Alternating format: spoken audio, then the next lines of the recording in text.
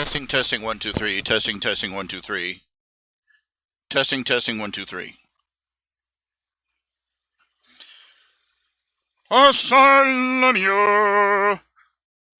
Asylumia. Bartholomew. Bartholomew. Oh no. Is it working? I can't tell. And audio. Switch over to audio. System sound needs some music. Let's see here.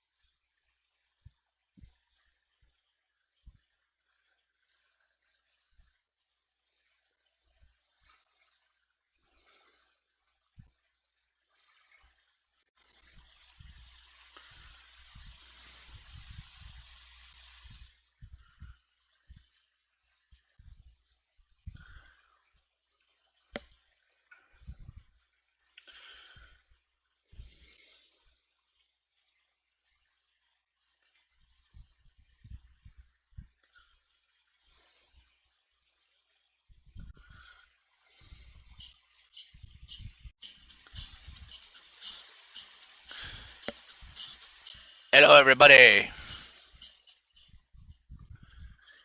Guess who? It's me, your one and only host, Splino, RHJunior, reality check, coming to you live over the internet from his den of filth and iniquity.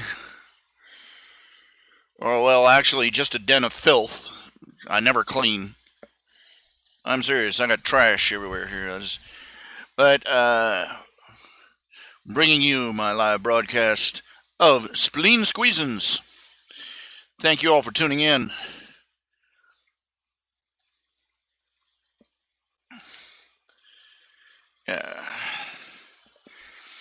Telling y'all yesterday. I've been, shaking the tin cup, shaking the money tree, begging, basically, trying to get donations and commissions and stuff, so that I can pay my internet, well, not my internet, my electric bill. I reached the halfway point. Still got half again to go.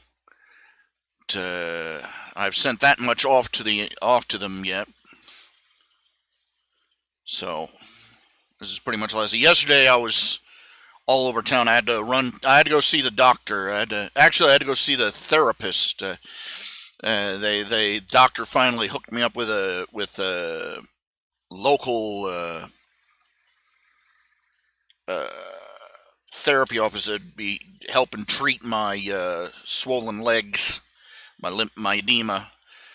The nurse there, she had some good ideas. She had some suggestions for me to follow, things that will help, and she did explain a few things about my condition a little bit better that will help treating it be a little easier.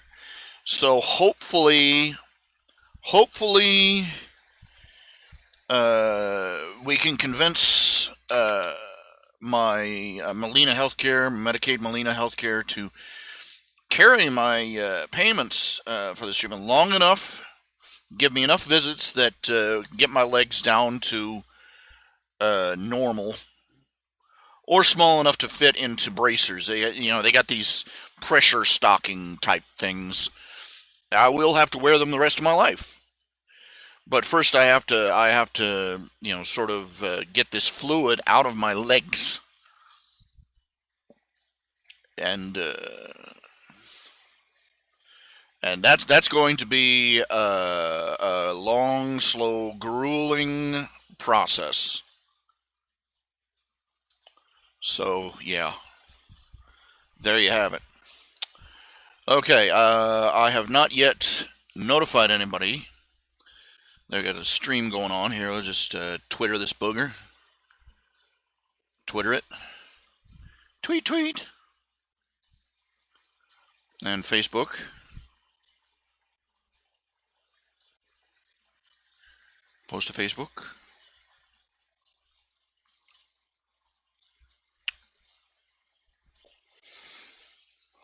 Hello, we've got, let's see, we got two people in audience. One of them is named Archangel Primil Core. I'm assuming from the MIL it's a military term. It could mean anything. That's a problem. You know, these names look cool, but have you ever tried to pronounce a word that's spelled in leet speak? Just doesn't quite work well. So how y'all doing? And we got C. Highland.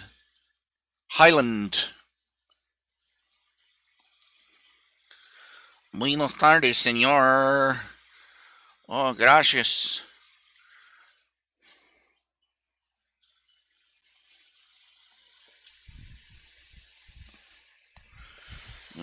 Great. I think my leg sprang a leak. Either that or I'm sweating like a sow. But anyway. Oh. Okay, I've been thinking about stuff to talk about. Now, I've been doing the fanfic talk, and I've been talking about the Harry Potter fan fictions I've been reading.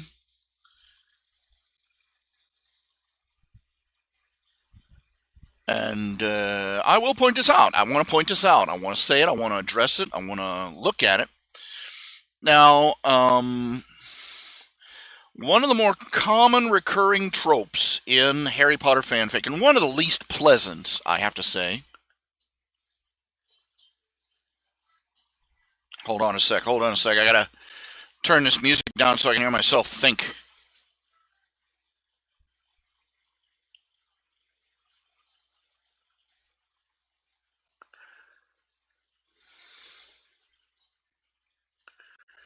Give it a random shuffle here. Everything's sort of lagging. But anyway, there are two tropes I'd like to talk about. Most people write these fan fictions. Okay, there are two very common ones that you see. Evil Dumbledore and evil Ron Weasley.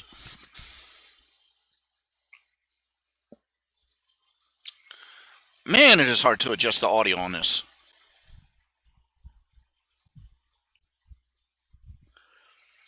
Anyway, now, I've spoke about evil Ron Weasley on the last broadcast. Okay, it's not justified. I am not, approve of that, I am not the person who spoke it best. There's an article you can read. Let's see here.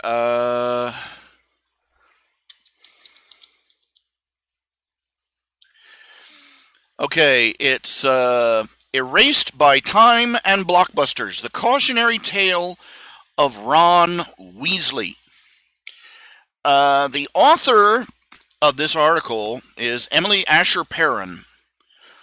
And I have to say it, she nails all the points I wanted to make. Here, let me get the link here and post it in the chat room.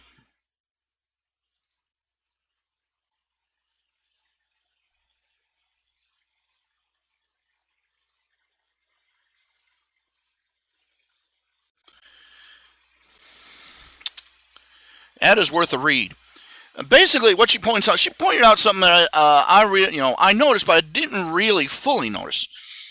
Well, anyway, I'm talking about these.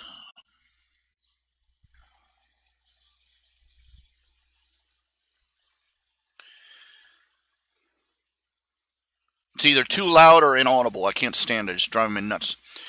But testing. Just checking there. Now,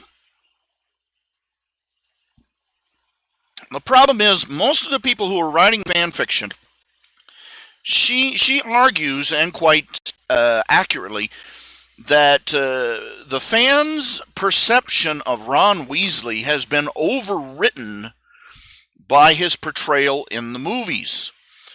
I noticed this myself when I was watching the movies. that the Ron Weasley in the movies was not the same as in the books. But I sort of, forgot about it, put it to the side.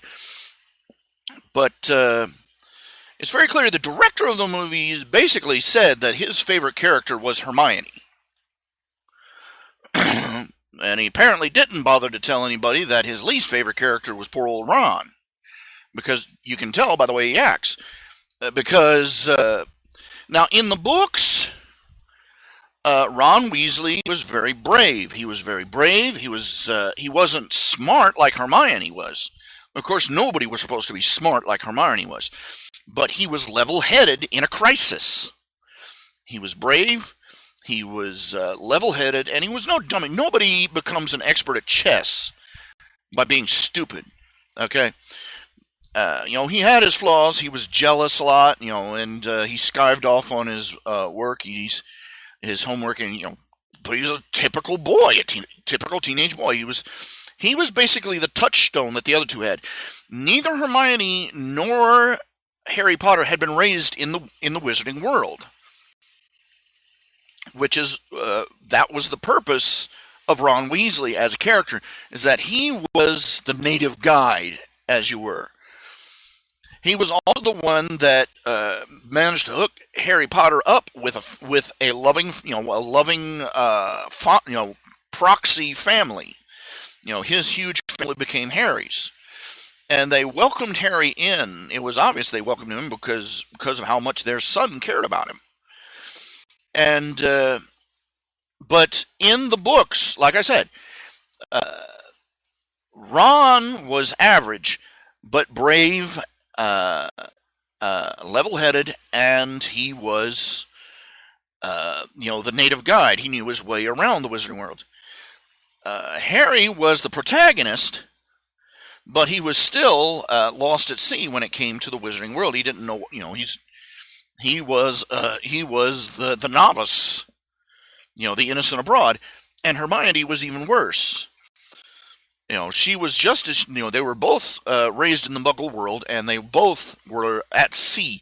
Hermione, for all her book smarts, tended to go into hysterics if things didn't go by the book. She, like I said, she lived and died by the book. She was obsessed with rules, and she was fixated on the idea that the answer to everything could be found in the covers of a book.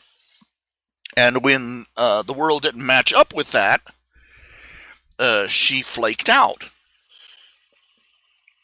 But as I was saying, the director of the movies liked Hermione better. And if you review it scene by scene, movie by movie, book by book, he basically took all of Ron Weasley's best scenes and gave them to Hermione. In the first, two examples, in the first book, it was, here, let me read it out loud here.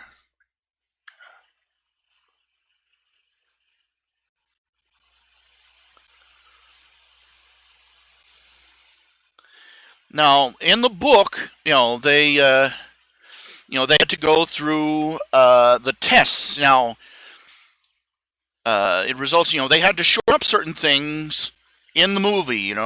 They couldn't take the time for Hermione's scene in the Philosopher's Stone, in the Sorcerer's Stone. Her scene was where she solved the logic puzzle that Severus Snape had left behind. Now, when the trio go, let me read it out loud. When the trio go after the Philosopher's Stone, they face a series of tests that demand each of their skills in turn. Now, time likely demanded that this sequence be cut down, and so Hermione's test, solving Professor Snape's potion riddle, was removed entirely. But to make up for this, she gets them out of the Devil's Snare, Professor Sprout's deadly plant. Hermione shouts to Harry and Ron to relax so the foliage will release them. But Ron continues to panic and moan. Of course, in the campiest fashion possible, because he's played by a child actor and these things are always requested of them. requiring Hermione to blast the thing with a sunlight spell. Now, in the book, Hermione is the one who panics. She remembers what her lessons taught her, that the devil's snail will recoil fire, but balks at their lack of matches while they are being strangled to death. Ron immediately shrieks to the rescue with, "You are a witch! You have a wand! You know spells!" It's a simple change, but it makes such a marked difference in how both characters come off to an audience.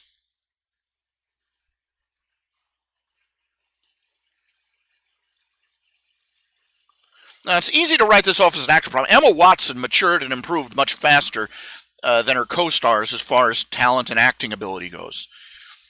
The fact that she grew up brown and she grew up as a very pretty girl sort of covers up that, and so she probably received. She was the eye candy. She probably received much more attention from the acting coaches for that reason. Call me a cynic. Now, Steve Kloves liked her portrayal so much that he started giving her many of Ron's important lines. During The Prisoner of Azkaban, Sirius Black is trying to get at Peter Pettigrew, who is at the moment disguised as Scabbers the Rat. But Ron and Hermione are convinced he's after Harry. In the book, Ron stares up from lying on the floor from his mangled, broken leg and tells Sirius Black that if he wants Harry, he'll have to go through his friends first. In the movie, they give that line to Hermione. It's Hermione who steps in front of Harry while Ron lies there blubbering in pain. These rewrites not only depicted Ron as an idiot coward, they also made him an outright jerk. When Professor Snape snaps at Hermione yet again and calls her an insufferable doll, movie Ron gives her a look and says, "He's right, you know." The Ron Weasley that was in paper, that was in the book, was in the exact same situation and immediately leapt to Hermione's defense when she was being abused by a teacher. He said, "You asked us a question and she knows the answer. Why ask if you don't want to be told?"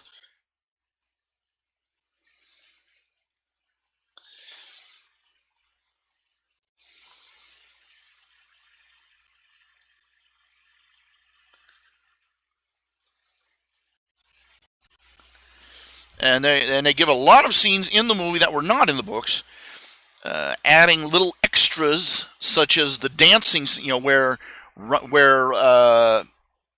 Hermione and Harry Potter, they're out there, the romantic dance in part 2 of the Deathly Hallows between Harry and Hermione, just completely out of the blue. And for that matter, in the movies, every time Harry is feeling alone or confused, he goes to Hermione. In the books, again, he was a boy. He was not going to be hanging out with the girl whenever he was feeling down. He spent the majority of his time with Ron.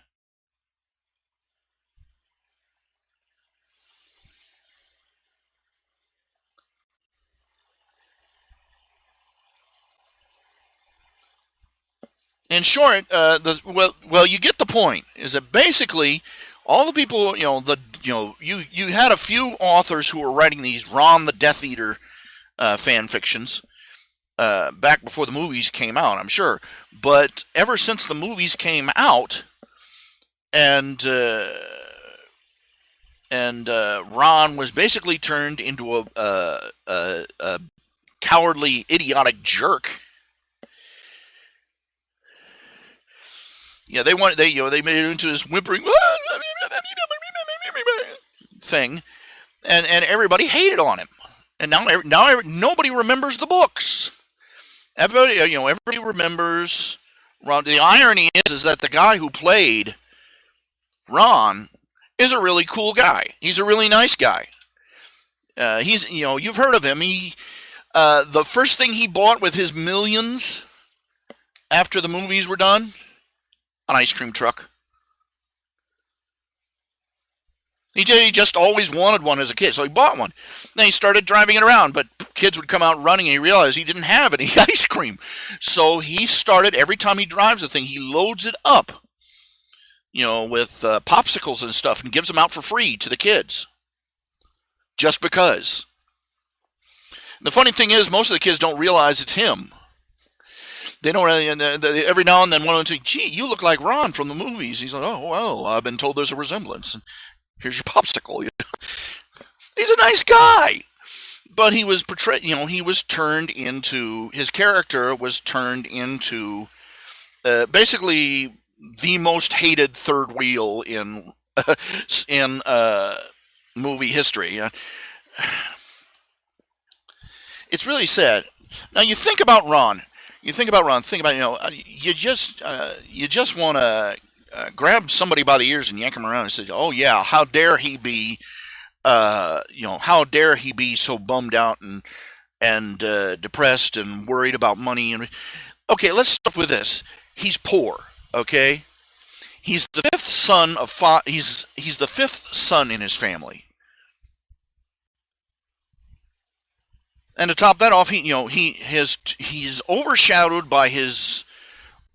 He's the sixth, actually. He's the sixth son of the Weasleys. His two eldest brothers have already gone off and have made their mark in the world. A dragon trainer and a curse breaker for Gringotts. He's Indiana Jones basically with a wand. His oldest son, his third oldest brother is Percy Weasley, who his mother slobbers all over because he's such a good, nice boy. He's Percy the Prefect, Mr. Perfect. He's a suck up and intolerable. And but of course his mother loves him because he's such a good boy. The twins tease and bully him constantly. All right? He's got two twin brothers that tease and bully him constantly and test out their experimental pranks on him. How would you like to live with a couple of mad scientists like that? And then his baby sister comes along. He had maybe 1 or 2 years of being the baby of the family, and now he doesn't even have that. He's got a domineering mother, an absentee dad. Basically, his dad's, off in La La Land, playing with batteries and hiding at the Ministry of Magic to get away from his wife, presumably. And his mother is this domineering thing that controls everybody and screams at anybody she can't. Everybody loves. Let's not dump on Molly too much. She's got 8 kids and a husband, and you got to figure she managed to keep it all together.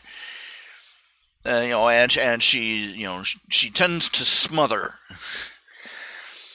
when she's affectionate, and she tends to go off the rails when she's angry at them.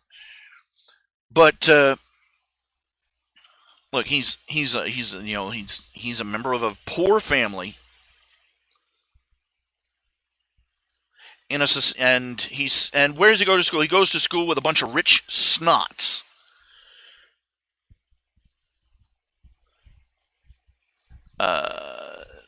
His older brothers have already made all the accomplishments you can possibly make, so he's got nothing that he can do that's him, just him. He's never owned anything totally his own his entire life. Even his wand. Everybody makes a fuss about how Neville, in the stories, Neville Longbottom. So many stories have been written where Harry takes pity on Neville and goes out and helps him buy his own wand so they can do magic better.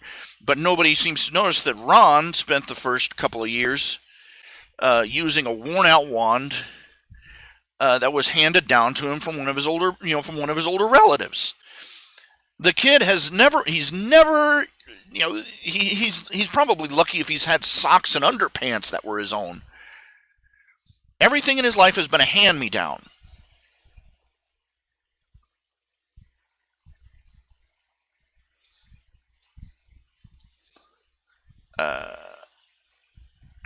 He's the forgotten Weasley. He's the leftover Weasley. He's poor, and he is constantly being compared to his two best friends, one of whom is a superstar athlete, school national celebrity, and the other one is a super genius. And what is one of the bullies in the books? What are the bullies constantly calling? Even a full-grown man, Lucius Malfoy, out in public, called him poor, stupid, and talentless.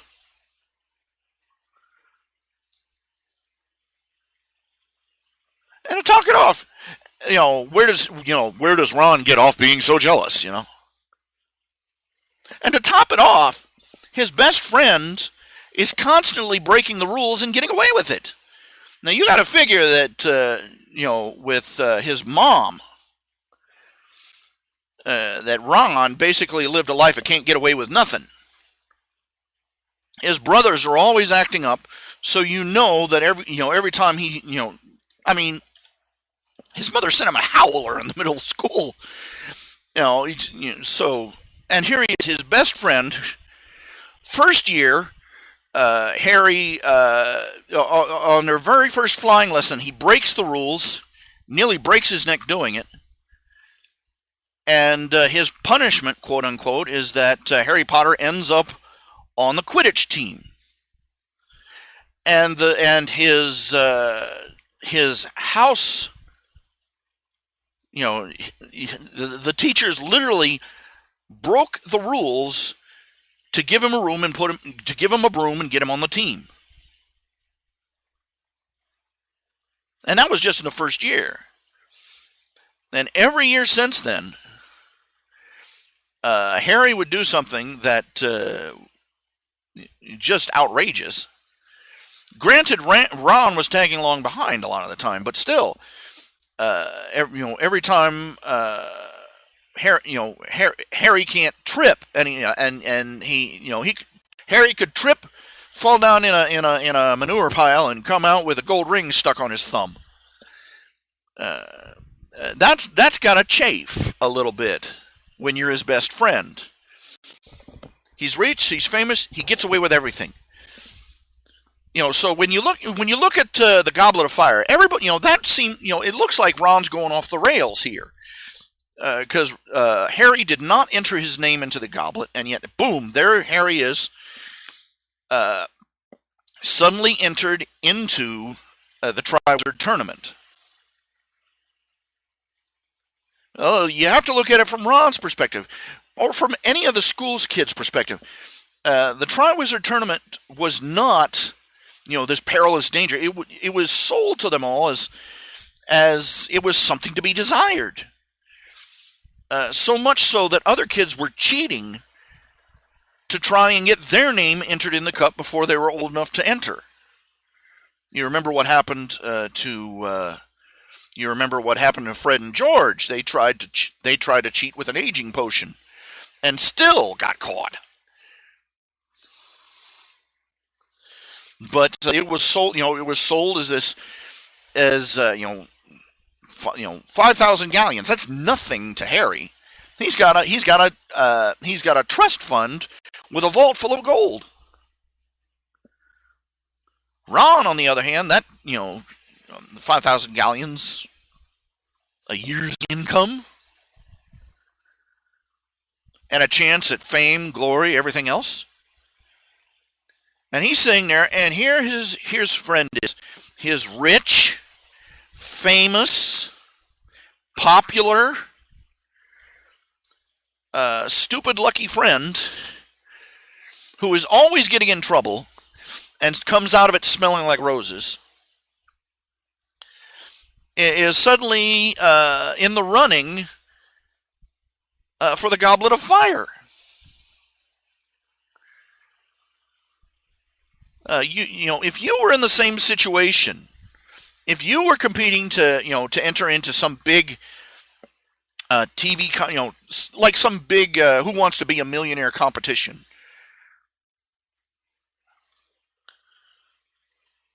Now, suppose that they were at your school as a kid, and they were looking for participants in the next season of Survivor, and the winners were going to be taking home $1 million.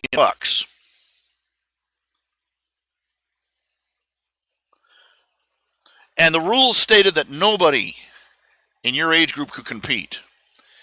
And your best friend, who was already captain of the football team and lived in a mansion on the other side of town from the little trailer park you lived in, ding, he's in. You're not going to care that he's going to be out in the desert trying to eat scorpions. You're just going to see that he's had fortune and fame land in his lap all over again. And this is why Ron went spare for the first half of the Goblet of Fire. He knows, yes, he knows that Harry doesn't like his fame, and he doesn't understand it. And he knows that he doesn't understand why Harry doesn't like fame, because it's all Ron has ever wanted. And it just keeps it just keeps falling in Harry's lap. He knows that Harry doesn't like trouble and that he's always getting into trouble. But he also knows that Harry is always getting out of trouble without even getting back out of trouble and smelling like a rose on the other side.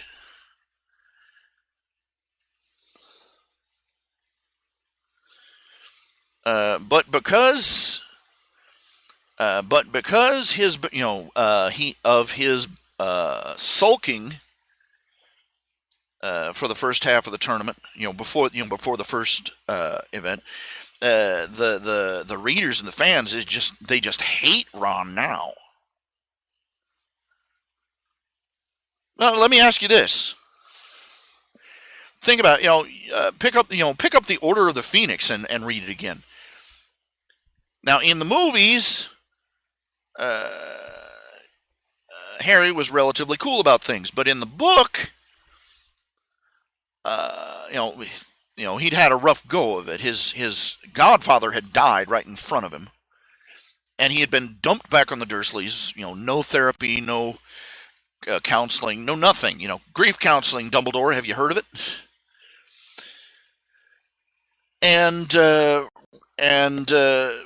But man, I remember reading the section where Harry finds out that Ron has been picked as prefect. As first boy, he's prefect. And Harry is just seething with jealousy. He doesn't say anything to their faces, but he spends 4 or 5 pages just sulking and whining and reflecting and brooding over it. I mean, this kid's got this. He's got a vault full of gold. He's the most famous wizard since Merlin, and he has a magic wand. And his friend, who is just basically his best friend, who is constantly one step above living in a cardboard box, gets the prefect's badge, and Harry goes off on a tear about it. And I'm like, Harry, you're kind of a dick in this book. But everybody's ready to, everybody forgets that about Harry. Why? Again, because everybody has adjusted their perspective of the characters to match the movie and not the book they were based on. And it's a crying shame. It really is. I've been seriously tempted. I'll probably end up doing it eventually, writing it myself. But I think there ought to be at least one author out there who can write a story where Ron is portrayed in a positive light. How about a story about Ron, the long-suffering friend? How about Ron, the ordinary blue-collar po' boy wizard who has to babysit this gormless, muggle-raised millionaire's son through all the mayhem he gets into. I'll say it before and I'll say it again. I mean, Ron Weasley is an arachnophobe. He is terrified of spiders. That's canon. And the reason is canon too, because his loving twin brothers turned his teddy bear into a tarantula. A live tarantula in his arms. When he was just a little boy. And he follows Harry into a den of tarantulas the size of Volkswagens.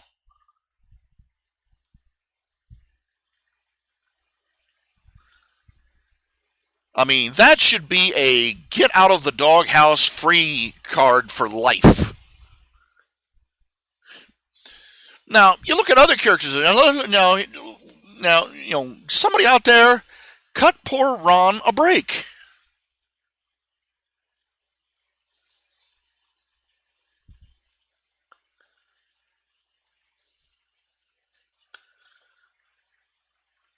I'll say this much. I don't really care much for J.K. Rowling's latter-day reinterpretations of her books, okay? It's very obvious she's a PR weather vane. What she says about her characters, what she thinks about their characters changes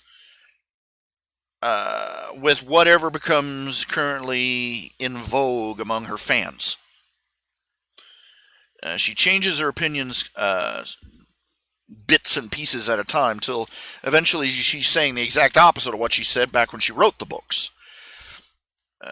She's a perfect, she's the exception that proves the rule.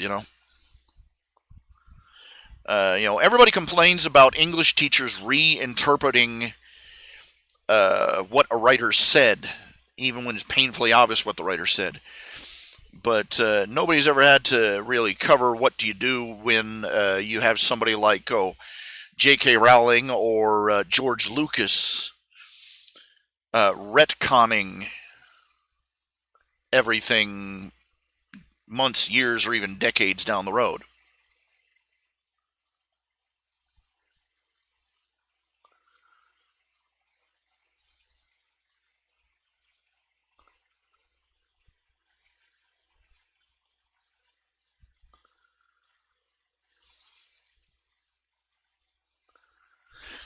So,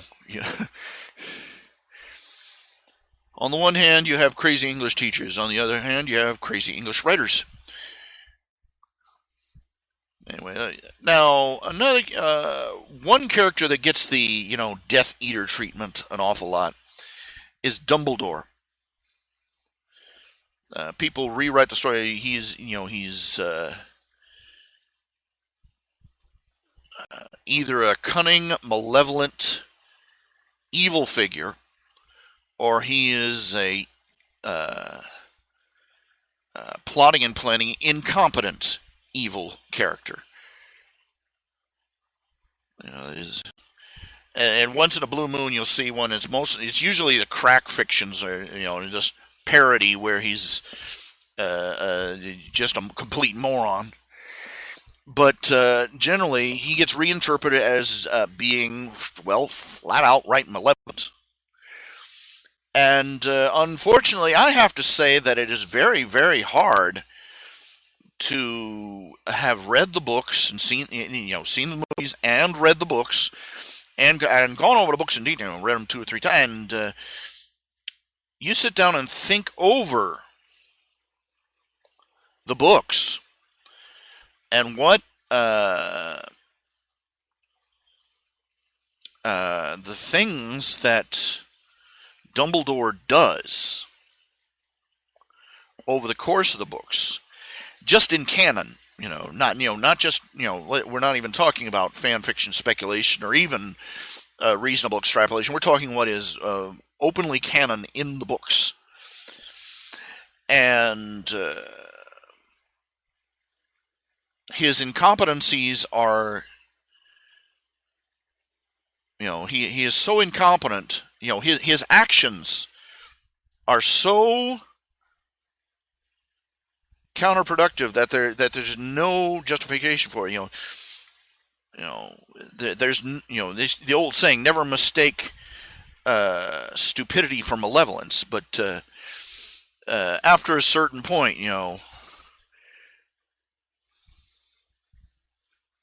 once is chance, twice is coincidence, three times is enemy action. Uh, you look at it, really.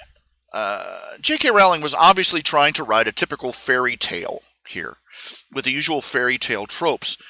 The poor little Dickensian orphan boy who's rescued from a terrible life and whisked away to a magical world, blah, blah, blah, blah, blah, blah, blah. But unfortunately, as the books went on, she's seven novels, and some serious, and the story was very evolved. But she was writing it on the fly, off the cuff, and it's obvious because she never really reflected over the implications of what, the broader implication. I mean, you sit down after reading those books. Oh, that was a good book, and then you start, the fridge logic sets in. For those who don't know what fridge logic is, it's a TV tropes term. It basically refers to, like, you're sitting there watching a movie in your house, and you watch the movie, and the commercial break comes on, and you're going, "Wow, thank God, great movie, but thanks good, time for some, time for a snack." Get up, go to the fridge, open the door, and you're thinking of what you just saw, and something you saw before the commercial breaks makes you stop and go, "Wait a minute, that makes no sense."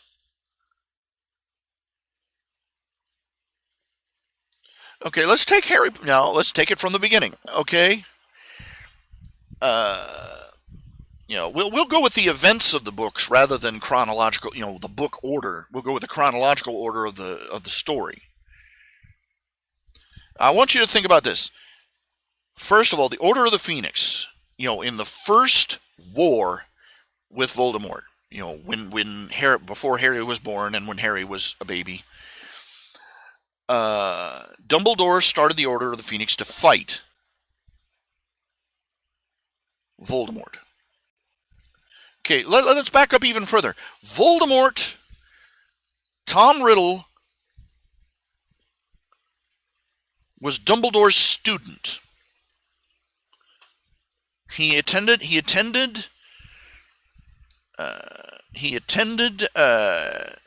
Hogwarts. Released the basilisks from the Chamber of Secrets, and and he ended up killing Moaning Myrtle. All right. Okay, let's reflect on some things. Now, let's ignore that. Dumbledore is a mind reader. He has legilimency. He can read people's minds by looking them in the eye. Of course, you could say that Tom Riddle had occlumency and could stop him from reading his mind. Fine. Let's ignore that Dumbledore had a pet phoenix, a bird, an evil detecting bird. Okay, an evil detecting bird.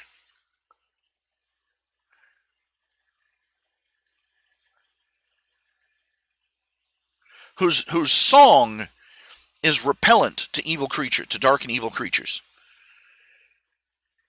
Let's assume that he didn't, have Fawkes the Phoenix back when Tom Riddle was attending.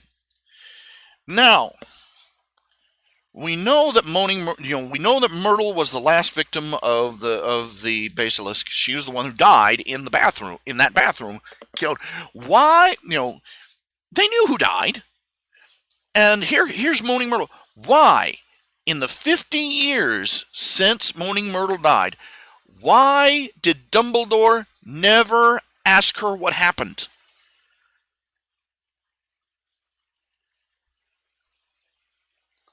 $50. The murder victim is right there. Here's another question. Why did Dumbledore not protect Hagrid from being expelled? The idea was that Tom Riddle found out that Hagrid had a pet tarantula, an acromantula actually, in his room.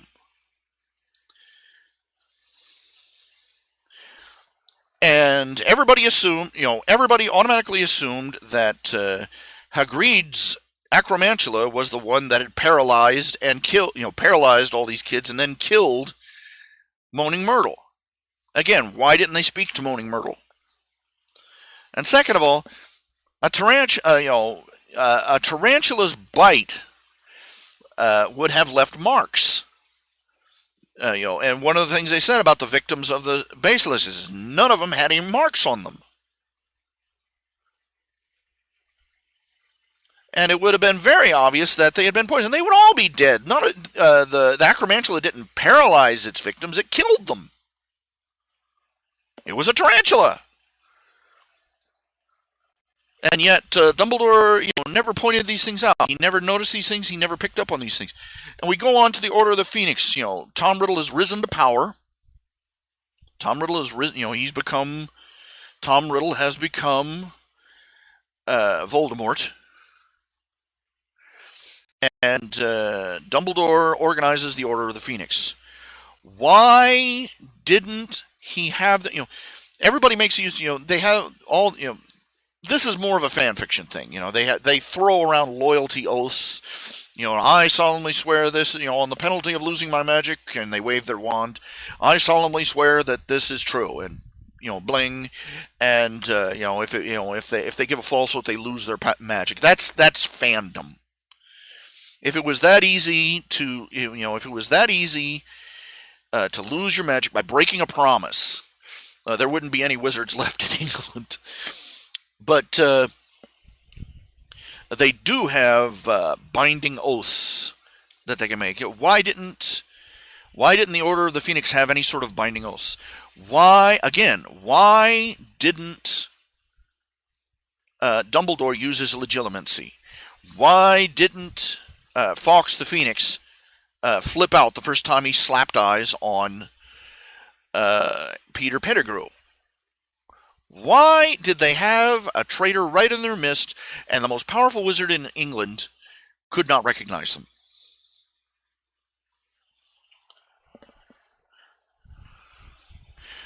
Why?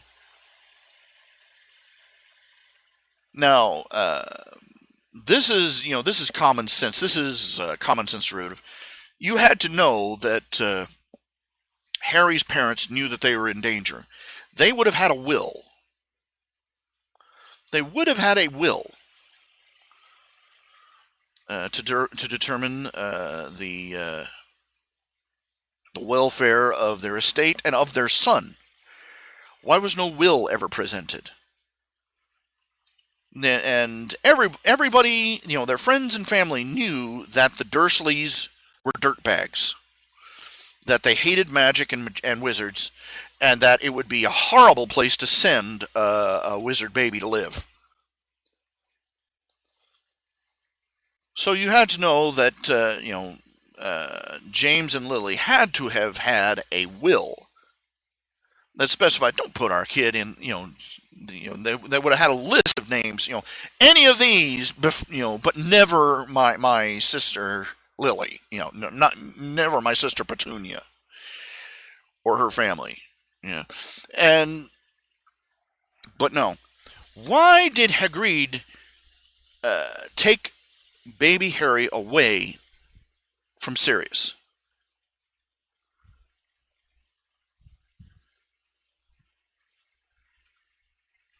He had to have known. He should have said. He should have had. He should have refused to let Sirius go, because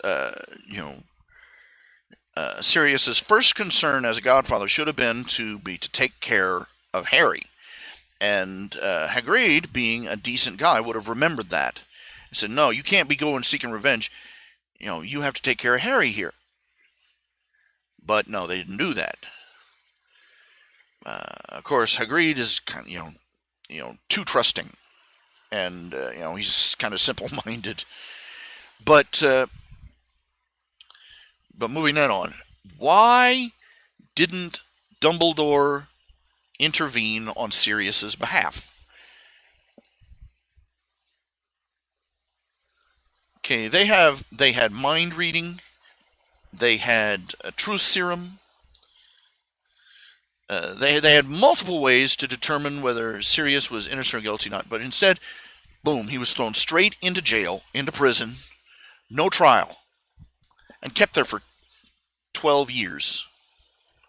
12, 13 years. And not once did Dumbledore intervene. Despite the fact that Dumbledore, and there's countless cases where Dumbledore could have intervened. You would look at the very first book. It's listed. He's got a list as long as your arm of his political offices. He's not on the Wizarding. He is the. He's got a half dozen official government roles. He's got political clout out the wing long, and up the wazoo.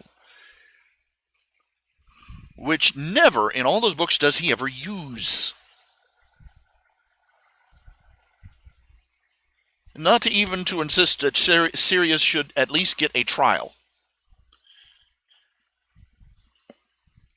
This brings up the other fact: how the hell did all those Death Eaters get away with claiming, they had me under a mind control spell and made me do things?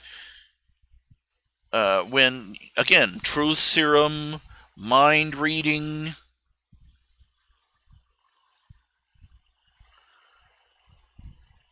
And why wasn't Dumbledore? He's supposed to be fighting Voldemort's Death Eaters. Why wasn't Voldemort standing? Why wasn't Dumbledore standing right there with the bottle of truth serum in his hand, saying, "You ain't getting out of this courtroom without a little drinky." Why not? He dumps, and then we go, okay, starting with Harry Potter, they dump Harry Potter on the Dursleys in a basket with a note. Like it was a Dickensian novel. And for 10 years, they never go. 10 years, they never go back and check on them. I'm sorry. Even in the, we have a child welfare system in the United States. It's crap. It's a bureaucracy. It's terrible. The mistakes it makes are awful, and it's constantly under scrutiny for malfeasance. But you still, even as incompetent as they're run like worse than the U.S. Postal Service. Okay. But even then, they have caseworkers. And these caseworkers show up on a regular basis to make sure that the child in question is being cared for. For 10 years, Harry Potter lived in complete ignorance of his family, his people. He lived in poverty. He was treated little better than a slave. He was abused, neglected, beaten,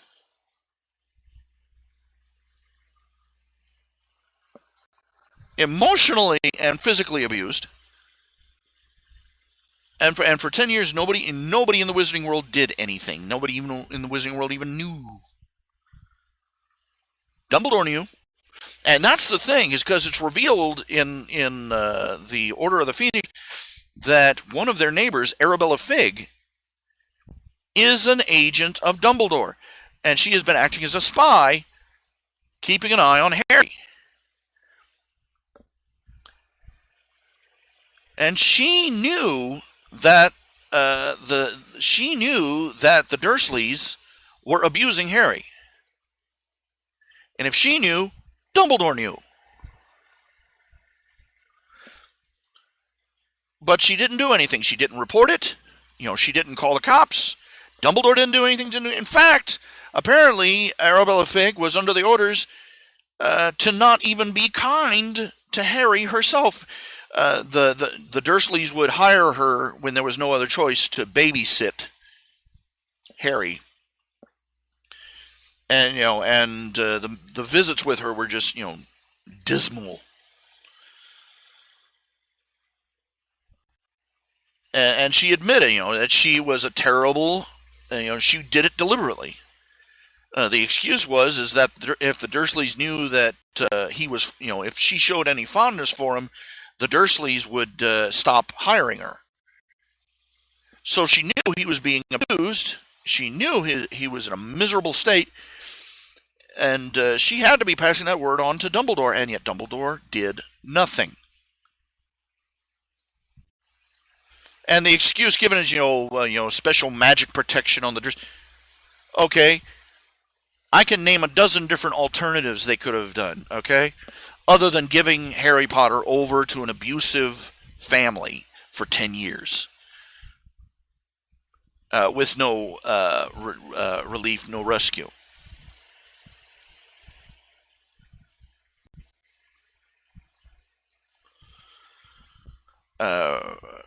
Among other things, taking,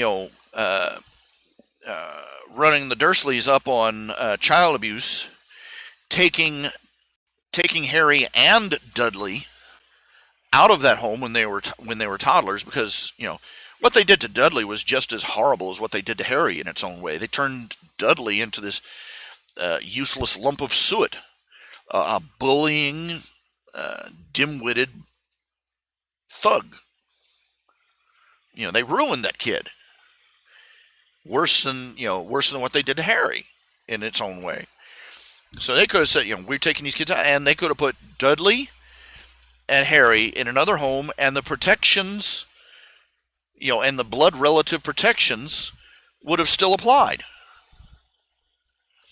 Or they could have simply found another family to take Harry in and put something put protections on it that were a little bit more reliable than this Fidelius charm, which folded like wet toast the moment the secret keeper betrayed anybody.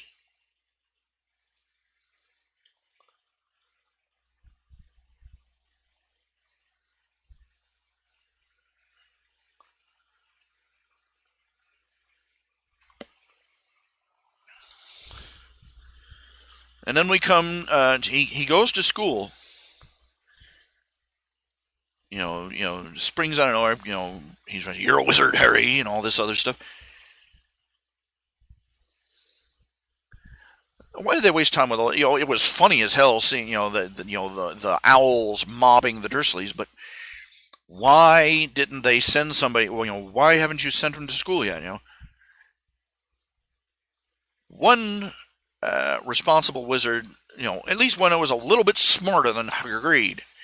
Now Hagrid, you will note, even Hagrid knew that the Dursleys were horrible people. That's probably why Dumbledore sent Hagrid, because Hagrid was too stupid to think that, gee, maybe we could come up with a better solution than this. We look at the Philosopher's Stones. Why would Dumbledore try and set up a trap for Voldemort in a school full of children? And you will note that the traps were so weak that a first-year student could make their way past them. He goes into all this trouble of saying, don't go into the third corridor, don't go onto the third floor corridor, for fear of most gruesome death. And then he puts this giant three-headed dog behind a door that is only defended by a lock a first year could pick with a single spell.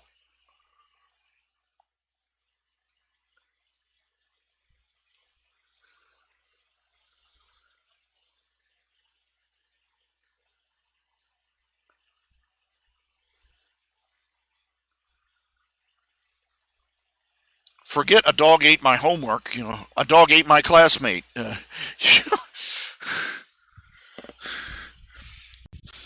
We're terribly sorry. Our dog ate your son. Please sue us. Why the hell? And you go down the list. Why in hell would anybody make Snape a teacher? Forget the fact that he was a convicted Death Eater and was basically out on parole under Dumbledore. He was a terrible teacher. He was abusive to the, even the petty little things he did in the first year, done in real life, would have gotten any real teacher fired, evicted, and banned from teaching.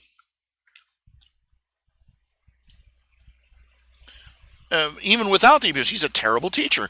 The description of his class, he writes the instructions on the board and then just watches.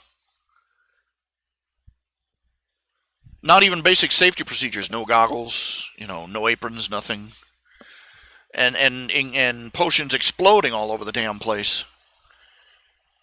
I don't, in Chemistry 101, we never handled anything more explosive than mineral water, and yet we wore goggles.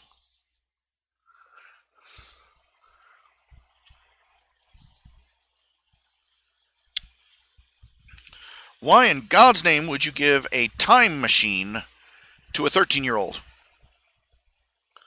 Just so that she could squeeze in an extra 8 to 12 hours a day working.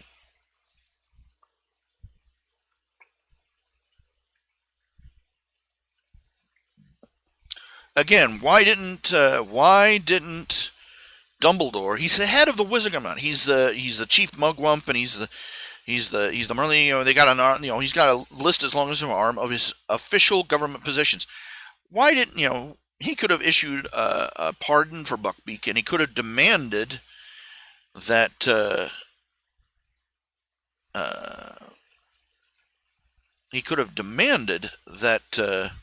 Sirius be put on a proper trial. Why the hell would he permit? Why in God's name would they put Dementors, soul-sucking monsters, who aren't exactly discriminate in who they have for lunch? Why would they let those creatures anywhere near a school full of children? Why would Dumbledore? Why didn't Dumbledore just go back? Put up the wards and say, screw you, Cornelius Fudge, you lunatic. Not my school children. No, he let it happen. And at one point in the book, they put trolls in front of one of the classroom doors, in front of the Gryffindor dorm front door, because supposedly to protect them from Sirius, the escaped Death Eater.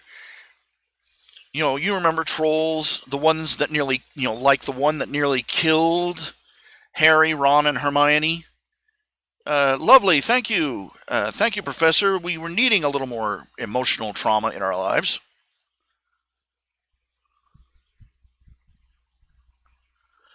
Why, in God's name, didn't he put a guard over the Goblet of Fire? For that matter, why didn't he do something other than just an age line around the damn goblet? You can't cross the line to drop your name in. Great, I can stand back and wad a piece of paper up and slant, and hook shot it in.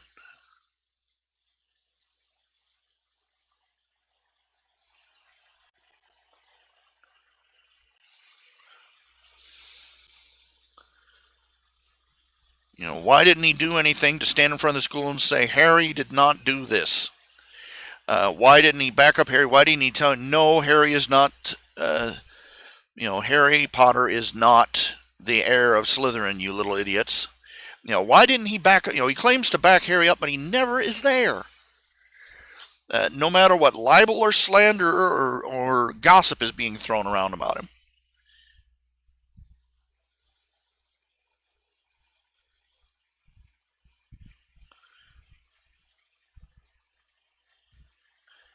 Two of the three trials in the Goblet of Fire were stupid setups. Think about it. While Harry and his, in the second, facing down a dragon, everybody got to watch. Oh, that was brilliant. Let's bring a thing that can eat people in one bite, and have kids who aren't even in their majority yet face it down on a Quidditch pitch. Yeah, brilliant freaking idea. But think about it from the perspective of the audience. The second challenge of the tournament, all the contestants had to rescue something from a bottom of a lake. So there's the audience sitting in the stands, watching the surface of a lake, for an hour.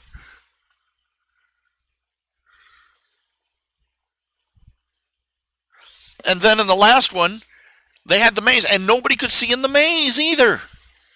Nobody could see what was happening. For 2/3 of the tournament, the audience all sat there and basically watched a blank screen. They basically sat there and watched an empty stage. What a colossal screw up. And again, so many different times. They've got mind readers, they've got truth serum, they got so many thousands. And Dumbledore, again, he never detected Quirrell, who was possessed by Voldemort. He never detected Barty Crouch, who was disguised as as Dumbledore's supposed best friend.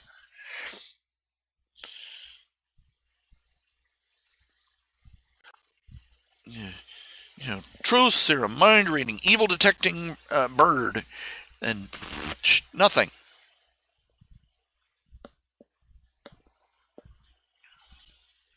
You go on and on and on. And by the end of it all, and in the Order of the Phoenix, what do they take the main target, they do not teach him, they do not prepare him, they lock him away in a box, they don't let anybody give him any news, they don't let anybody communicate with him, they won't let him sit down in the meetings and find out what is going on. They don't keep him clued in, and supposedly they were worried about Voldemort spying on them through Harry. And through this entire time, nobody takes Harry to St. Mungo's and says, we really need to dig whatever's behind that scar out. And he only tells Harry what is going on when it is too late. Throughout the entire book, you can't avoid, the books, even to the end, that he did things that he regretted and he wished he didn't have to, but he was still, a noble, heroic agent of the light. Rather ignoring the fact that his incompetence in every single book stuck out like a lighthouse in a harbor.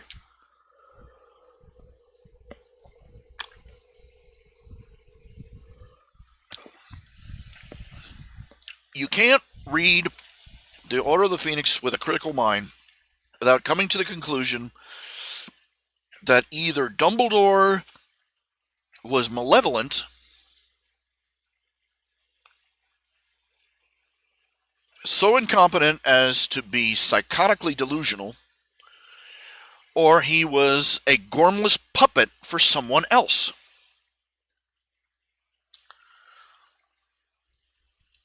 At the very least, he's a toxic fool.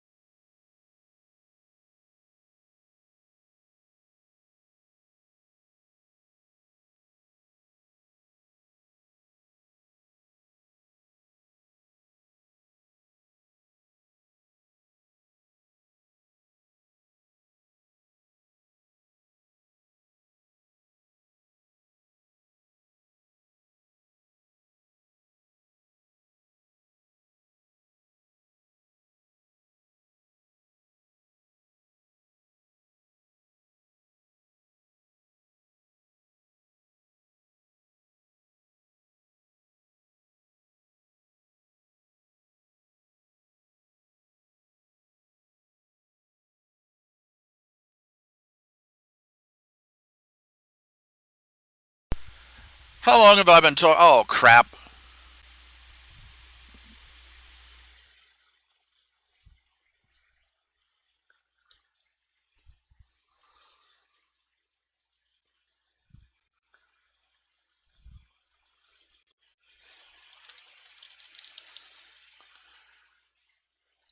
Sorry, guys. I did not realize. I did not realize the audio was off.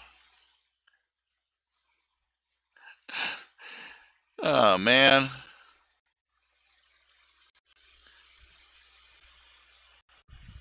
About 5 or 6 minutes. I think I pretty much repeated myself over and over in that point. I was basically saying that J.K. Rowling, she wrote a fun book, but the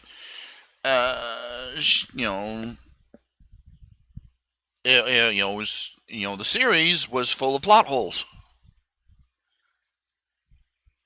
and she's very bad about leaving plot holes all over the place. And many of her patches made more plot holes. Voodoo shark territory, Uh, her explanations only raised more questions. For instance, magic doesn't allow you to make food. You can't make, you can't, transfigure, rocks into sandwiches, that kind of thing. And yet, in the very first book,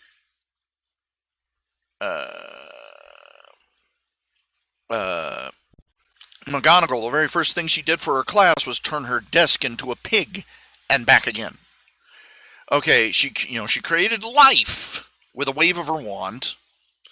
And that always bothered me about that spell that summoned snakes from nowhere, which is supposed to be against the rules of magic. She summoned, she created life, and I hate to break it to everybody, but they've been able to make pigs into bacon for a long time. So technically she made food too. And it shows them making water. At one point, agua bente, and then, water spouts out of the end of the wand. And I'm like, okay, it's not exactly food, but it is a form of sustenance necessary for life. And the thing about not being able to create precious gems, muggles can create precious gems. In fact, much of our technological revolution is due to the fact that we figured, among other things, how to make laser crystals, otherwise known as rubies. We can synthesize rubies, sapphires, emeralds, diamonds. We're perfectly capable of it. It's a middling laboratory experiment. Not being able to transfuse, not being able to create gold, that I can see. We can't, even now, science can't turn one element into another. But I'm sorry, we can take, we are capable of creating things like sugar out of carbon, hydrogen, and oxygen. We synthesize vitamins.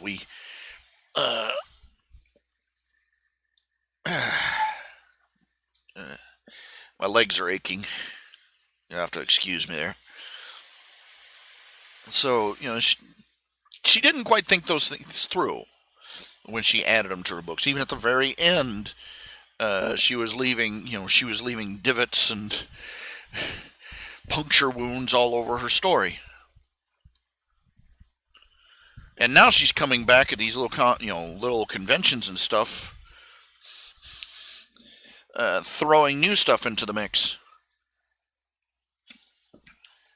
declaring that, Dumbledore was gay, and all of a sudden now Hermione's black, and, well, you get the idea.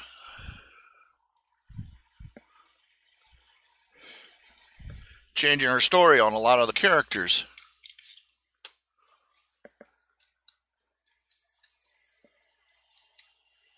I don't know what she's worried about. She thinks her 15 minutes are up. That's what it is.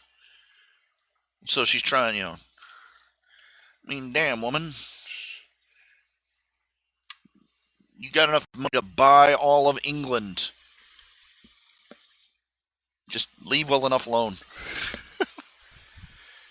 She could build herself an English manor out of bricks of pound notes. She has all the money. She doesn't need to be, she doesn't need, to be, throwing in a stirring stick just to keep the thing flowing. I mean, they've got a new movie coming out soon, set in her world. Newt Scamander and fabulous creatures and where to find them. That looks like it's going to be real fun. It's set back in the 1940s or 50s. I think actually maybe even earlier than that. I think going by the costumes, maybe the 1920s or 30s. But very interesting. Looks like it's going to be fun. But crazy world we live in. I'm sorry, Hermione is white. When there were black characters in the books, you knew it. Okay, so don't be. Oh, it doesn't say what color she is. She's British. And it's if you're a minority, they'll announce it. If you're white, they don't say anything. That's just the way they do things. Make of that what you will. She's Anglo-Saxon of an Italian descent. What is that? I don't know.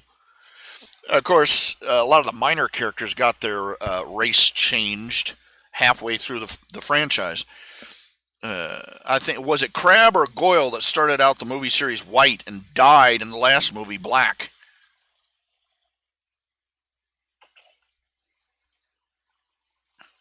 Like, seriously. Not even trying.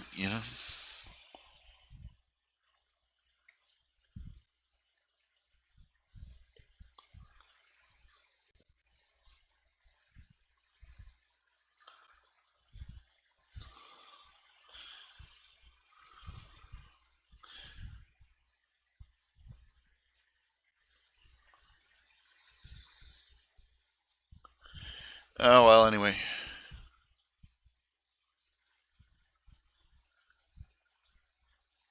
There's a fanfic called Wizards Are Stupid. Give me a link. Yeah, the kid that played Crabbe apparently got arrested for something. Broke his contact, scandal.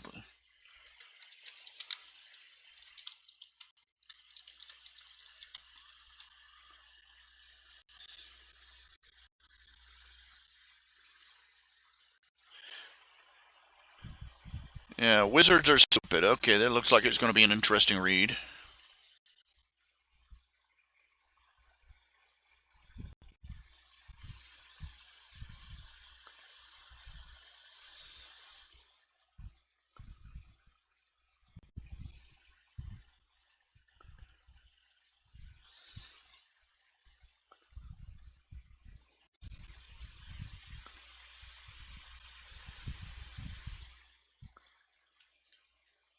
I'll keep that for reading later.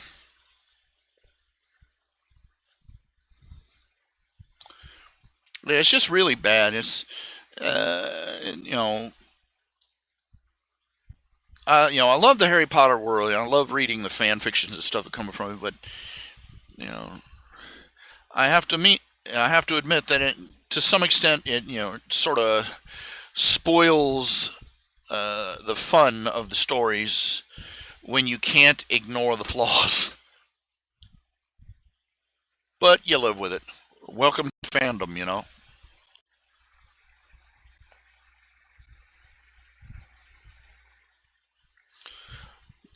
This is why I say all fan fiction is fiction. They try and distinguish. One fan fiction is this kind all fan fiction is written under the assumption by the author that they can do better than the original creator in the world they created. And sometimes they're right. There are several books, movies, dating God only knows how far back. I mean, they've got things that were essentially fan fiction. that were rewrites by bards of other people's work, that were considered a great improvement on the original. Uh, 90, the old 99, the old 90% rule. 90% of anything is crap, of course, and 9%, and 9 of the 10 remaining 10% is only mediocre. But that 1%, that's what it's all about. Okay, let's see here.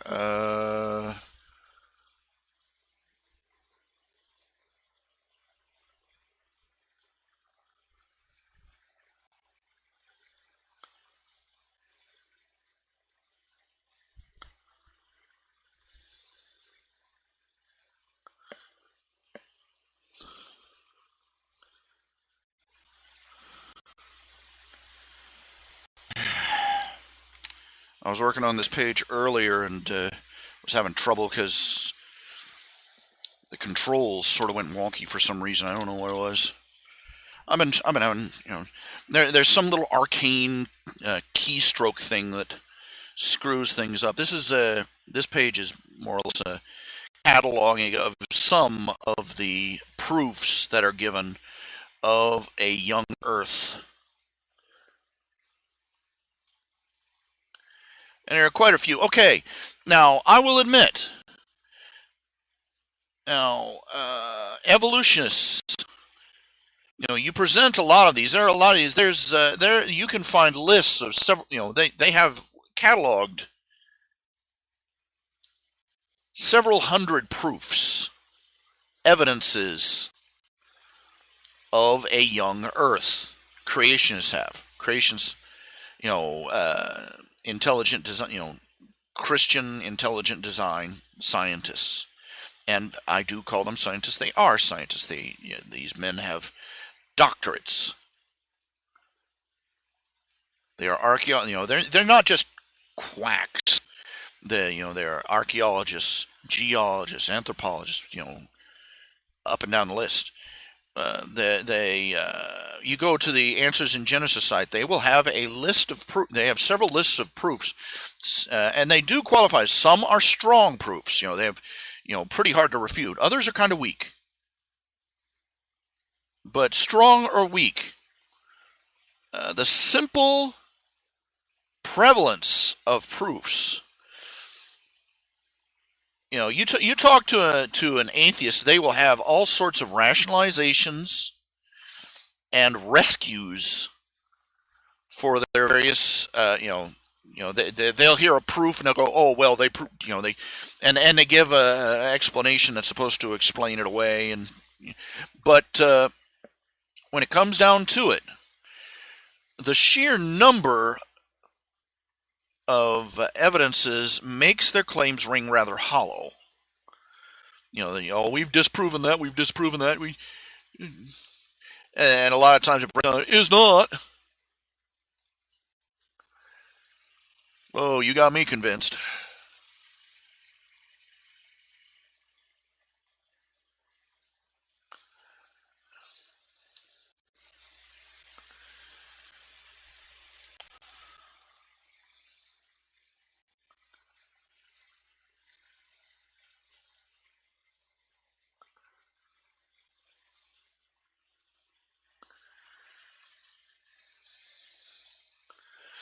Everybody likes to laugh. They had the director of Answers in Genesis had a debate, a live debate with Bill Nye the Science Guy.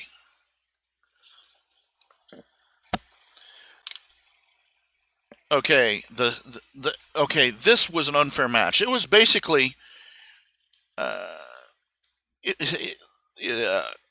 look, it was a college professor versus a TV celebrity for children in a popularity contest. Which way do you think it went? It was like the debates between Nixon and Kennedy.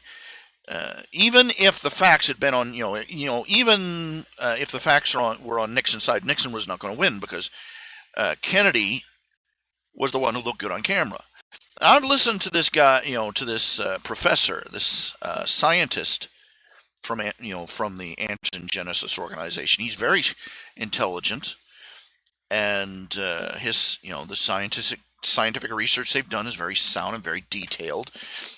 But he is very boring. There's no denying it. He is boring. He is unless you are a dedicated science wonk, he is dull.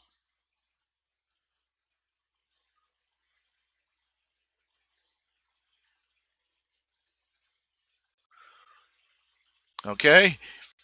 And he is going up against Bill Nye, the childhood, the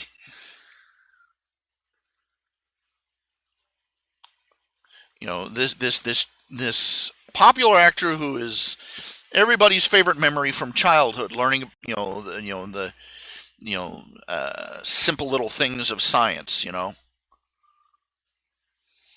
So he already had the deck stacked against him because they sure as hell weren't going to listen to anything he said or give any they were too busy sitting and silently jeering at him. And he's boring. He's not a very good public speaker in that regard. And he was going up against somebody who made his living at being entertaining. Of course, Bill Nye, the science guy, he's got a degree in engineering, I believe. He's also an idiot. And where do I get off saying that? He's a global warming activist.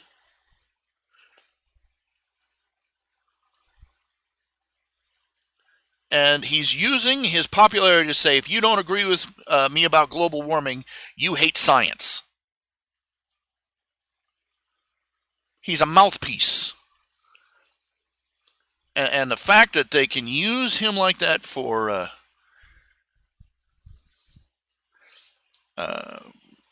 such a purpose and so easily, I got no use for him.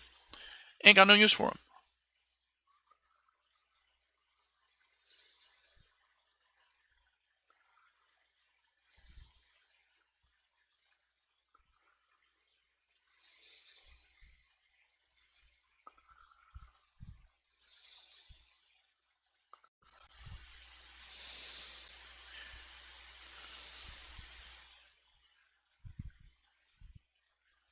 My old Billy boy, you were useful in teaching little kids, where rainbows come from, but you're blowing sunshine.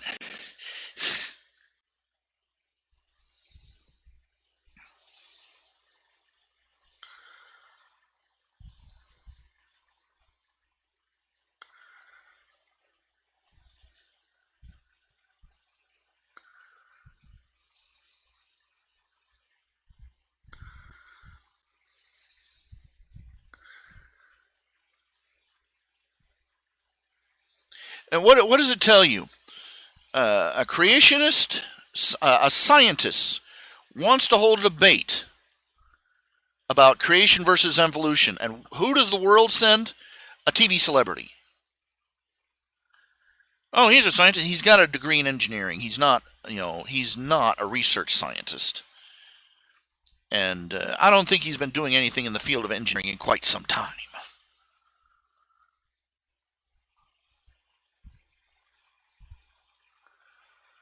Just call it a hunch.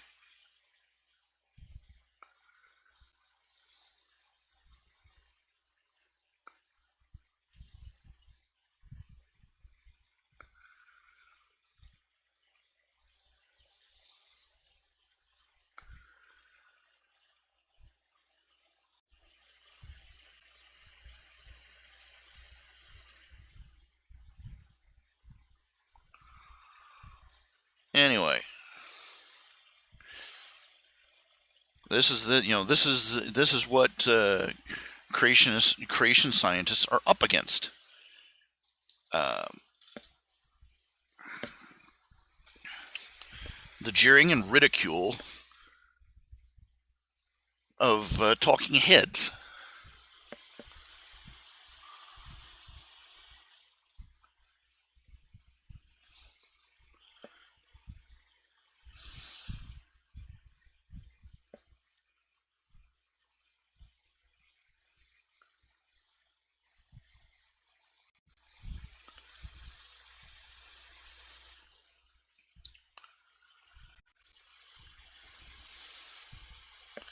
It's hard to have a debate about the origins of life, the universe, and everything when the typical way that people respond to any evidence you present is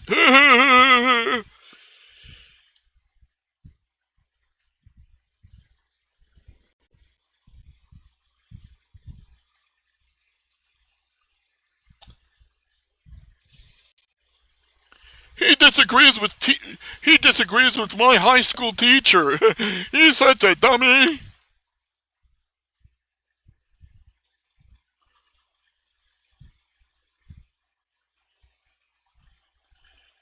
Could the theory of evolution be overturned in the scientific community? Oh yeah. I mean, let's be truthful.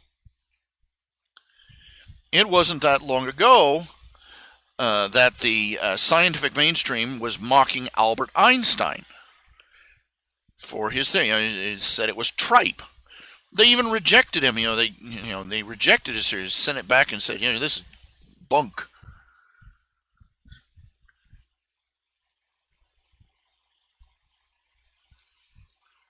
They shut their pie holes after the first nuke blew up, but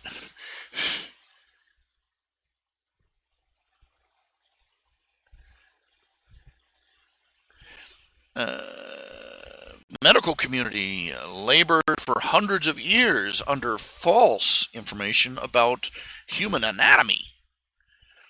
And that's some pretty shocking stuff, you think about it. I talked about this before. For hundreds of years, doctors and surgeons had done their work using textbooks of a particular scholar. And the thing of it is, that particular scholar hadn't done any of his autopsies on humans. He had done them on monkeys and pigs and dogs. It was only barely better than going in blind. And in the latter days, when people were actually starting to do autopsies on actual human cadavers, if the cadaver did not match what the textbook said, it was assumed the textbook was right and the cadaver was wrong. And I bet you there are people out there listening to this saying, "Oh, he's exaggerating." No. That is precisely how, for instance, the global warming quote-unquote debate has been handled. This is how the lipid hypothesis has gained such traction in the health community. This is, because anybody, you bring out the study after study after, you bring out study after study after study showing that a low-fat diet is not good for you. In fact, you bring out a thing that says a low-fat, high-carb diet is deadly for you. And they will say, "Oh, well, this is just a one-off. It's an anomaly." You bring out evidence after piece of evidence that the global warming, climate change is bunk. It's the same garbage that the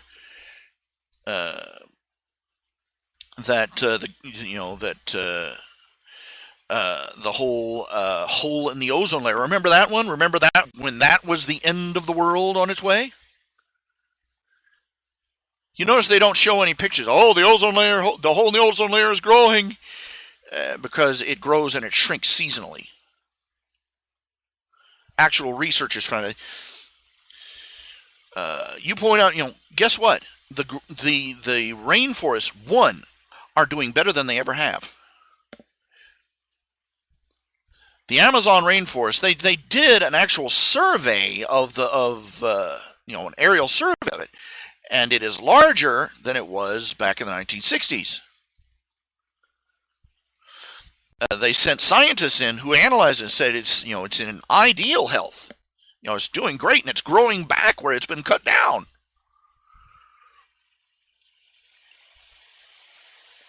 And what's more, It is, the greenhouses are not the rainforests are not the lungs of the earth.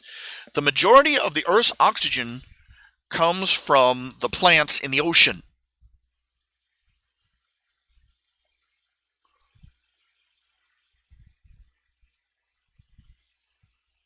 You'd bring up these facts. Oh, you want to tear down the rainforest? No, we just want you to stop worshiping it. We want you to deal with environmental issues with real information and realistic expectations. We can't get that. Everybody too busy riding the crazy pants train. But you tell this to people. You point out, in fact, the rainforests, it turns out, are net consumers of oxygen. They sent a team of scientists down. They actually sent scientists down there to study it for once, and instead of a bunch of celebrities with cameras. And just like I said, the rainforest consumes more oxygen than it produces, due to all the decomposing plant matter, due to all the animal life and the decomposing plant matter in there. Surprise! Here's another thing. The North American continent produces more oxygen and absorbs more carbon dioxide than all of the North American continent's industry combined. That's all the factories, all the cars, all the backyard barbecues, everything. Our forests, our land absorb more carbon dioxide than we produce. You won't hear that on the news, and in fact, if you say it in certain circles, they go, he doesn't believe in rainfall.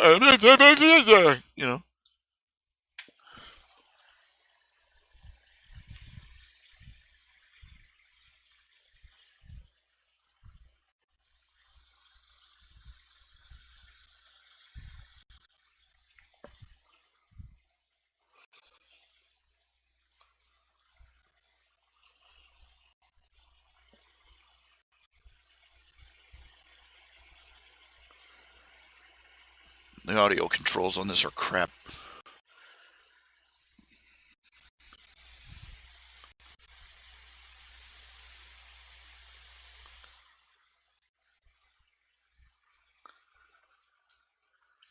Testing, testing. Anyway, this page I'm working on, it just shows a handful of the proofs and arguments, evidences for a young Earth, and even a young universe. These are just 6 of them. You can find lists of over 100 proofs, several hundred proofs. There are several very strong ones. I tried to pick some of the stronger ones. Okay, first of all, the first one is the shape of the spiral galaxies. Basically, if the universe was as old as the evolutionists believe, the spiral galaxies wouldn't have spiral arms. They would have spun out. They would be just one solid disk. A lot of there are a lot of atheists that try and salvage. They try and debunk it. And they came up with this gravity wave hypothesis. This really convoluted explanation. They say there are these gravity waves that are making the spiral arms, and no evidence for it. It's convoluted and it's counterindicated by what we already know. But gravity waves, no, it just doesn't work. It's one of their invisible pink, unicorns. There's also the fact that there are radioactive materials tend to leave behind halos in the rock that they are suspended in. I would have to dig up the information to explain further, but basically, it's if the layers of Earth that these elements were suspended in turned to stone slowly, there would be no halo. Also, the way you've seen these pictures of the rippled.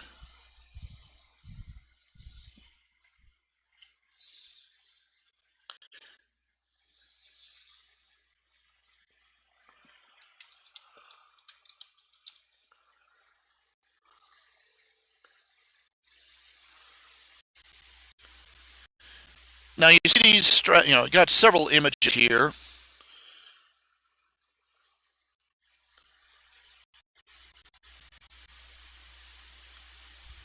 Ripple strata.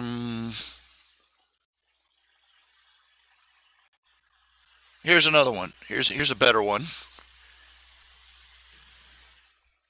Folded limestone. They're folded strata. There are several examples of it. You can see how they're curved.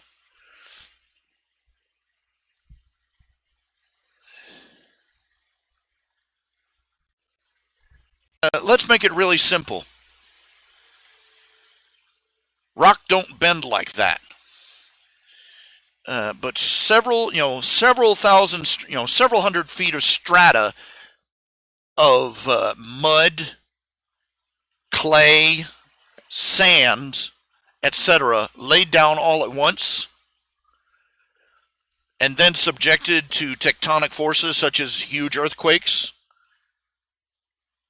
Yeah, you could do that. Picture making a marble cake. Okay. If you baked one layer at a time of a marble cake, if you baked the vanilla layer and then you laid down the chocolate layer and you tried to bend it and twist it or ripple it, the vanilla layer of cake would be broken up. It wouldn't bend. But what you have to do is that you take the vanilla batter and you lay it down, and you lay down the chocolate, and you lay down another layer of vanilla, and then you swirl it, and you get the swirly marble cake.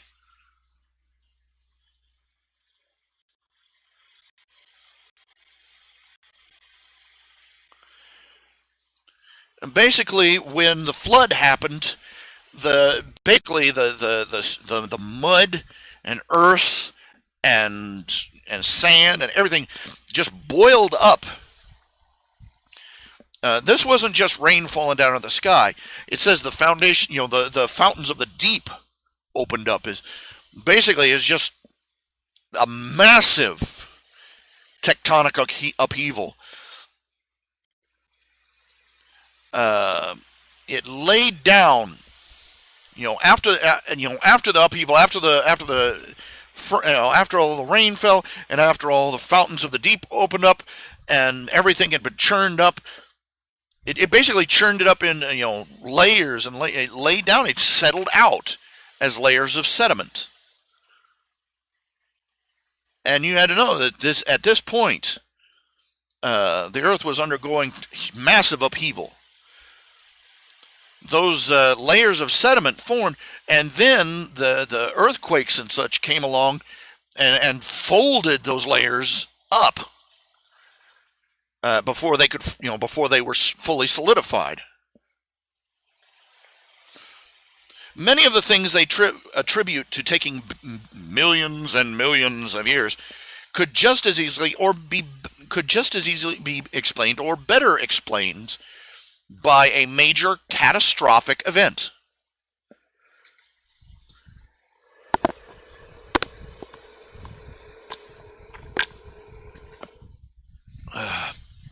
The researchers believe that the Grand Canyon, basically after the flood settled out, the North American continent formed a sort of basin.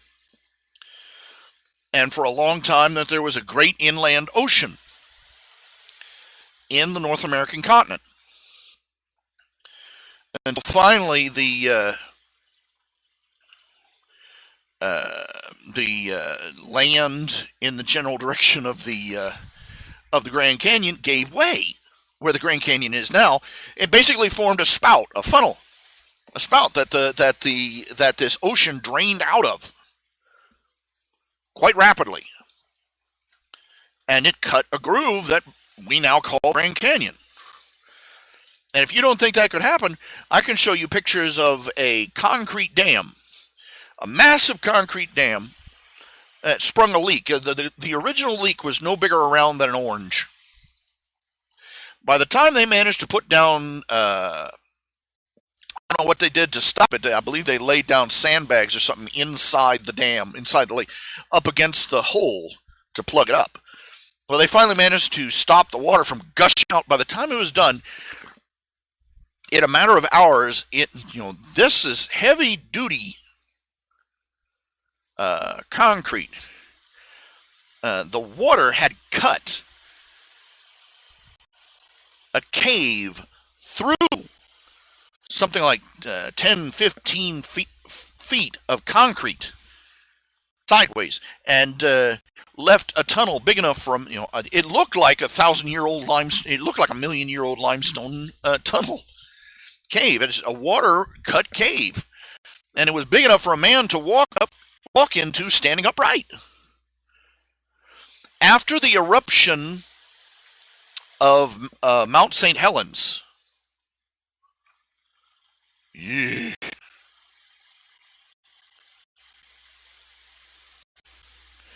after the eruption of Mount St. Helens,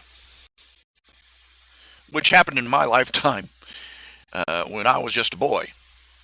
I think I was like 10, 12. Anyway, they were selling little containers of the ash in those in the bubblegum machines where you get the cheap toys and junk, 50 cents a plank. You could get volcanic ash. Anyway, when the volcano exploded, Mount St. Helens, it didn't blow straight up. It sort of blew sideways. Half the mountain went boom sideways, and most of it landed in a lake. It caused a huge wave, and boom, the mountain flew through the air, landed in this lake, and the lake went whoop in the air, and splashed down over several hundred square kilometers, and then it drained back out. All the mud and sand and the ash and everything settled down, and then it drained back out, and it cut channels in it. And they went down there 5 years after everything stopped shaking. And there were 100-foot deep canyons running through this new. I mean, it buried a huge section in just mud and sand and volcanic ash. And there were these huge grooves cut through it. They looked, they were 50 to 100 feet deep, and they had strata, layers, clearly visible layers of sedimentation. And those canyons looked, you see the photographs, it looks like something out of the Grand Canyon. And this only in a couple of years.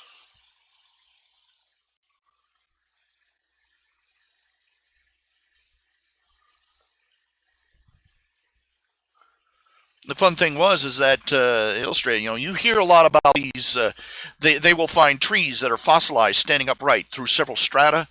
You got several of these debunkers that call, these are just, odd geological formations, and they're not really trees. A tree wouldn't stand up like that. And the thing of it is that, among other things that got blasted into oblivion was an entire forest by this eruption. And, I mean, millions of board feet of wood covered this temporary lake, and they went back, and what it was is that the ball of the root, the mud, these trees literally got blasted into the air, and they fell into the water, and they floated upright. Part way underwater, but they were upright. What it was is that the mud, the ball of the roots acted as ballast, keeping the tree upright as the dirt and as the water and the mud and the sediment settled around it. They say fossilization takes millions of years. They can take you down into Death Valley and show you things like automobile tires and boulder. I've seen pictures of like clothes and possessions and even like I said, automobile tires that had been abandoned in Death Valley and the the alkaline content they were being fossilized. They were turned to stone. And I can show you footage. I love how in my science textbooks they on the very page they were talking about how stalactites and stalagmites take millions of years to form. They had a photograph of one where a bat, I mean, 1 in a million shot. Apparently, this bat had died and fallen on the tip of a stalagmite, and the stalactite had dripped down, and it was encased in stone. You could see it through the stone. It was translucent enough. You could see the dead bat. It still had skin. It was fossilized. It wasn't even a skeleton. It was a whole bat encased in solid limestone. But this took millions of years to form. How do you explain how the bat was still there? I mean, it should have crumbled to bone before that happened. Marvelous preservatives in the food that back then. Okay, I'll be right back. I'll be right back.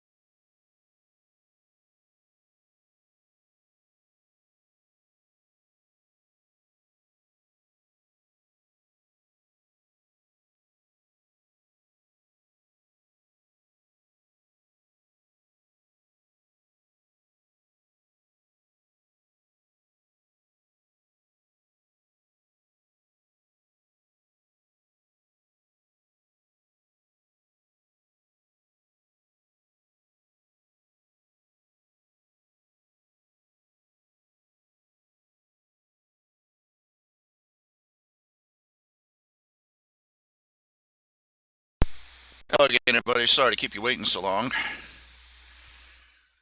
Ah, darn it.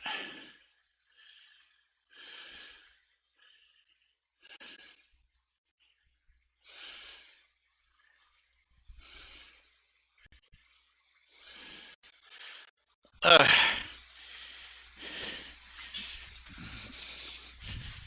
I could use that eyeball talking mouth thing to be an interface, but that'd just be creepy. uh, like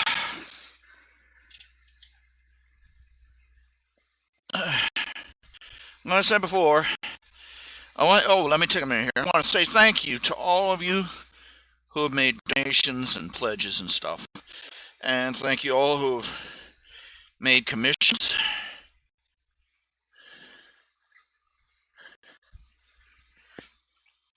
And yes, on the current Nippon arc, I'm going to try and get away from the fat jokes. Not because I feel guilty about them or anything, but because there's so much more to mock. Really.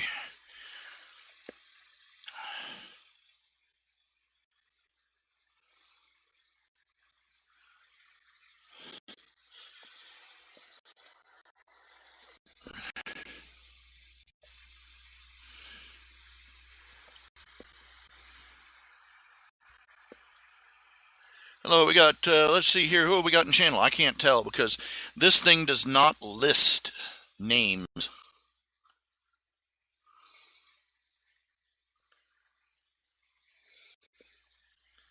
It just, it'll post a name, it doesn't give you a list of who's here. That's one of the shortcomings of the interface for this.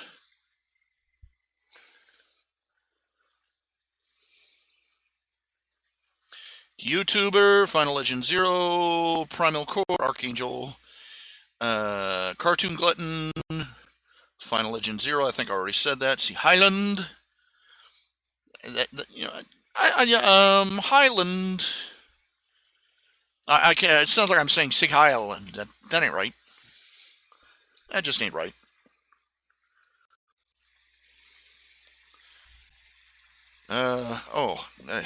Headache. Excuse me a minute. My aspirin, Tylenol, Jarek, acetylsalicylic acid.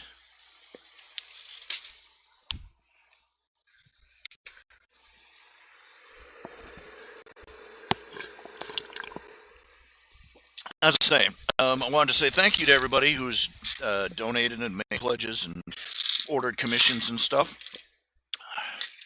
Thanks to y'all, I have reached a halfway point on paying off my electric bill in full. I've already sent in the please don't cut off my electricity just yet payment, but I'm only still halfway, and I still got like 2 or 3 other bills ordering in wait. So, but you've brought me a long way. I would have been just just saying. And so we limp along for another week, too. But yeah, I'm still going to shake the tin cup every now and then. My apologies to y'all for all that, but capitalism, commercialism, begging, words like broke, jail. All right. Let's see. I was saying, some of these proofs I'm listening here. Okay, some of the proofs. These are just 7 or 8 of them. First of all, proof that the universe and the Earth in particular are younger than they seem. The spiral galaxies. If the universe was trillions or even billions of years old, the spirals in the spiral arms of the spiral galaxies would they just be one big solid disk, one featureless disk by now, because they would have spun out. It just is. Now they've tried to rebut this with this rather exotic theory of gravity waves causing the spirals in the spiral arm galaxies, but it doesn't hold up under scrutiny. First of all, because it's spun out of whole cloth, it's just another just so story like Rudyard Kipling wrote. And second of all, because they've observed several galaxies, and several of the ones that are closer, the spiraling goes all the way in through the core of the galaxy and all the way to the center. And if their model was anything like, it wouldn't, their model doesn't account for that. I'm not an astronomer or a physicist, so I couldn't go into deeper detail. The halos of decaying radioactive materials. In strata of rock, you can find the radioactive materials that decay. Certain radiomaterials, they leave behind a halo in the rock around them. If they had been in clay, if it had taken millions of years for these clay stratus to turn into rock, there would be no halo. This says that the strata they're in formed over a very short period of time. There's also the fact that we have oil gushers. Most oil gushers, what it is that it is the pressure of it. It's like carbonated soda, with natural gas being the fizz. And basically, most oil gushers are found in sand, rock that is very porous. Over the time periods they give for the age of the Earth, all the fizz should have gone out of the soda, so to speak, and there shouldn't be any oil gushers. But they're popping corks on these things all over the place. The depth of the erosion rate is too slow, or rather, the erosion level is too low. The muck at the bottom of the ocean is simply not deep enough. If the continents have been eroding into the ocean over millions of years, the muck at the bottom of the ocean should be hundreds of feet deep at least. But it's not.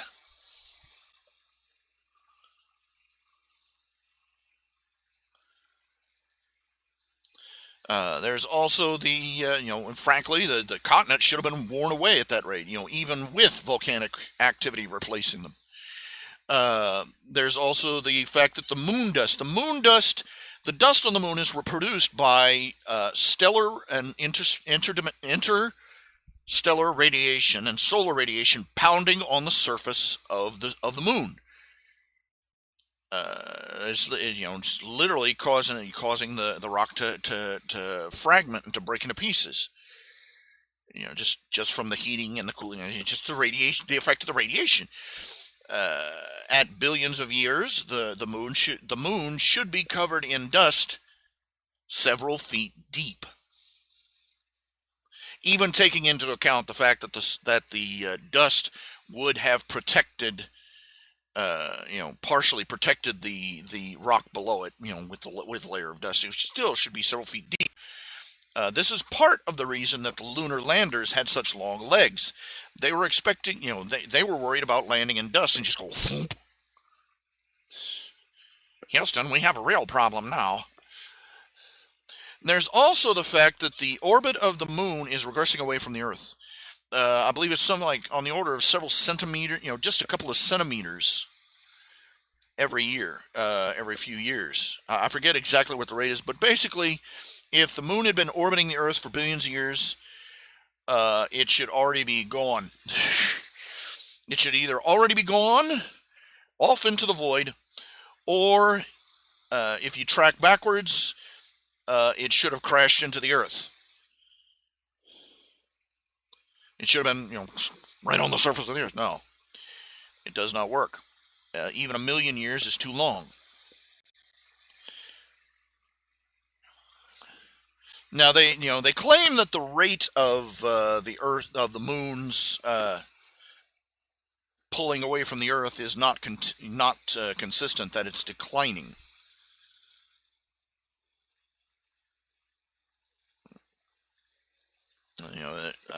But that doesn't, I can do math, and that doesn't seem to solve the problem for them. And there's also the Earth's magnetic field. The power of the Earth's magnetic field is dropping, and it has been dropping steadily. Every observation they have made, the power of the magnetic field around the Earth is declining. And yes, they know about the switching. They know that the poles have switched several times, but each time it switched, they've found, they examined the strata and so on and so forth, and they examined the effects that the magnetic field has on the Earth, and basically every time it's flipped, it's gotten weaker.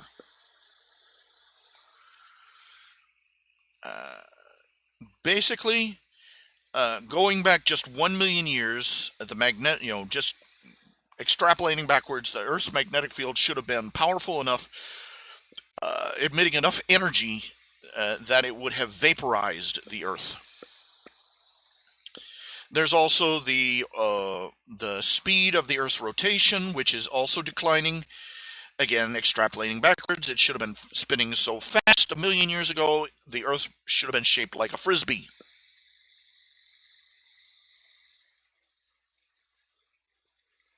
It obviously was not. You just run down through these things. They have rationalizations or explanations, or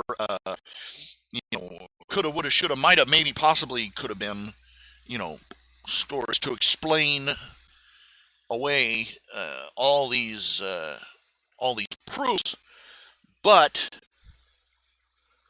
just a couple hundred of them. They routinely gather up the top 100 and group them together in lists you can find online.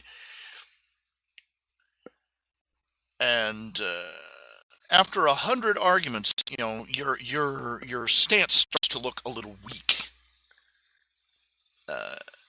One might note.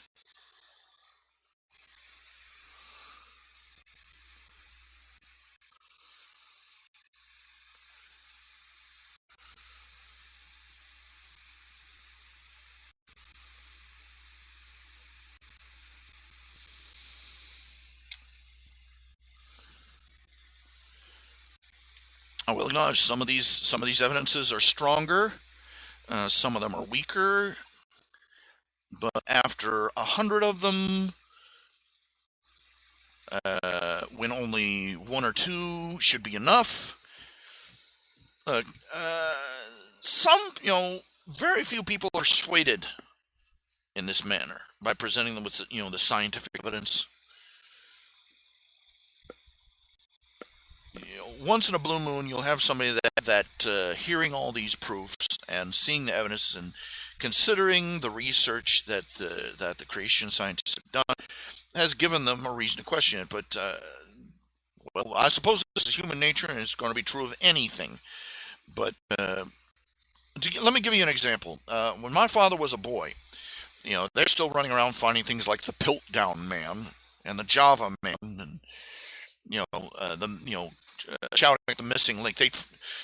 At one point they found a piece of bone from a skull, no bigger than a silver dollar, and they took that bone and they built an entire caveman. Just fabricated the rest of the skeleton.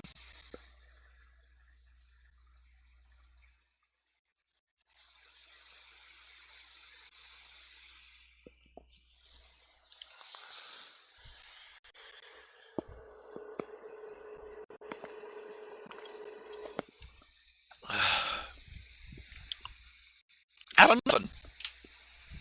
Now you can't tell diddly squat from a bone, a piece of bone, as big around, no bigger around the quarter. Come on.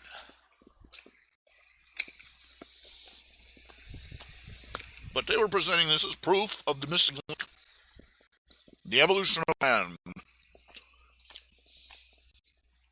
And of course, old cave boy looked exactly like they expected him to, like a shaved monkey. Anyway,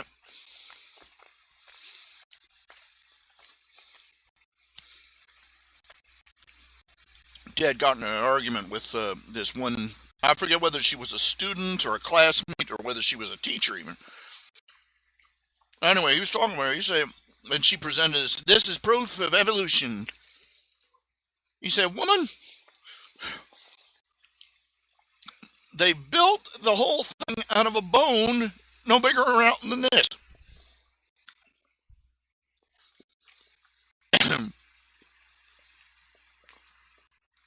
Everything, and they made it up. The rest, he said, no bigger ass. And verbatim, her response was, "Isn't science wonderful?"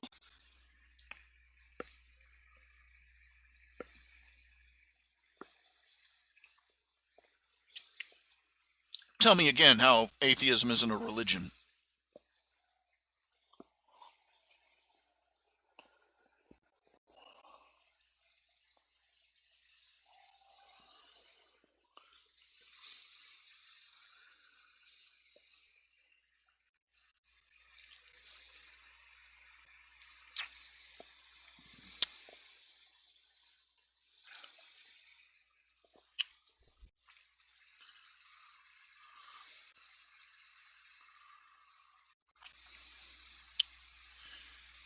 But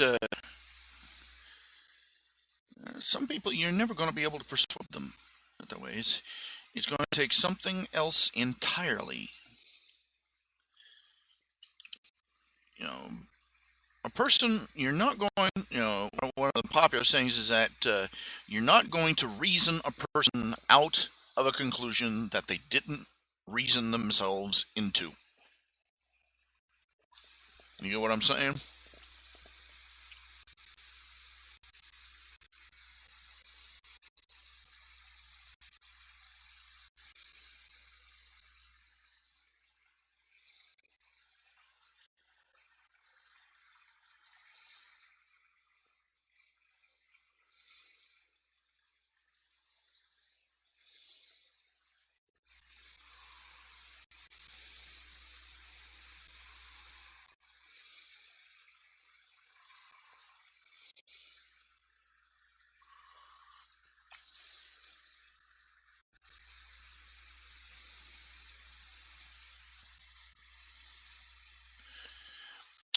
There was a scientist,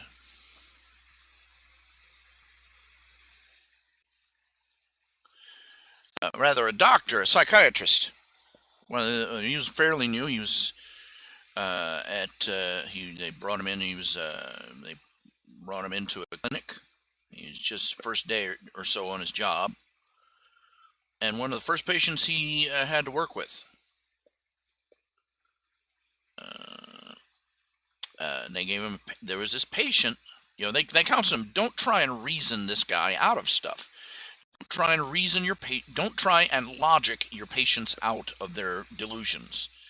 And he didn't really go for that. He said, oh, "Come on, they're intelligent people. They should be able." But anyway, he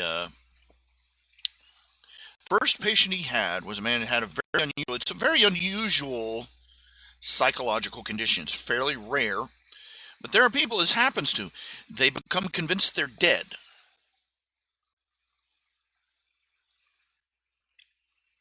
Oh, they walk around, they eat and they drink, and then and you go to the bathroom and everything else. They don't just lie there on the floor. But what they do is they're convinced that they're dead. They are convinced that they are dead, that they are a walking corpse.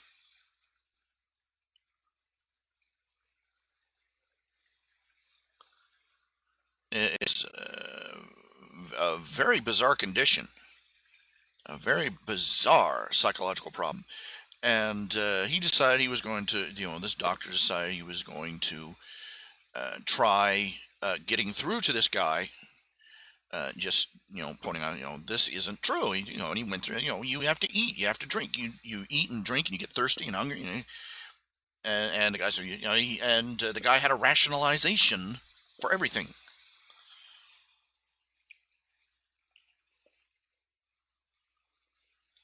Finally, the doctor he got upset. He lost his professional demeanor. He got mad. He picked up a sewing pin, and jabbed the guy in the hand hard enough that he bled. He says, "See?" He said, "Look at that. What does that tell you? The guy looked at looked at the bloody spot on his hand and said, "Well, that just shows corpses can bleed."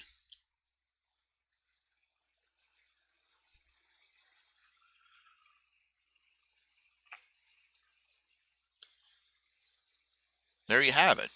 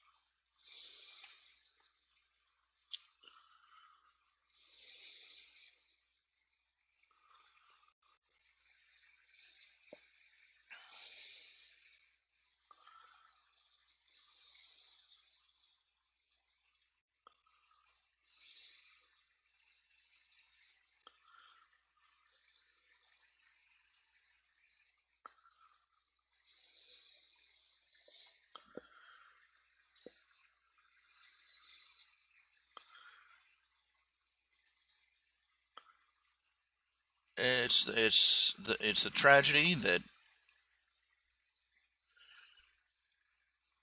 it's the tragedy of life that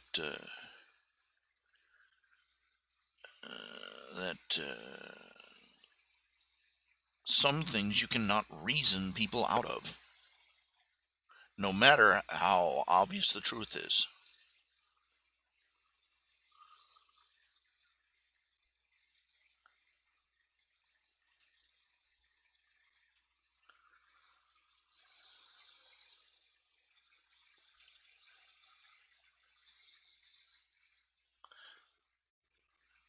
I gotta look up oil rigs here real quick. Whoa, this is a new one. I like this. Flying through clouds. Woo!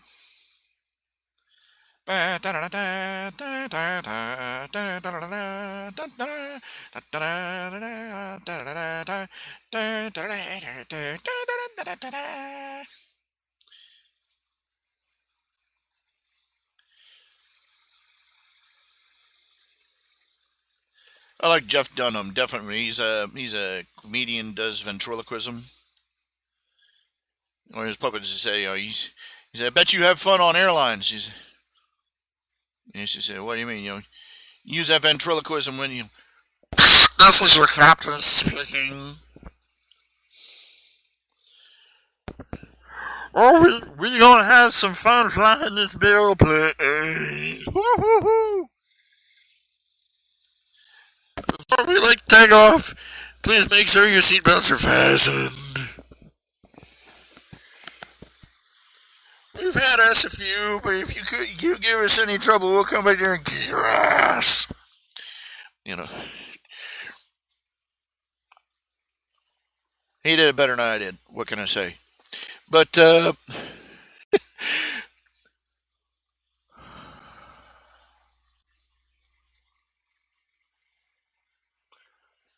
Soviet Superman. I don't.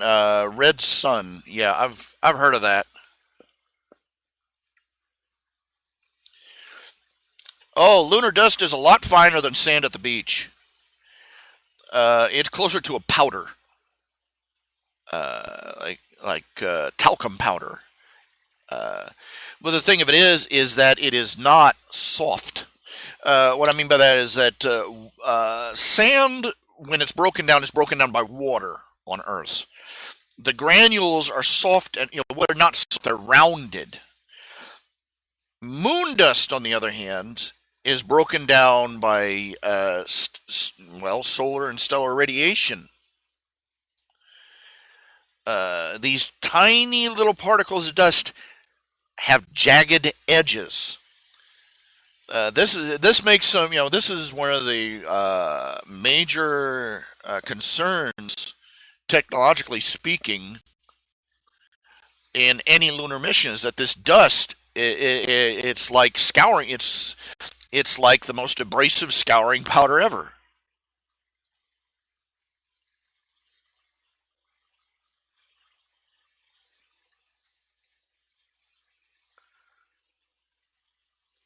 Oh, this is cool. Look.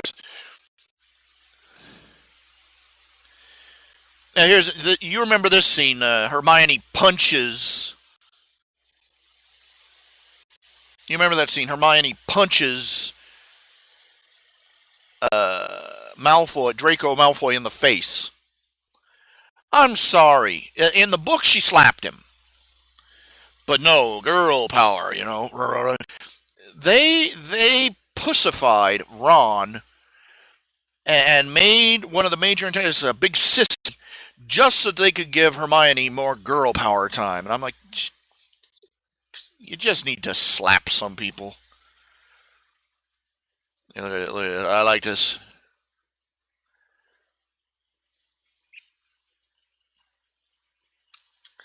What is doing there? Ha! A double-barreled revolver. That's several different kinds of scary.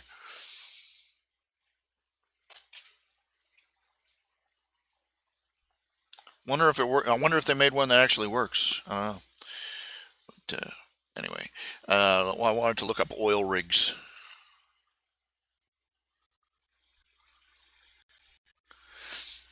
There were a lot of things they really didn't think to spell out in the books. Like, are the paintings really alive? Are they just replicas? When they turn, what happens to they turn a mouse into a teacup? What happens to the mouse? When they just on and on and on and on. So many plot holes, so many unanswered questions, so many problems.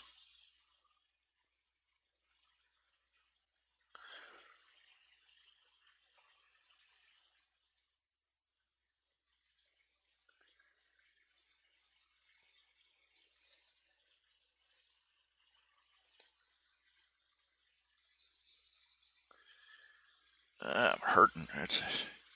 Legs are hurting. Let's see here. Will Derek.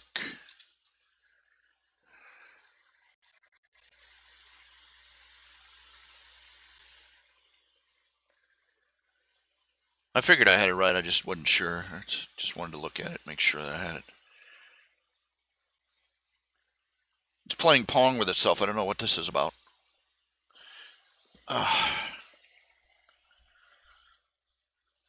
I eat too much junk.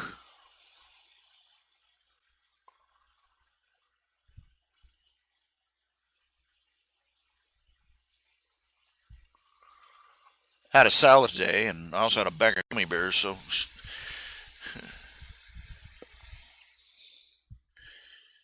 0 points, I guess.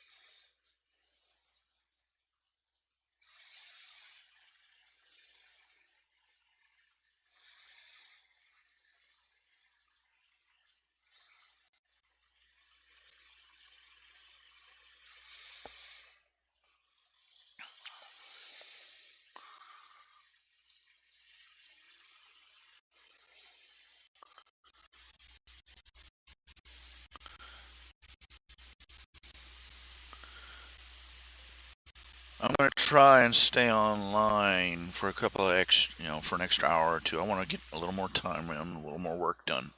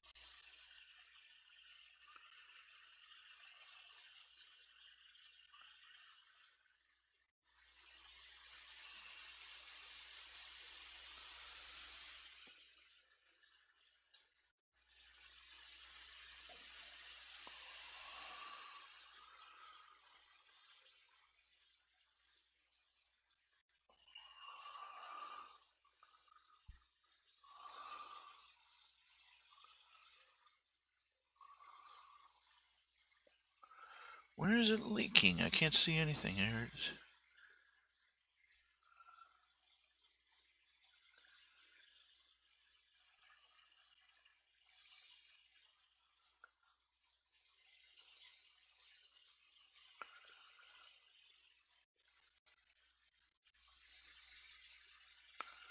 Uh,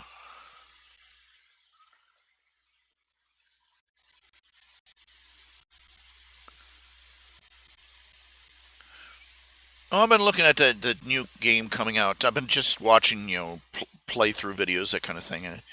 Overwatch, or rather, we're watching the trailers and stuff and clips of the people playing the beta and that kind of thing. The backstory is fascinating. It's kind of my cup of tea, superhero genre. This basically the idea is supposed to be they're like a sort of more futuristic version of the Avengers. You know, but to make it simple, they're a team of superheroes, various specialties. Try to save the world. But the game is just a first person shooter. It's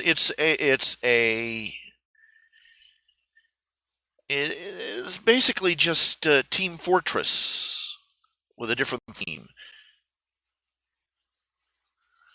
They don't even have certain characters labeled as villains.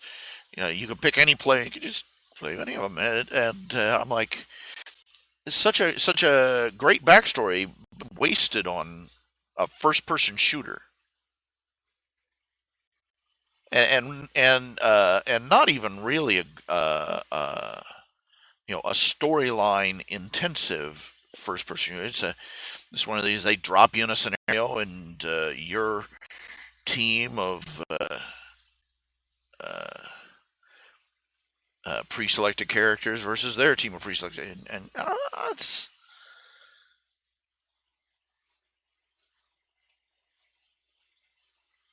now there's suggestions that they might be trying to branch out in a new kind of franchise, but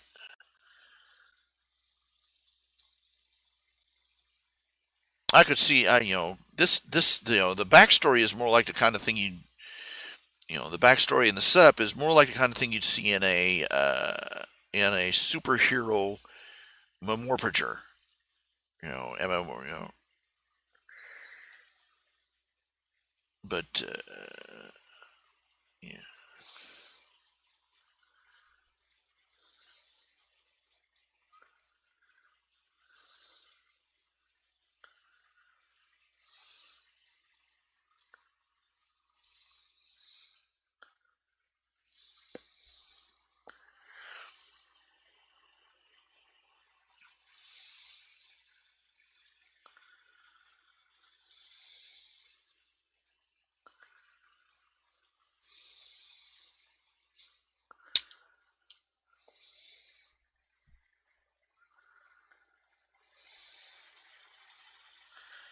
Of course, and Sarkeesian is out there.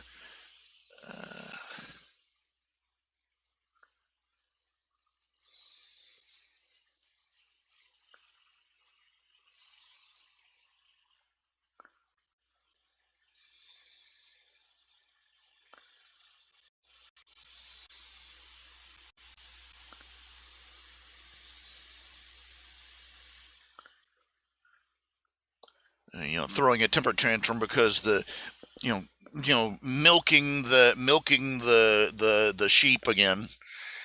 Making a big fuss because the female characters are good looking and one of them have nice butts. Some of the male characters aren't. Some of the male characters are ugly. They're supposed to be villains.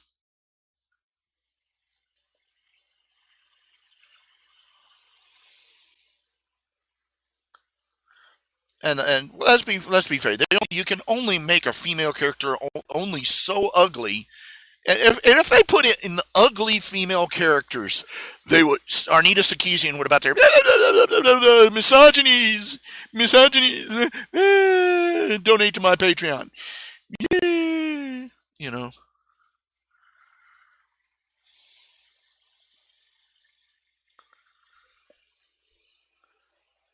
Don't pretend for a minute she wouldn't have. Feminism is feminism is all the worst traits of women rolled up into one package. First and foremost, being there, there's no way to tell what they want, and no matter what you get them, they're not going to be pleased anyway.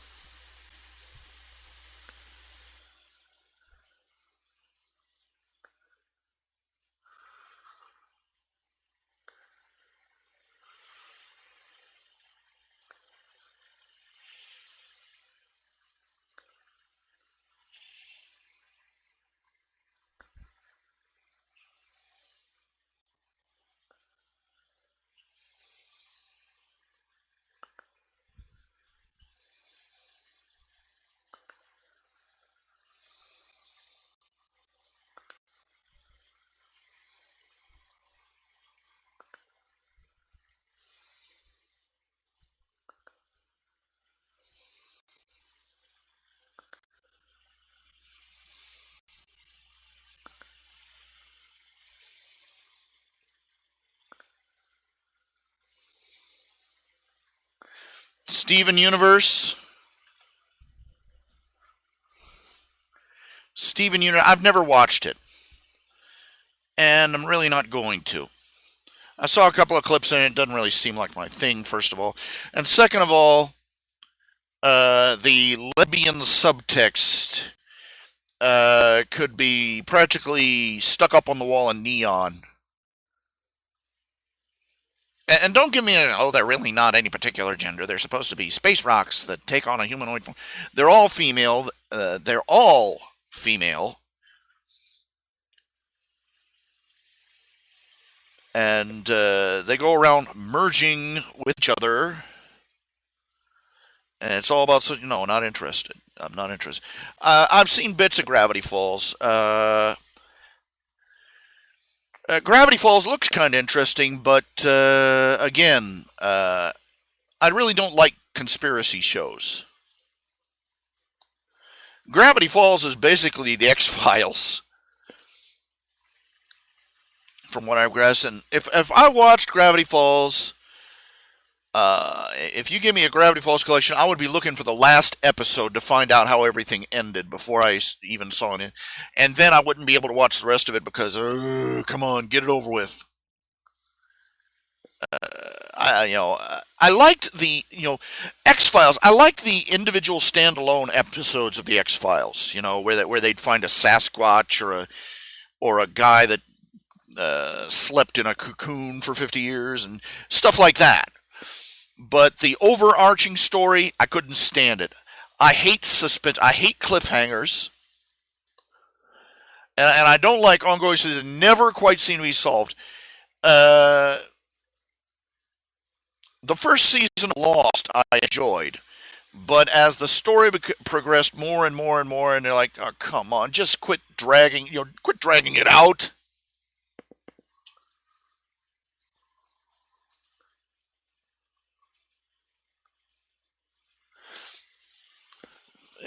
Just big overarching conspiracy stories just don't float my boat. Well, guess everybody running around talking about conspiracies and they're oblivious. Everybody's talking about these secret government conspiracies and they're oblivious to the things that the government is literally doing right in front of them. Like I said, for instance, the Federal Reserve and fiat currency. How many times have I harped on that issue? I mean, they're not even doing it in secret. They're doing something. They're committing a fraud in this country. It's a 100-year-old fraud. It's a scam, and it is one that people have been practicing. That governments and bankers, moneylenders have been practicing since the days of ancient Greece. And yet it's done over and over again, and nobody, not since the days of Andrew Jackson, has anybody said no. Andrew Jackson's last words, they asked him what his greatest accomplishment was. He said, "I killed the bank." He was proud of it because he knew exactly what having a federal bank would mean to the country. It would mean that the gold standard money that they had at the time would eventually be turned into fiat currency, and that the bank would eventually own the country.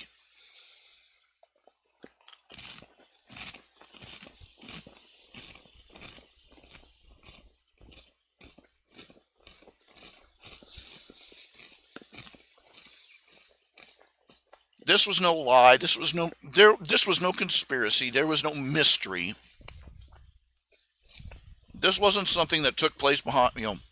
Some of it took place behind closed doors, but everybody knew what was going on, and we let it happen anyway. Why? Because these bankers and these money lenders and the government, this parliament of harlots, did what they always do. They played on people's greed. They convinced people that you could have something for nothing. They convinced people that they could make money out of thin air.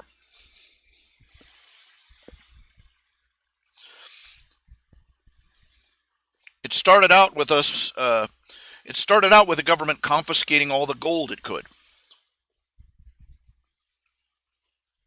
Then they switched up and turned us into partial reserve. They started printing $50 for every $20 worth of gold they had in the Federal Reserve. Then, when spending $30 worth of IOUs for every $20 worth of actual money they had, that wasn't enough for their greed. Back in the day, they turned us to fiat currency. And the value of the American dollar has been dropping like it's been dropping uh, like a crashing airliner whose wings have just fallen off. And the only reason that the American dollar is still worth anything is because we've been spending all our money abroad. That's what the whole trade deficit is about. We're spending our money abroad and bringing home all their merchandise. What we're doing is we're basically doing what somebody who can't get can't basically we're doing what somebody who can't write a check in his hometown does. We're going to the next town over, using our worthless rubber checks and our maxed out credit cards to buy all the stuff we want for a little bit longer. Big ticket items are still climbing through the roof: houses, cars. But we've already entered the failure cascade, and the instant that these third world countries realize that the gringos have been giving them worthless toilet paper with dead presidents on it, our economy is going to collapse.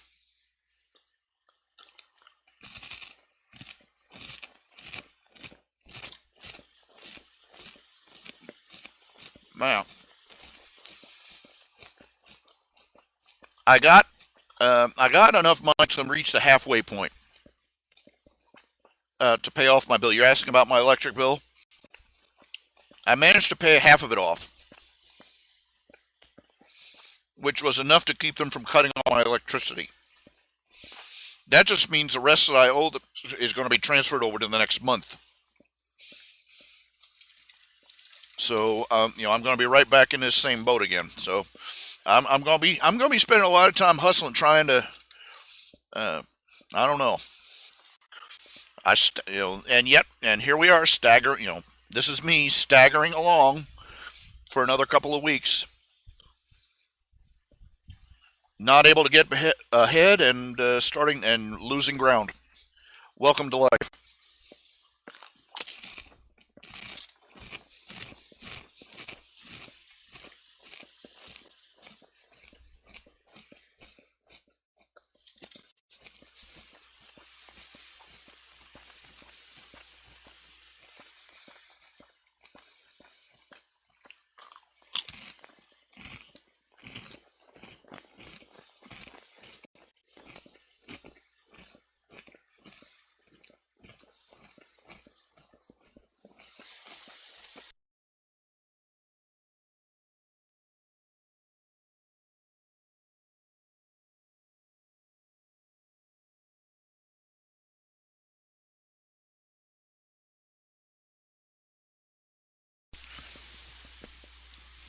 I'm eating Triscuits, in case you're wondering what the munchy noise is. Mm.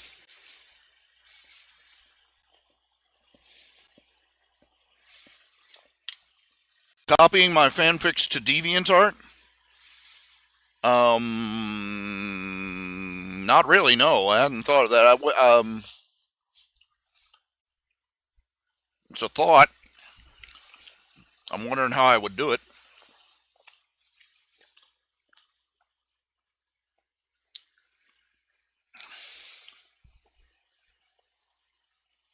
Might do that. That's a thought. Don't know if it would generate any more interest, but it's worth a thought.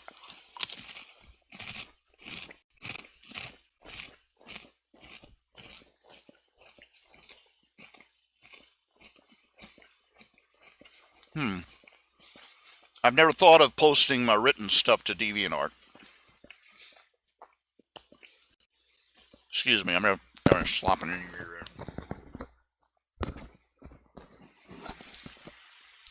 Roasted garlic flavored Triscuit. Take a deep breath. Don't know if it'd generate much more interest for him, but it's worth a shot.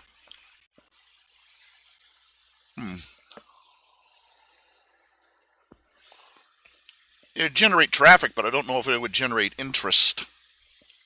The paying kind.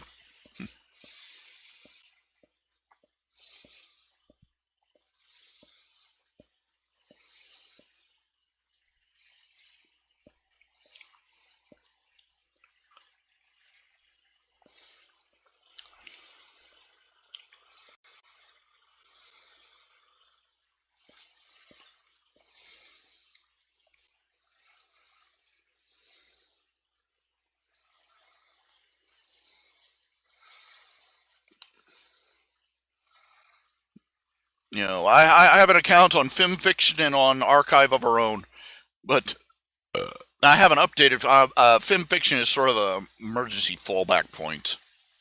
I I generally post everything just to Archive of Our Own. The interface is easier to use.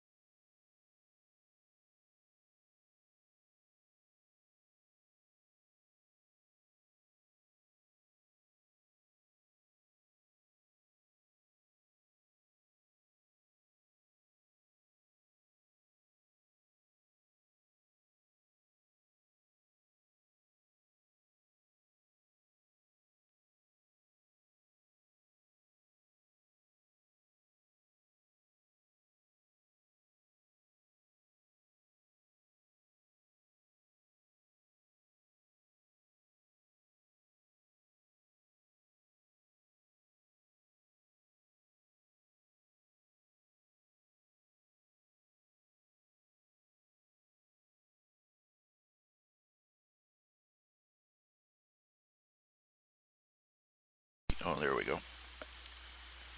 All right.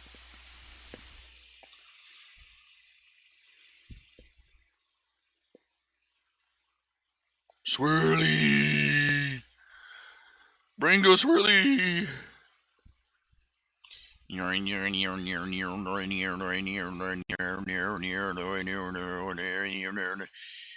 in my power.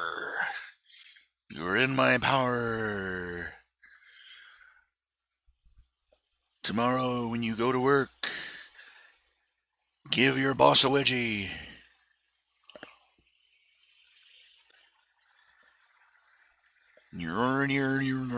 No, okay, right. Sorry. Woo!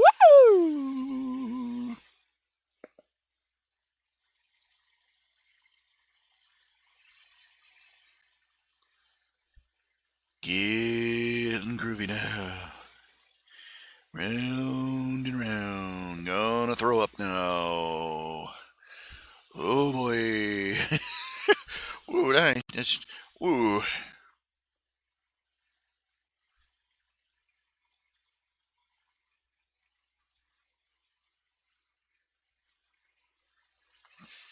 Entry per chapter, yeah. I might start doing that. I'll maybe post a couple of chapters there. You didn't see what I was doing there, did you? Here, check it out. Check it out. Check it out. Check out where to go. Here we go. You're getting very sleepy. You are in my power. Now, go give your boss a wedgie. And on your way home, moon a patrolman.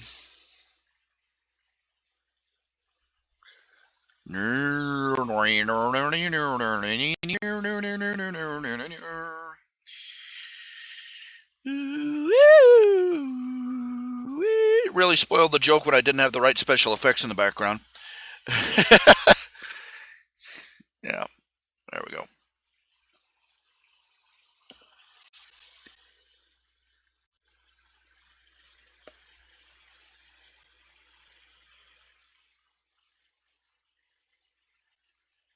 Don't want to watch this screensaver if you got a queasy tummy. Let me tell you, it's a.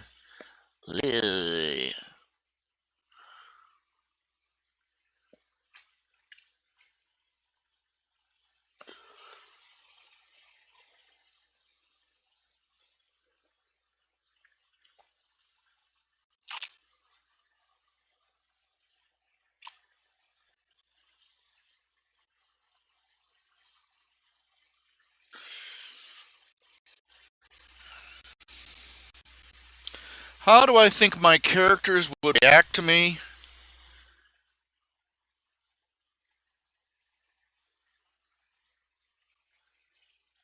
Well, it depends on what they believe about me, what they thought of me, what they would think about. Would they, would they think of themselves? Would they? This is our creator. It's nobody would really cope with finding out that their almighty creator was a fat guy living in a trailer. Lord knows I wouldn't.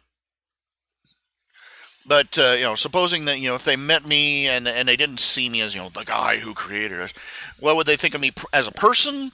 As just another person in their world. I don't know. Uh,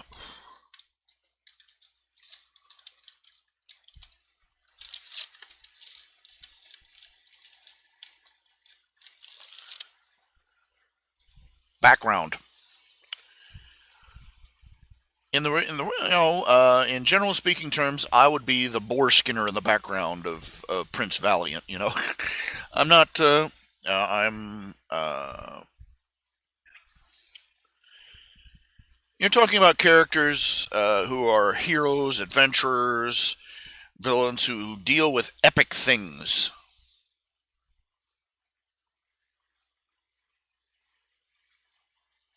which is the point of fiction. The point of fiction entirely to give you stories of escapism. But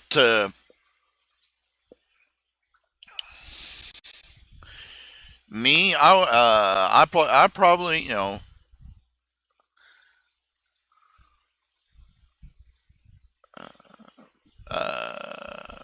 I'd just be another face in the crowd. I'd just be another person on the street that they bumped into and forgot about 5 minutes later. Um, I am not particularly significant in any narrative sense. If I were a mayor or a president, or if I was a great, if I was like a Michelangelo level artist, or an inventor, or even an adventurer, or a veteran of some war, I'm not. I have led, largely speaking, a very small and very uh,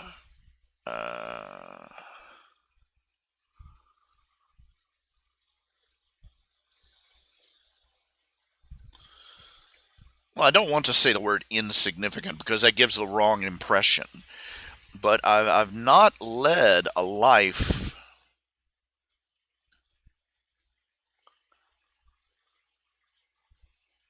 of any real meaningful impact.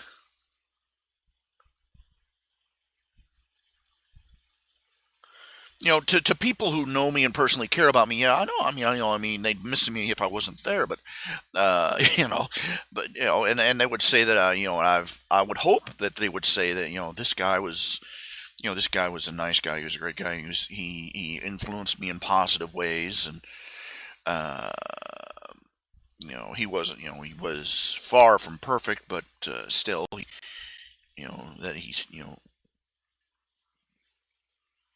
but I'd like, what I'd like people to say over my tombstone, basically. But uh, but I am not one of the big movers and shakers in the world, and the characters I've written are people who are dealing with rather significant events in the worlds they live in. So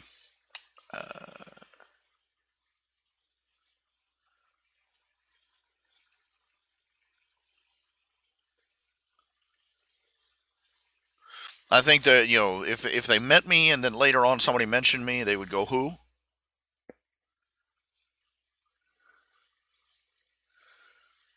"Oh, the fat cartoon guy, and you know, with the bad legs."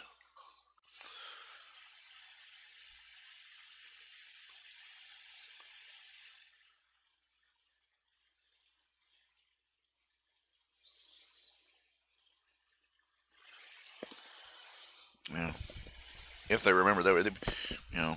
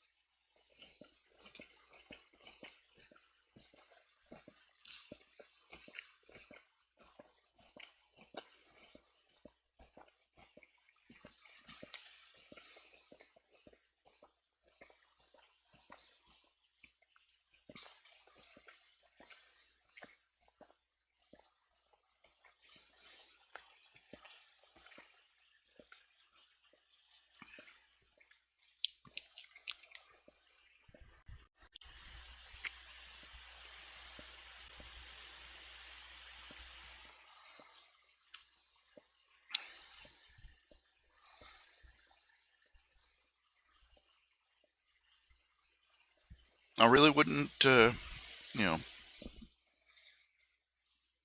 know, they might sit down and have a conversation with me, or whatever. But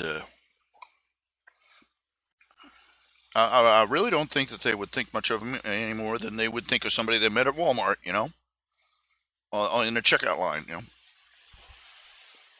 just another face.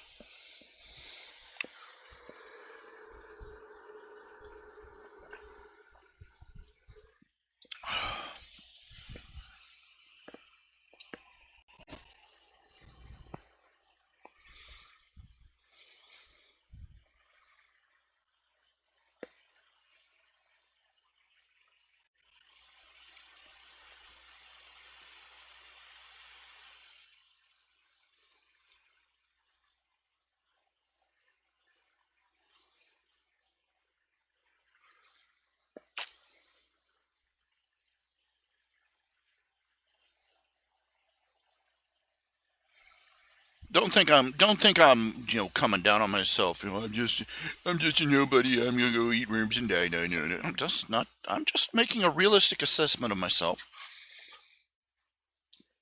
and of the characters. Okay. Well, it's just one of the things. I mean, when you're a writer, you create characters who are larger than life,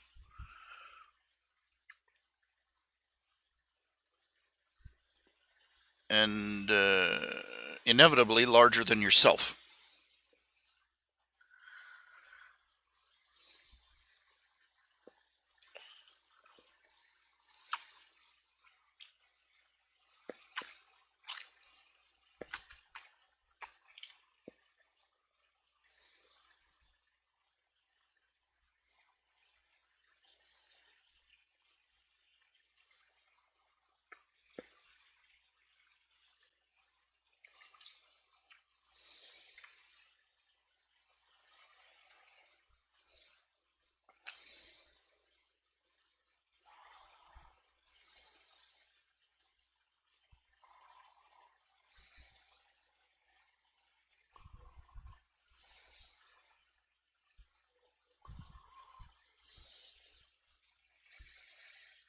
And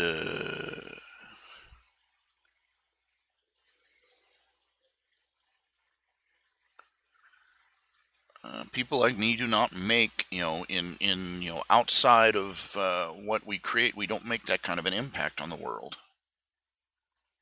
Uh,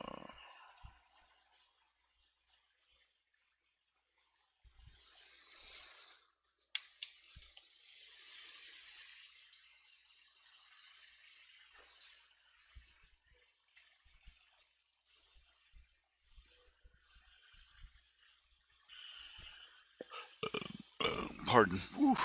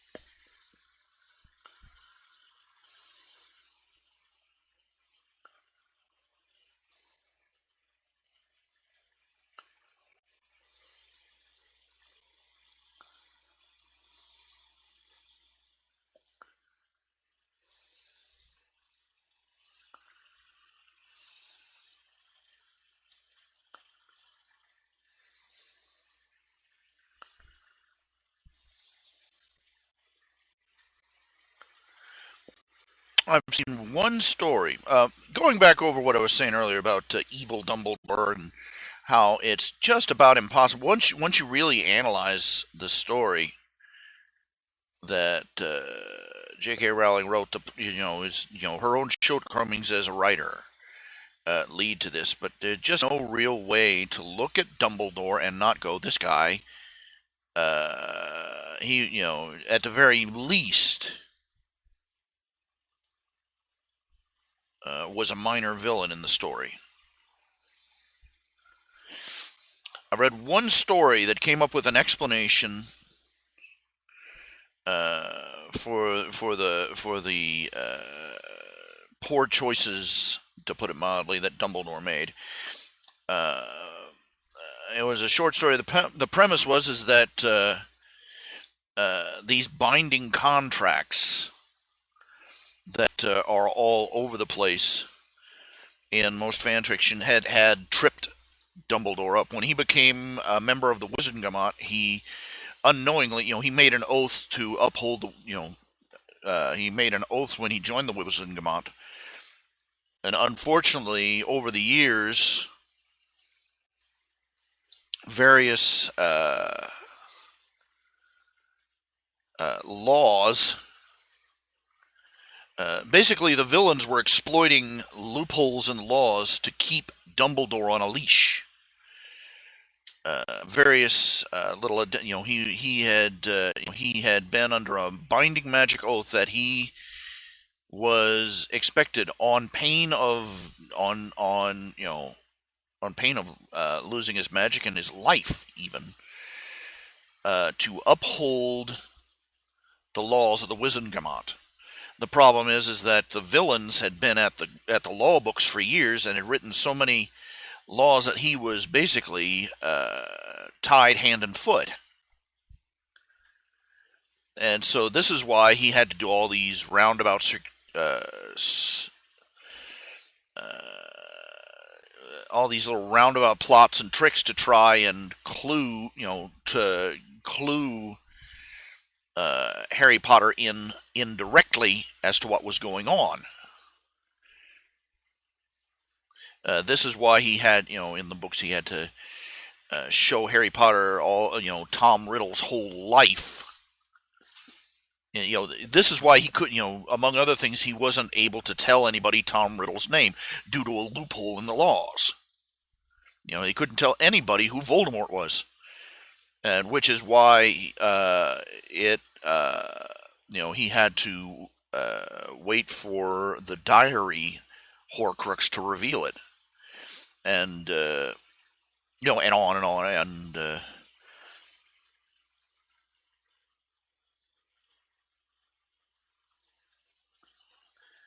anyway, the story ended. He managed to finally work his way around it.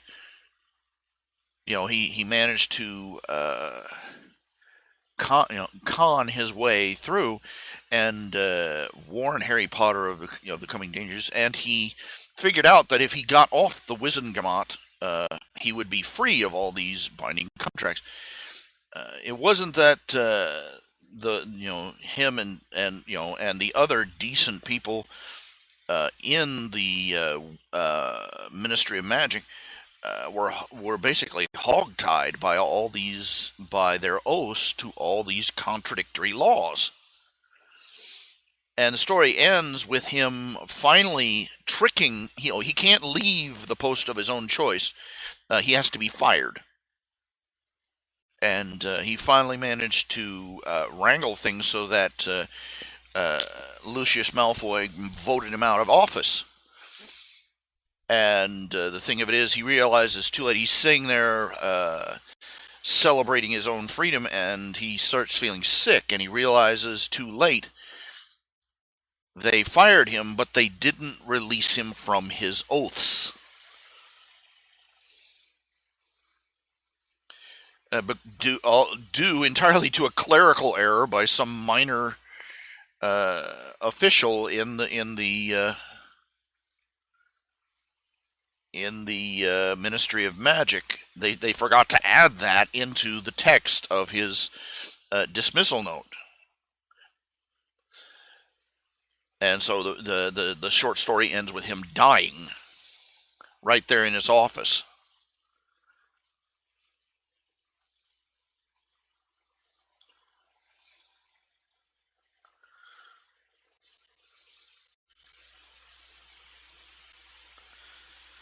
The biggest thrust of the book was that basically he wasn't able to tell Harry any of the stuff that Harry Potter needed to know, so he wrote a book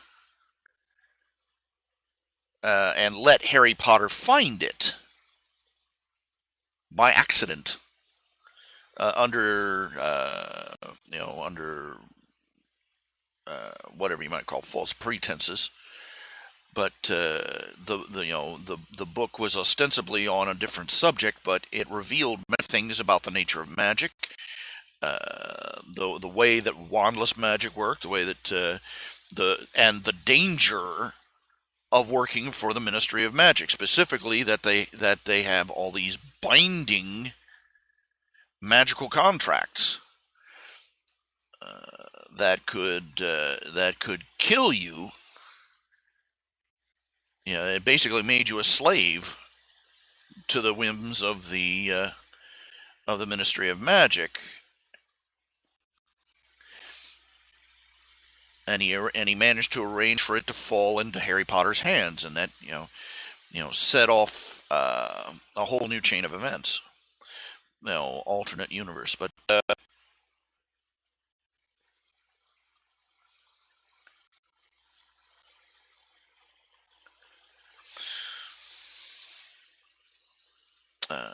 the author of the story took that introduction. He went into a very radically different direction for it. After he expanded it, it was much better as a short story, I think, because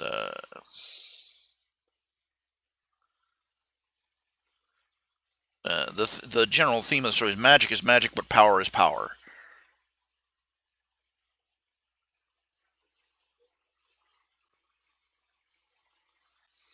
But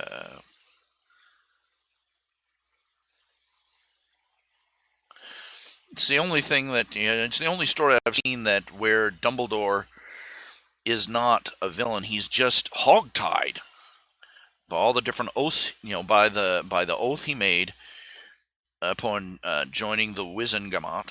The one of the governing bodies of the Ministry of Magic in Harry Potter.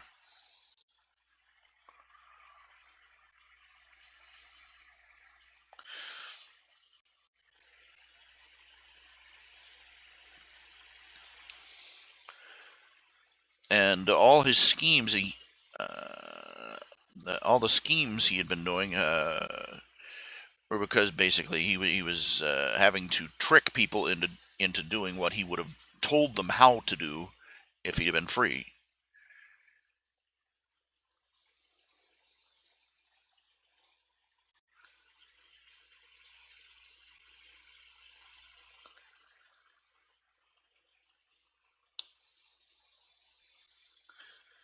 Like I said previously, I've been twiddling with the idea of the next. If I ever finish the Rise of Darth Vulcan, I'm thinking doing a Harry Potter crossover with him.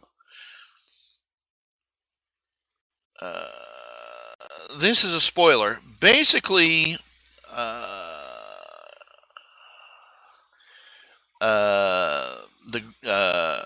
Rise of Darth Vulcan is going to end with Darth Vulcan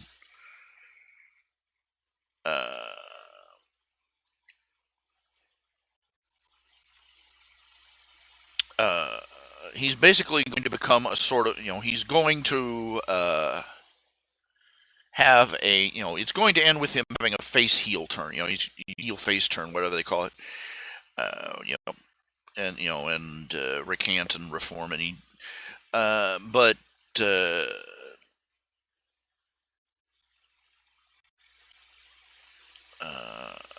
by that point, Celestia is not going to be in a listening mood, and she's going to banish him from Equestria. Basically, she's going to push him out into the void in between the worlds. Him, his minions, and his fortress of doomitude, whatever you want to call it, which ironically was his goal all along.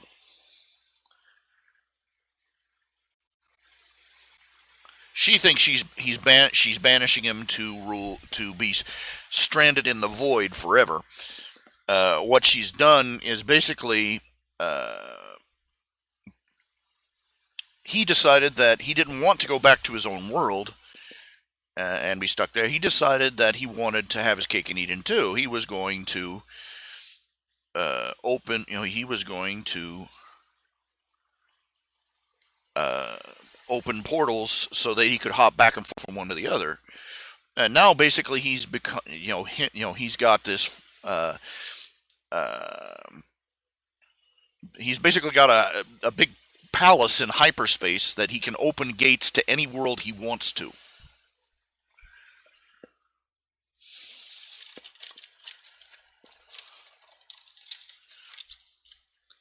And so he's open, he decides he wants to go out and order a pizza. He pops open a door to our world. He wants to go out and, basically you get the idea. It's just a starter so that I can put him into any scenario I want. And the first step is that before he opens a gateway, he opens up a portal that lets him pass through into he opens a portal that lets him pass through, but he only passes through in a sort of intangible astral form. This way he can go through, examine the world on the other side of the gate, see, make sure that they don't have an atmosphere made of acid or anything. Make sure it's a place that he wants to go. Then he goes back, and they build a proper gate where they can come through physically.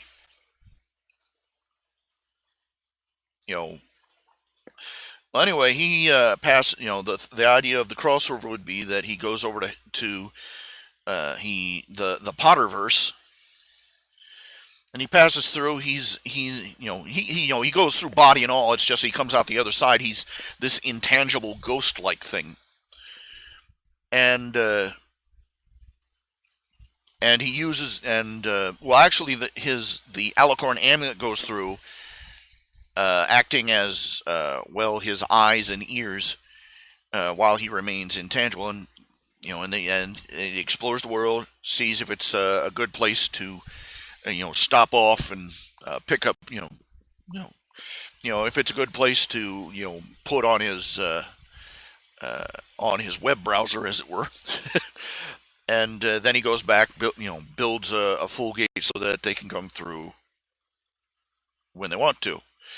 The first time he tries this, he ends up in the Potterverse, and he arrives just shortly after Voldemort tries to kill Harry Potter. And he's traveling along as an astral cloud, and he comes across the catastrophe, big explosion, and he finds a baby there, and because of being in his spectral form, he can see Voldemort's Horcrux growing out, just stuck on Harry Potter's brain, on this baby's brain. He sees this horrible, black tentacled spectral thing sucking on a baby's brain. He does what even a reprobate like him would do. He jumps in. He grabs the thing. He grabs the Horcrux. Manages after a long fight to pull it free of Harry Potter's mind, and he destroys it. Unfortunately, due to how he removed it, Harry Potter's mind healed over, but it healed over him. He basically took the Horcrux's place in Harry Potter's scar.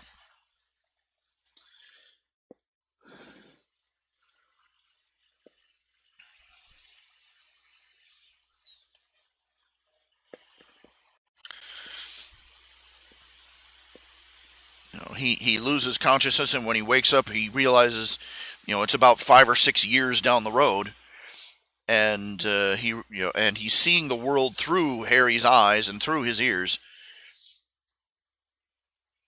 and and he realizes that I'm trapped inside this kid, and he sees how Harry Potter's being treated, and resolve, I'm stuck here. I might as well help this kid out.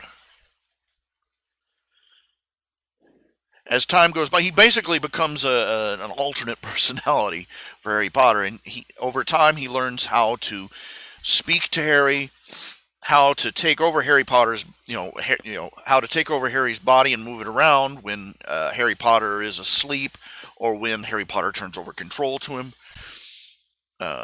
And he uses his adult brain, he uses his intellect to try and help Harry Potter's life be a little bit better. The Alicorn amulet ends up in Harry Potter's possession. Harry, the voice in his head tells him, hold on to this thing. It's very, very powerful, and it'll be useful to you. Once we've figured everything out. He realizes that the kid's got some sort of bizarre potential inside him. He realizes this kid could, he senses Harry's magic, but he doesn't quite what to make of it. It's not quite like his own.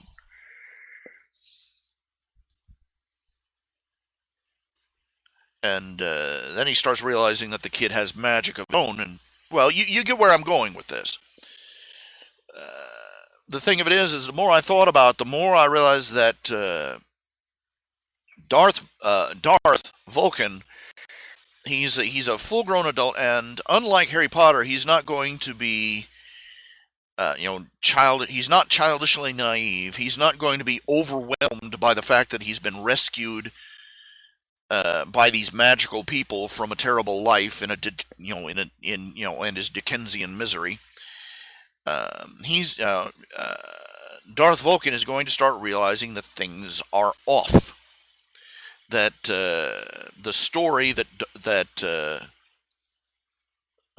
Harry Potter is being told about his life and his past and his parents and everything else has some very peculiar gaps and plot holes in it. And I realized that if if Darth Vulcan has a decent brain in his, if Darth Vulcan has two brain cells to rub together, all the problems with Dumbledore's behavior are going to become obvious to him very, very fast. And I would much rather have a story where Dumbledore is not a villain, but simple circumstances and the way that Dumbledore behaves canonically make that very difficult.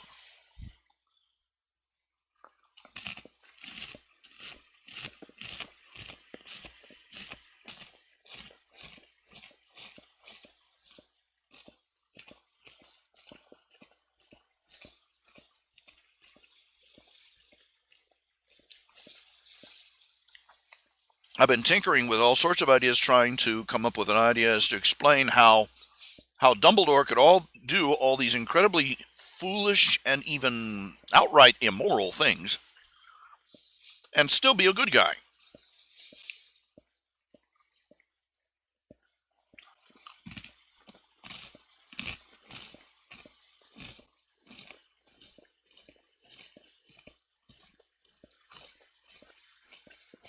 Because right out of the gate,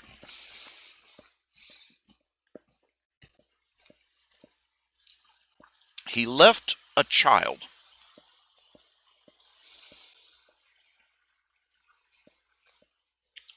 He left an innocent baby with people who would hate it.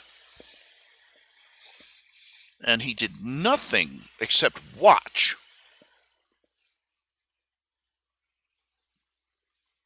And not even really paying close attention at that, for 11 years.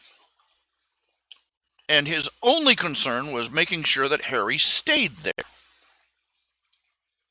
Even though the supposed protection offered by being was negligible, because Harry was constantly being hit on and beaten on and mistreated by his own family. Great, he's protected from the dregs of Voldemort's little Nazi party, but he absolutely no protection from his own family. Heck, by the last few books, he nearly gets his soul sucked out by a Dementor within walking distance of his own house.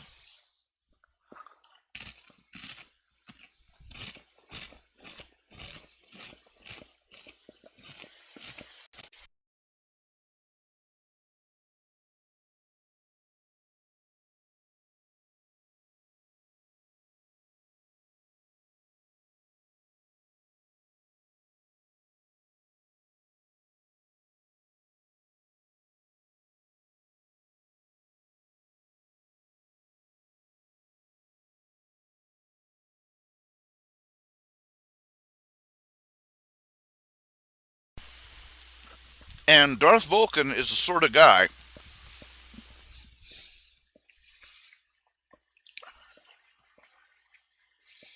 even if he had just, he's the sort of guy who would find out that Dumbledore had abandoned was, he if he, the instant he finds out Dumbledore's dead meat.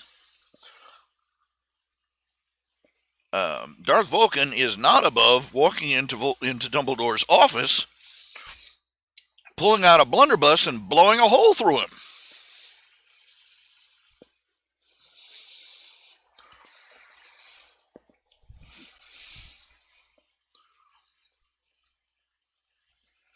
Just for that. And when he starts putting together all the other events that go on over the years at Hogwarts, and all the other things that have gone on in past with Voldemort and Tom Riddle and Harry Potter's parents and the Order of the Phoenix and everything else, all of Dumbledore's other acts of either blundering idiocy or outright malice. He's going to go for the T-Rex solution. Don't talk, don't try and get fancy, just pull the gun and blow his head off.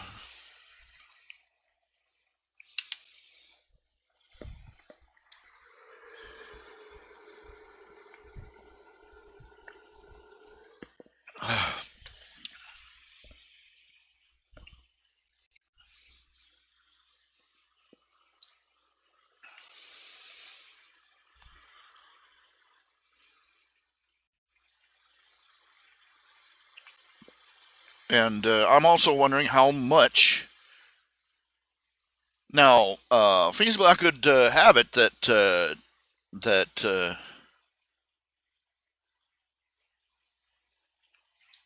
I would conclude that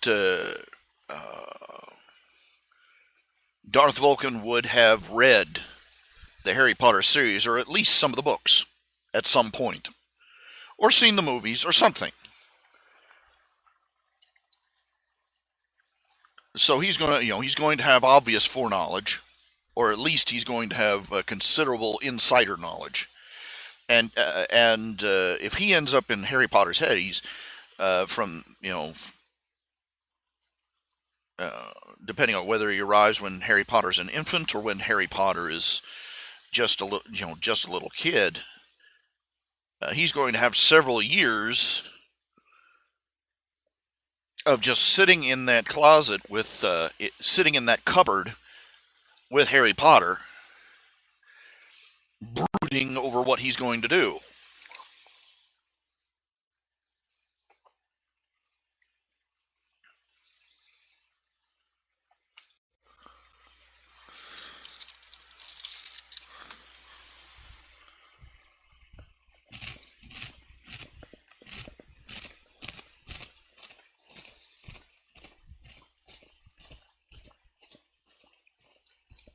And after 5 or 6 years, I figure somebody in that situation would go through stages like Inigo Montoya did in Princess Bride. If you ever read the original book, Inigo Montoya, it goes into a little bit more detail about what happened after his father was killed. It says he spent years. He talks about all the years he spent learning fencing, and all that entire time. The first few years he came up with this long speech he was going to give his father's murderer before he killed him. And as the years went by, he refined it, and he thought it over, and at one point he added it and started over and refined it and trimmed off extra parts. Eventually, by the time he was a sword, by the time he was a master swordsman, he decided no bull. All the way down to, hello, my name is Inigo Montoya. You killed my father. Prepare to die. It was literally a speech he had been years in the making, just refining it over and over. And you got to figure Darth Vulcan sit there. He's going to have all sorts of elaborate plans. The first year of help, of taking care of Harry as his. Basically, he's going to be Harry's. He's going to be Harry Potter's Jiminy Cricket, at least for the first few years of his life. Before it's going to take him at least until Harry Potter's 11 or 12 before he is able to access his own magic and reactivate the Alicorn amulet. Because this is another thing, is that Darth Vulcan is not depending entirely on the Alicorn amulet. I've had people, they write in the TV tropes page that he's genre blind. He's missing the obvious thing, depending on, he's hanging everything he's got on this one, magical source of all his power. He's not. The Alicorn amulet doesn't just give him power, it unlocked it. The amulet greatly amplifies it, particularly by giving him more control and structure, but he has magic and magical, power of his own. Now,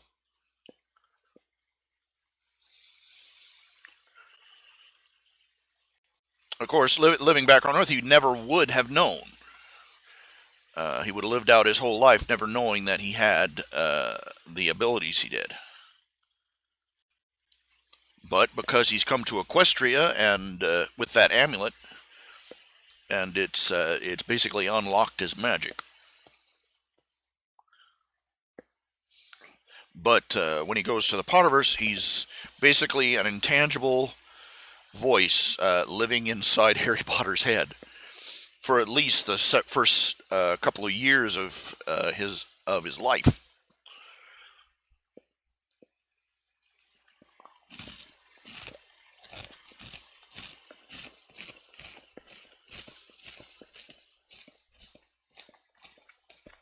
Now, anyway,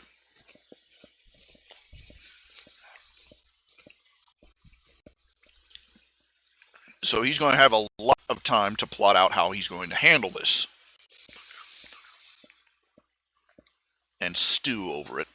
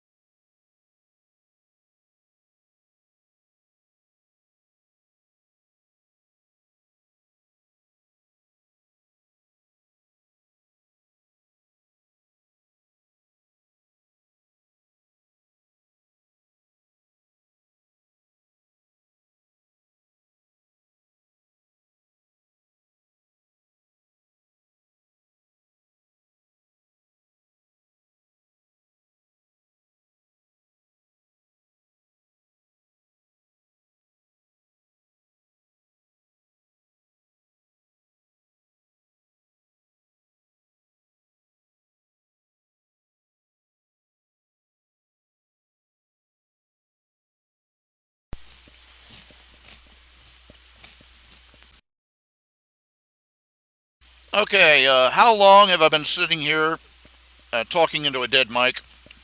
Yeah. Anyway, what I was saying, I'll try again. I hate that. I keep forgetting whether my mic is on or off. But anyway, have you seen, if you're waiting for Zootopia, I'd love to see a sequel. Be interesting. But what I liked about it was that it didn't make it, they didn't try to make any race parallels. They were nuanced about it. They did address the fact that everybody has prejudices. Everybody has biases. And they're not necessarily uh, an us versus them thing. I mean, the cops were prejudiced against Judy. Judy's parents were prejudiced against foxes. Um, uh, the foxes were convinced that the only way they could, what was the point? They're only going to think we're sneaks anyway. That one scene where Nick, when he was a little pup and he tried to join the Junior Ranger Scouts, that broke my heart. It did. I can watch clips of it. It still makes me want to cry. You, you're just so heartbroken for the little guy. And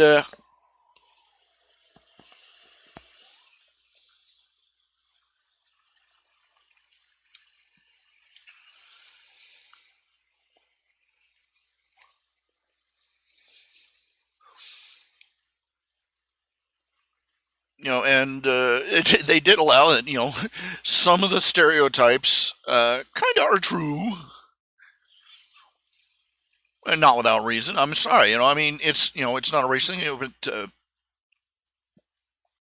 let's face it. You don't expect a Chinese. You don't expect an Asian man to speak with a Texas drawl. Okay. They talk. Oh, that's so stereotypical. You're talking. You do an imitation of a Chinese man and see what happens. You say, oh, I come from a long way to see you from far east, and they'll flip out at you.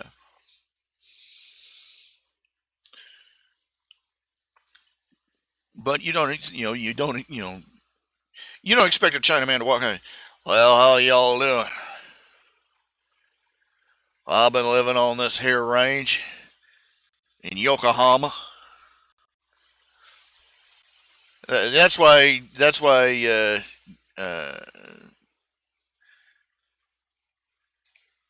That's why John Wayne's Genghis Khan movie was so hysterical.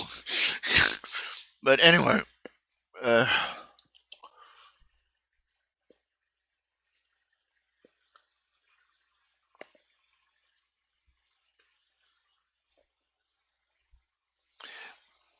you know,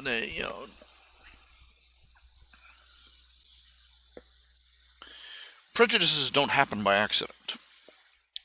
Stereotypes are not always wrong, and we don't like to admit that. That's a fact of life. I mean, listen, stereotypes, they're a survival attribute.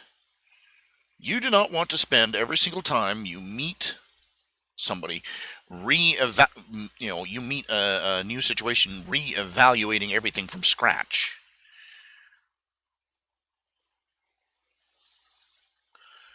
You don't go out there, on the African savannah with a spear in your hand and, oh, look, another lion. Maybe this one's friendly.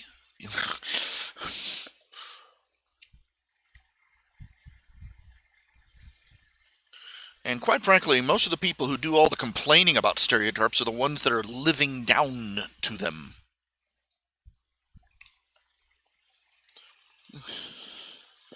You got all these people, they're negatively portraying young black people. When a disproportionate number of young black men are out there committing violent crimes and getting thrown in prison for them, yeah, it's not an unjustified stereotype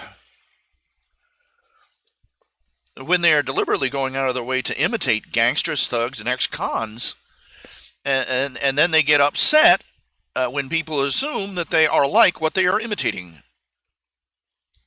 Come on, hello, wake up, ding ding.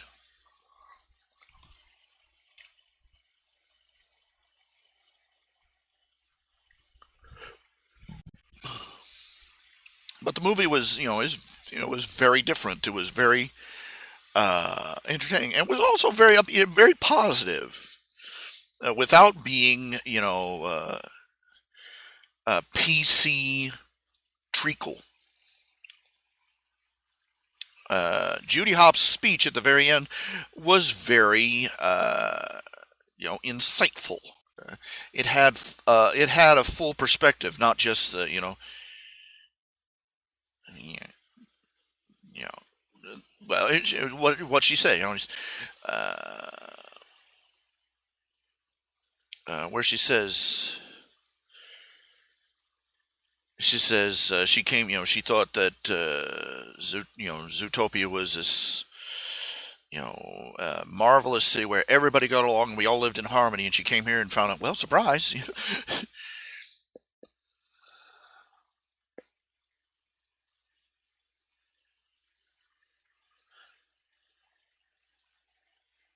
She goes on. She says it's not like that. Life is messy. Life is messy. We're all flawed. We all make mistakes. We all have problems. Hey, and she goes on and says, well, hey, glass half full.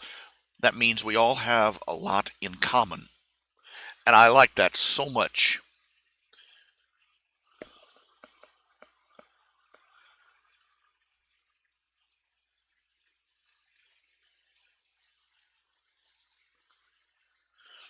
And it put it on. It was not about It was not about just proving all the bigots wrong. It was about not accepting the preconceptions as the final verdict. Not try.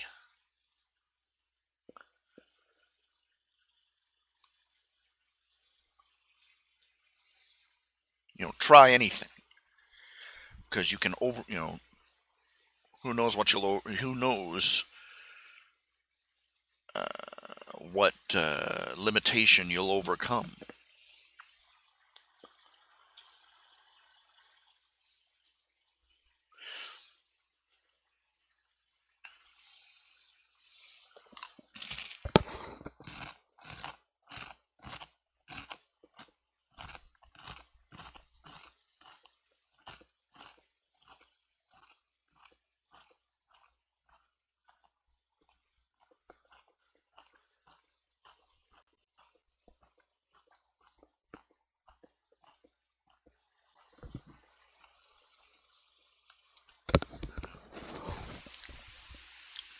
Yum yum, roasted garlic Triscuits.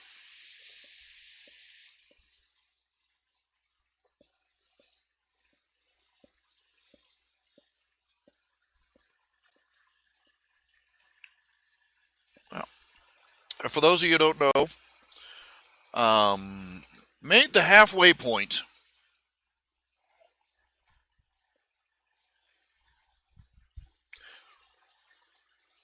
Made the halfway point on raising money to pay off my electric bill. It's far enough along that I have enough to, uh, paid off the overdue balance so that they don't disconnect my electricity for a little while longer. Of course, the rest of it's going to be carried over to the next month. So basically, I'm going to be, unless a miracle occurreth, I'm pretty much going to be right back at square one by the end of next month. Maybe even a little worse off.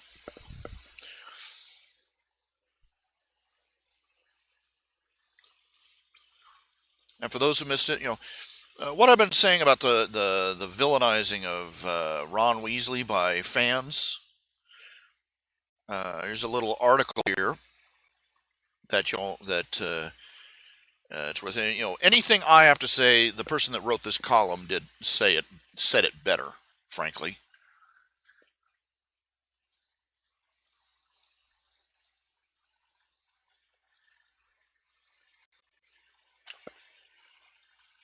You're supposed to be working on a sequel to The Incredibles, and I'm like, you know, congratulations on hustling that out.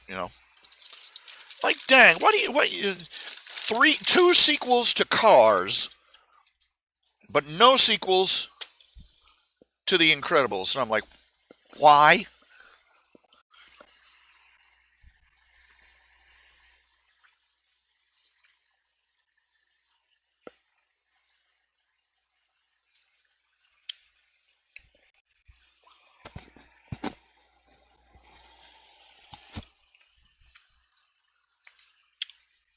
You should really get this screensaver. It's awesome.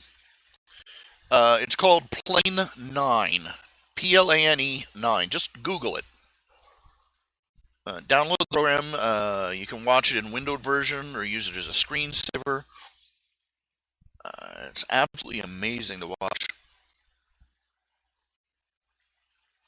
It's got dozens of settings and infinite options intermingled. You probably can't see it on the screen. This pattern right now, I'm looking at it, and it is made up.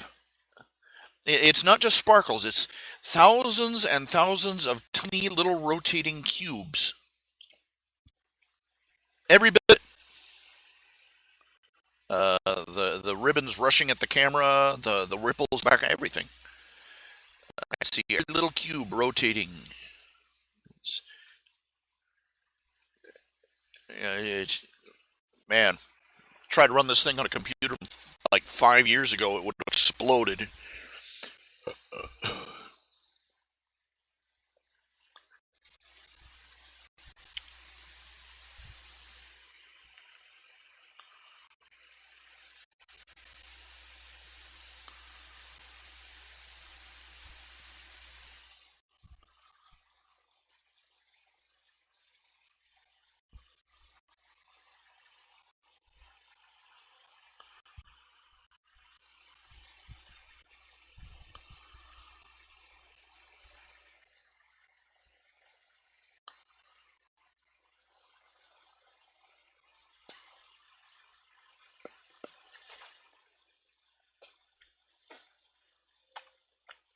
A bit of gunk in my teeth.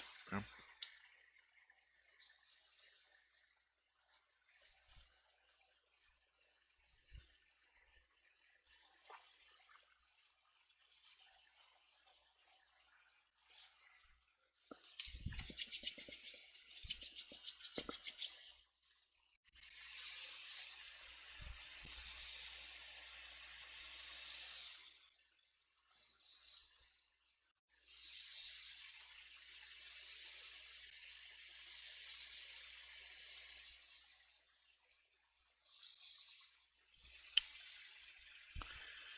Hands are on.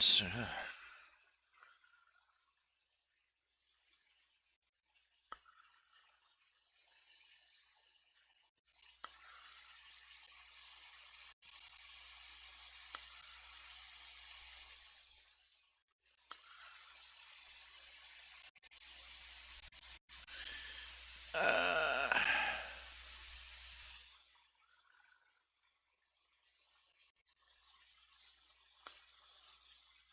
I don't know what You could ask me all day why the Ron the Death Eater meme bugged me so much. I couldn't really say. I just don't like the fact that they villainized that people are villainizing a character that really didn't deserve it.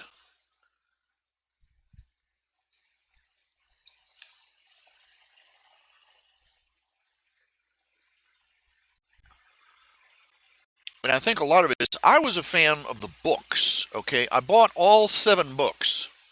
I still have them here, I believe. I know I got several of them,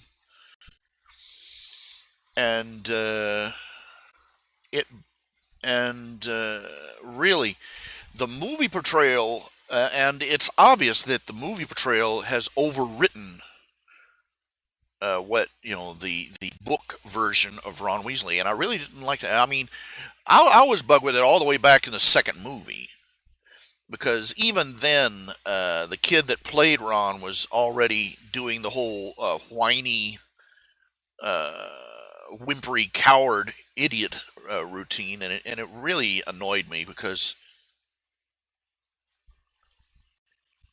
Ron, that was just not Ron. That was not Ron Weasley.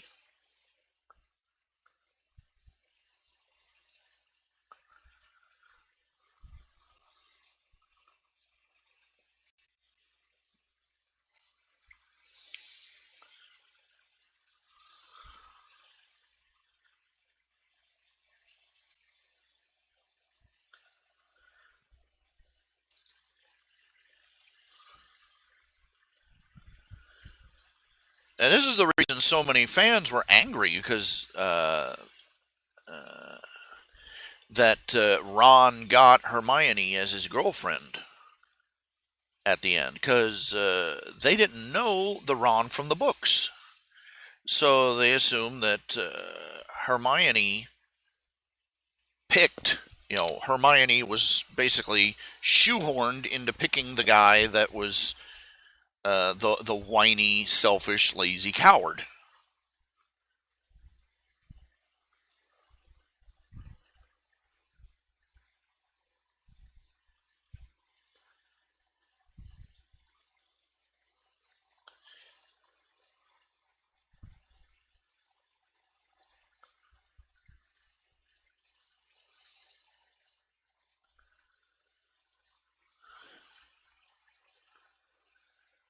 I guess the lesson is if you're part of a big movie and the director tells you that somebody else's character was his favorite, get out of there because you're about to be made into the really bad comic relief. And they should, I mean, look, I mean, this brings me, Joe Quesada again. I'm going to be like this until the day I die or until uh, Mary Jane Watson is brought back.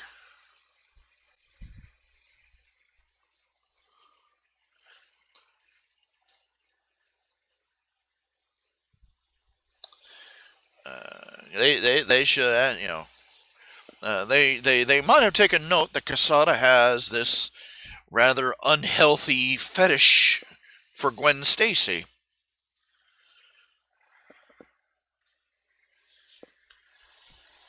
What I gotta say this: watching a corporation, being a fan, and watching a corporation handle the show or movie or comic or series that you are such a fan of, watching them do that is like uh, uh, following the town sausage maker to work and see him walk out of the back of the store headed for the highway with a bucket and a shovel.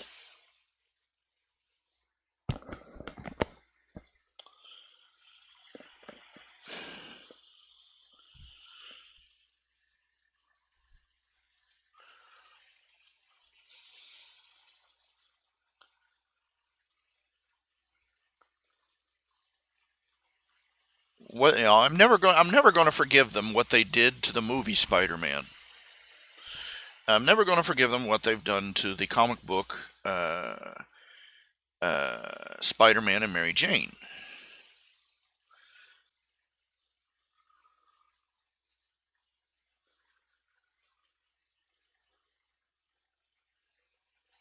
I am fanboy. I do not forgive. I do not forget.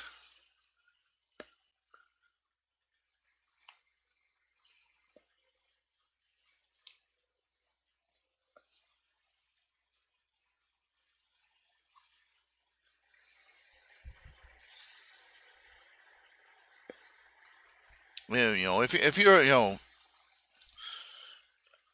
I've said this before and I'll say it again. Uh, Now the first three Spider-Man movies had their problems. One of the main problems they had, okay, the Goblin costume, the Green Goblin costume, they really didn't think that through. Uh, just okay, they made it work, but that just really wasn't the Green Goblin to me. Very, it was a passable Green Goblin armor, but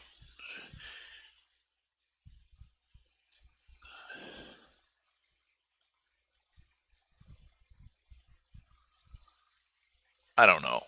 It probably wasn't much they do. I saw footage of the rubber mask they tried to make in it, and it wouldn't have worked in a live TV show either. So, yeah, only so much they can do, I suppose.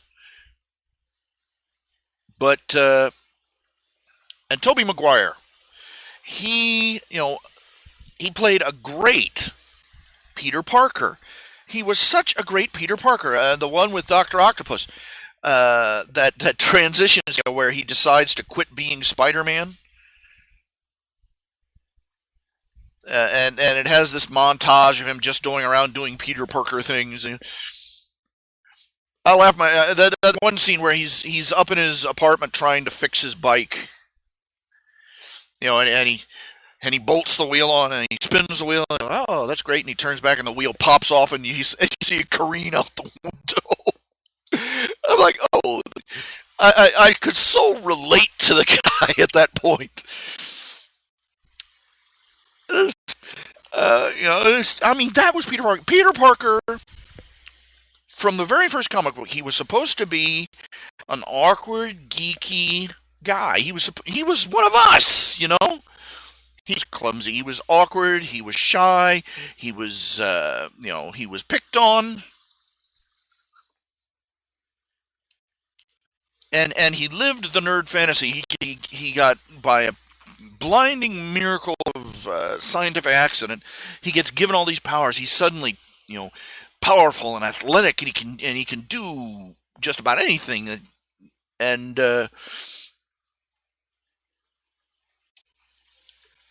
but it was shy, nerdy Peter Parker that made Spider-Man such a great character because you got to see Peter Parker's full personality. You saw him as himself when he was out on the street, and you also saw him. You also saw all the sides of him that he kept undercover. When he was wearing the mask, and it was great. And that was Peter Parker. Now, the first movies with Tobey Maguire, they didn't give Spider-Man enough speaking lines. I mean, one of the things about Spider-Man is he's supposed to be this wisecracking hero, and they gave him almost no lines while he was running around as Spider-Man, and I'm like, come on, where are the gags? Where's the where come on, and they never did. But still, Tobey Maguire was the Spider-Man. You had Spider-Man, you had an excellent portrayal of Peter Parker, and you had Mary Jane, Redhead's Rock, and then they did the reboot. Okay, the third movie was bad. It wasn't terrible, but the third movie was kind of subpar because they tried to stuff in three supervillains at one go, and tried to give three origin stories for three villains simultaneously, and it didn't fly. But the reboot was worse. I'm sorry, Peter Parker is supposed to be a shy, awkward science geek, not a parkouring, skateboarding, blow-dried douchebag who was, an outcast for absolutely no reason.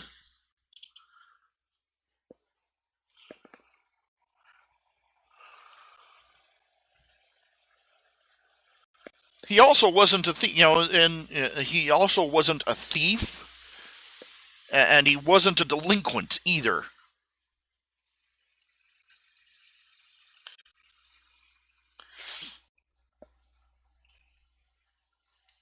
And when his uncle was killed, he did not go on a roaring rampage of revenge. He did not go on a crusade to hunt down his uncle's killer.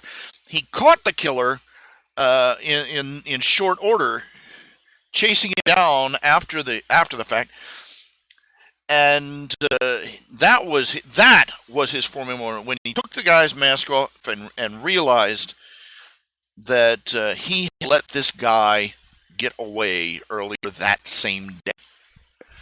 That was the real story. That was Peter Parker. The remake, The Amazing Spider-Man, no, no, no, no.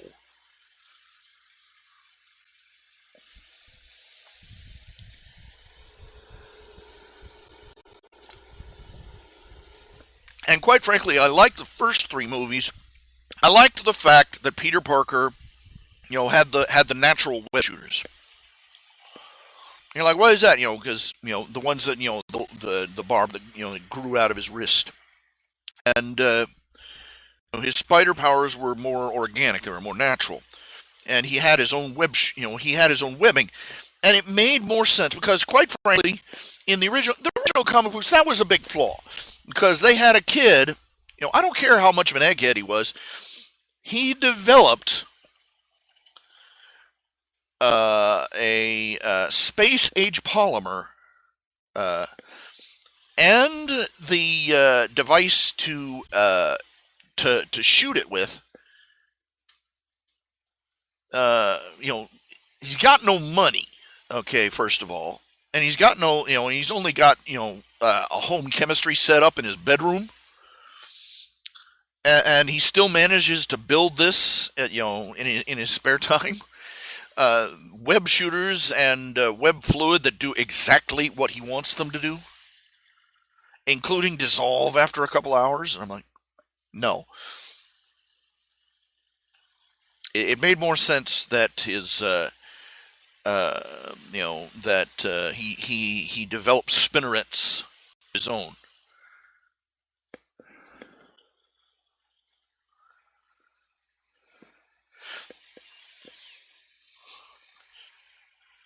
And you got these dum dums, they go, oh well, spiders don't shoot their webs out of their wrists, do they? So why didn't he shoot webs out of his butt? And I'm like, yeah, and they don't, and spiders generally don't uh, go to high school or college either. It's just roll with it. You can accept everything else, but the fact that he has spinnerets in his wrists, and they actually made his power seem more feasible by showing the clinging hairs in his fingertips, and showing how his spiders, his spider sense, his ability to sense danger is actually, hyper accelerated senses, and it worked. It worked so well, and but they got greedy, and they rushed the next installment of the series, and it bombed. Well, relatively speaking, it just really did not do too well. And so, oh, we need a reboot. We need a reboot. No, what you need is stop rushing things.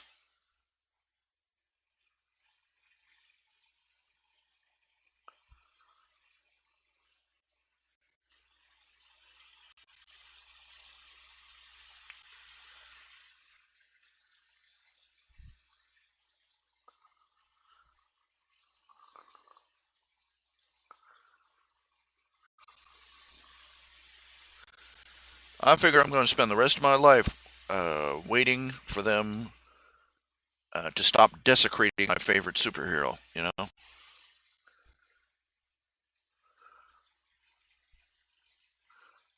I wonder how long before they rewrite him as a gay Muslim. Oh, no, no, no, no, no, no, no, no, no, no, no. Transsexuals are the hot thing right now. Transsexual cross dressers, no less. So I figure within 5-10 years, Spider-Man will be a gender fluid bisexual who dresses in drag, and his costume is comes with a skirt.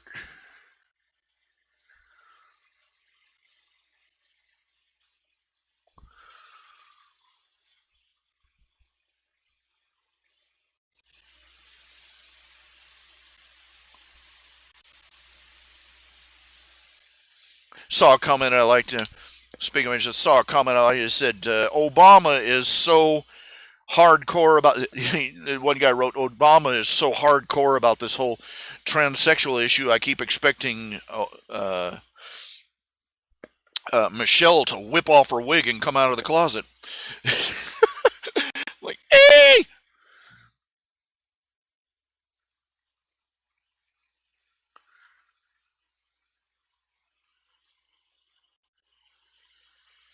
And the sad thing is, I'm not sure it would surprise me. I'm really not.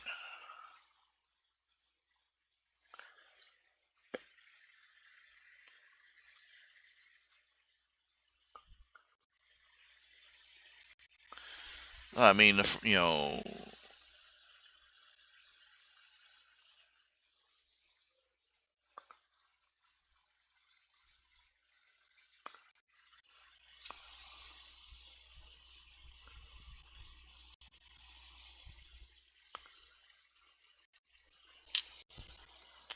what can you say?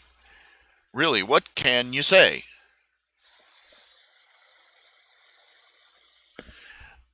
I just see it, Michelle Obama walks down the camera. Mrs. President, what is your stance on the transsexual issue? And she turns around, just reach up, grabs her do, weave, and just rips it off and says, "Well, surprise, boys." I mean, they've done everything else. They've trampled on everything else they can think of.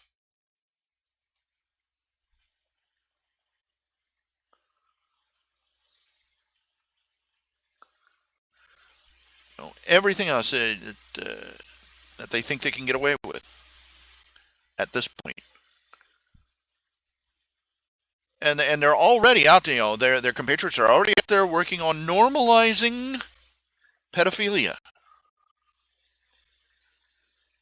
I remember when we started, what's next? They're going to start bringing out the pedophiles. And they said that for you. And guess what? Surprise! That's what they're just exactly what they're doing.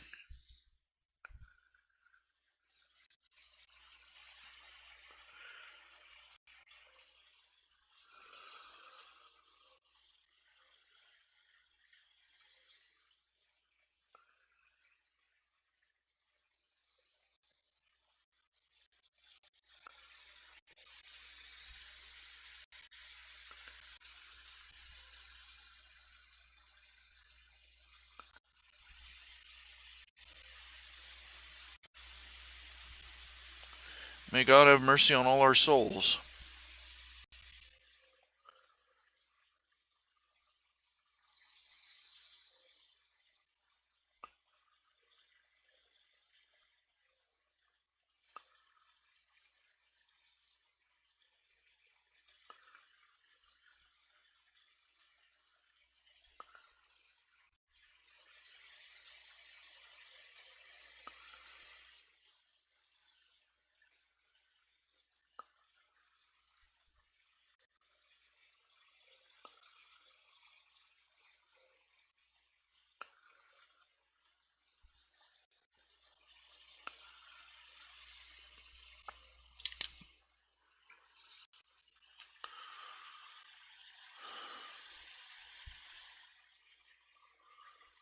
Let us not be ashamed. Let not our enemies triumph over us.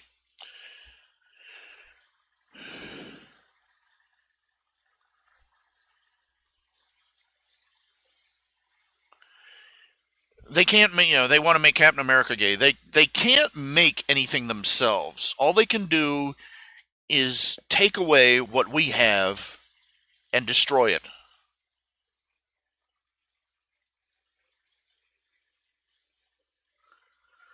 The feminist movement, the social justice movement, all these they can't make anything for themselves. They can't create anything new. They're incapable of it. That is what cheeses me off the most about the feminist movement. They come out there, they find something that men made for themselves, and they scream, "Gimme, gimme, gimme, gimme! Mine, mine, mine, mine!" The man standing there holding it said, I didn't make this for you. You see, we don't care. Give it to us or we'll cause problems. And then they give it to him, and then they say, now and then they stand there holding it and say, I made this. Yay.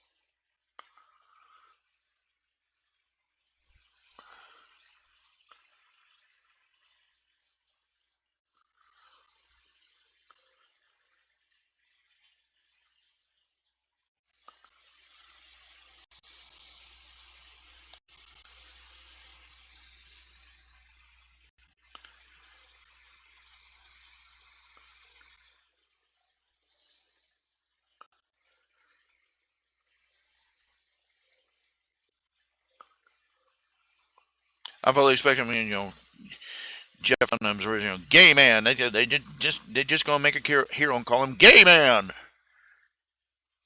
La la la la, I'm fabulous. When he flies his buttle whistle.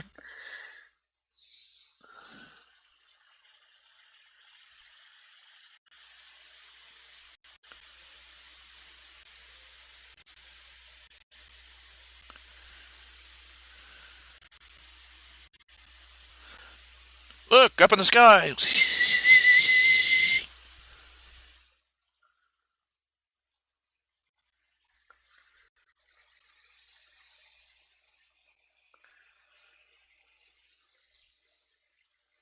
It's a sphincter joke.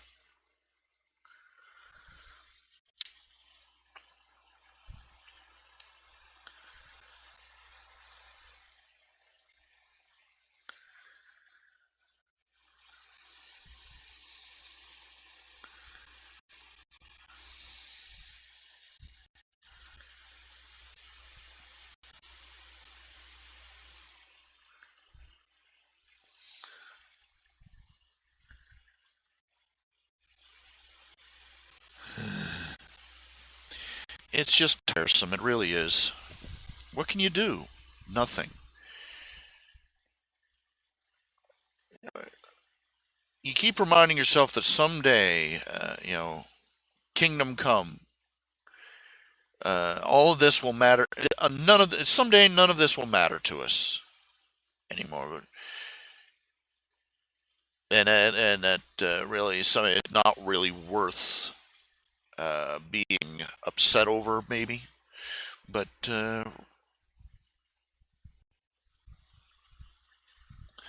you tell me what the proper God-fearing Christian response is to this sort of thing. How should you deal with your world slowly crumbling around you?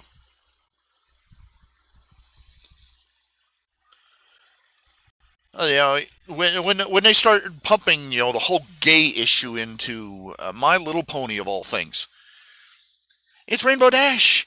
She's a lesbian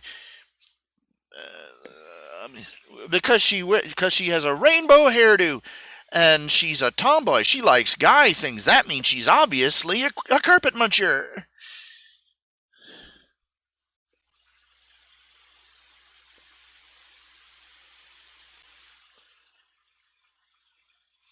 I'll say it.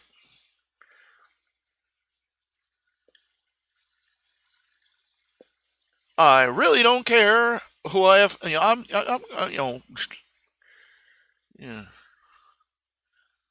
Who am I offending, and why should I care?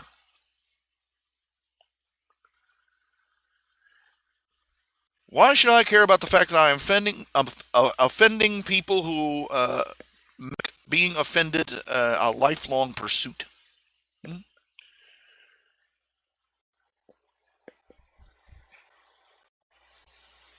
Really, come on.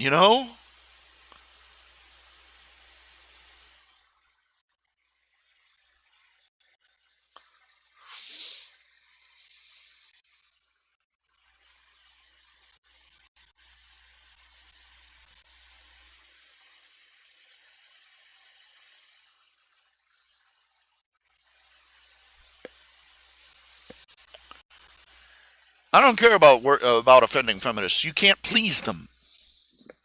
If you make all the women, if you make a game or a movie or a TV show or a comic book where all the women are, strong and powerful and beautiful, you're stereotyping with all the lookisms because they're all skinny and beautiful and have nice bodies and big boobs. You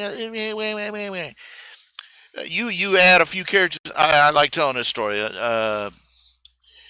Scott Adams, author of Dilbert. He did one strip where he introduced a new character called Tina. He referred to her as a brittle person because Dilbert described her as Dogbert described her as a person who finds everything, you know, any comment, no matter what, to be an assault on her gender issue, gender, her career path, everything.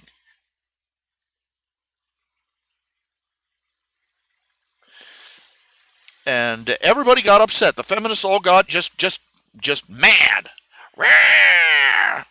You're saying women are weak and emotional and bad tempered, and they proceeded to prove him wrong by throwing a screaming hissy.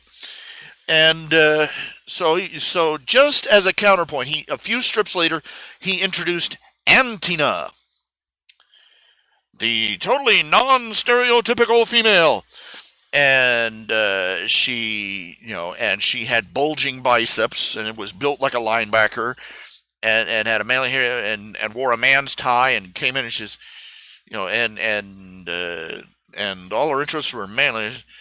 Oh, want to help me go out here and lift this engine block, and that kind of thing. And then he started getting letters accusing him of stereotyping lesbians.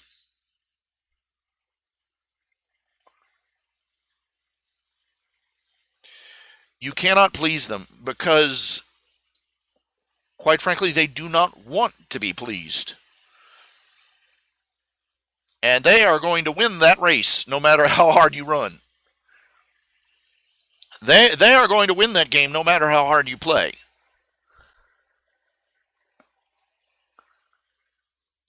I'm upset. It's your natural state.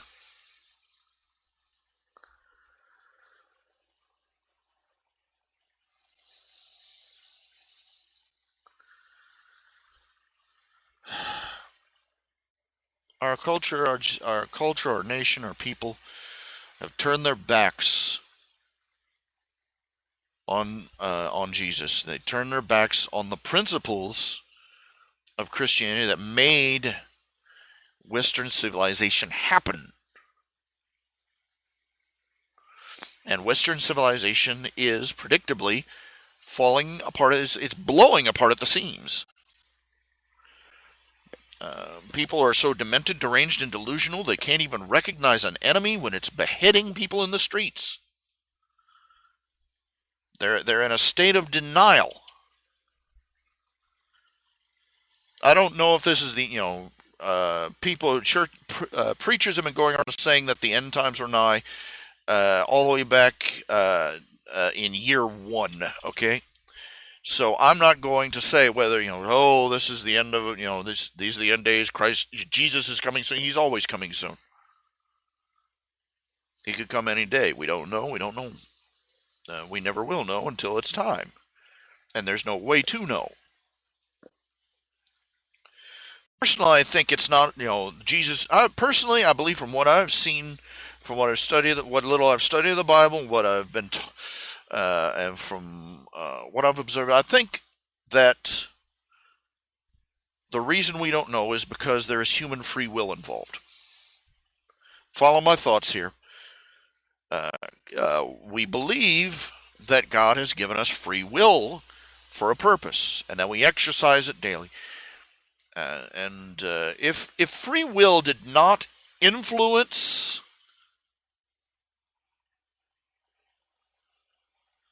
fate, then there would be no point in giving it to us. If no matter what you do, the results are always going to be the same, that's not free will. So I think that and I've also observed that most of the descriptions God gives of in God Jesus give of the seasons and the times that will spell out the end times. They're seasonal things like describing when a tree casts down its untimely figs, that sort of thing. But basically, uh, I don't believe that the end times are a clock. I believe that they are a barometer. I believe that when our world reaches a certain state of depravity, that will be the final signal for the end times to occur. This is just my belief. There's nothing really solid, scripturally speaking, that I could give you as a straight, rock solid example of the reason, but is my suspicion, and I think that when he calls us the salt of the earth, there is no way to tell even precise. There's no way to tell precisely or accurately how long a salt will preserve. It depends on a lot of circumstances, but it does preserve for a time.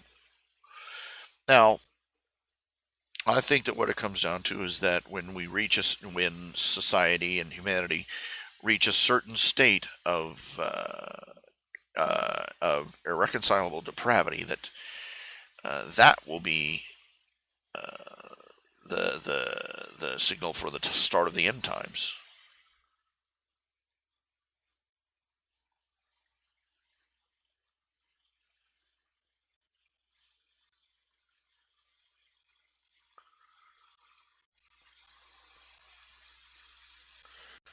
I'm afraid I've lost my train of thought.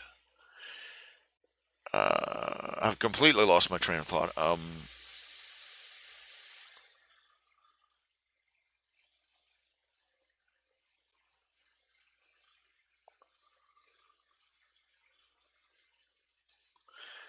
Well, what it is that God does not know. The reason Jesus does not know. It says in the Bible that even the Son of Man does not know the hour. Even Jesus did not know the hour that the Son of Man returns. The hour or the time. Because I think because it is not something that's set down, which suggests to me that it is influenced by man's free will.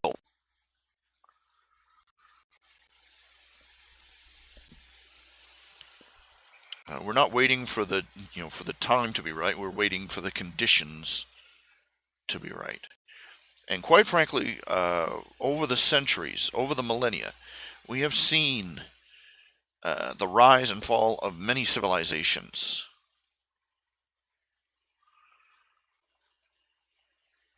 And even within living memory, not even within living memory, but within the past 200 years, we have seen civilized, we have come through times that were far more depraved than they are now.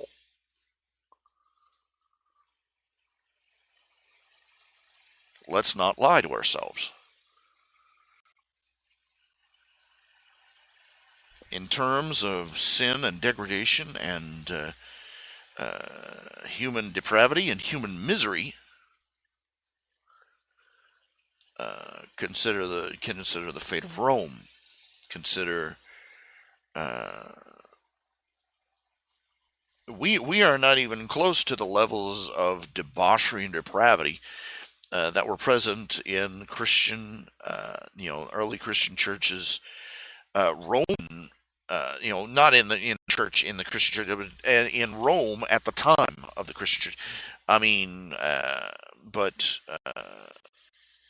we are still at a point where people are horrified at the evils that took place in those days in the Colosseum, and are horrified at what the depraved of our age are doing around the world, and we are trying to get enough people motivated and enough leaders to pull their heads out of the sand for us to get together as a civilization and go out and do something about it before it destroys us.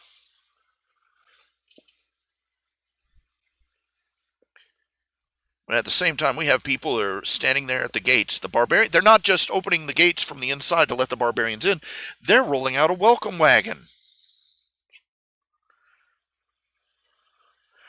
I've seen pictures of women in Germany holding signs, welcome refugees, welcoming their own eventual rapists and murderers.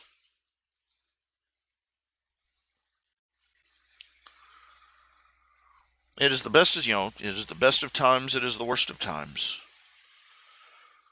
And may God Almighty preserve us and move us to make the worst of times diminish and the best of times increase,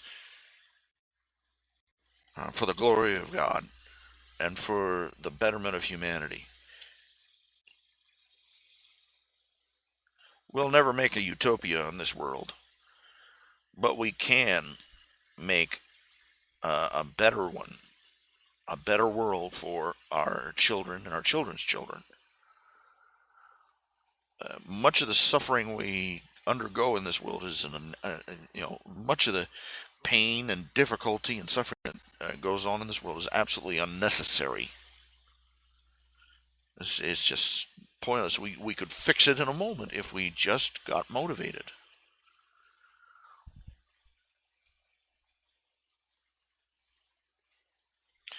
We are going to have to learn all over again as a people to stop waiting for our corrupt leadership to give us permission to do the right thing.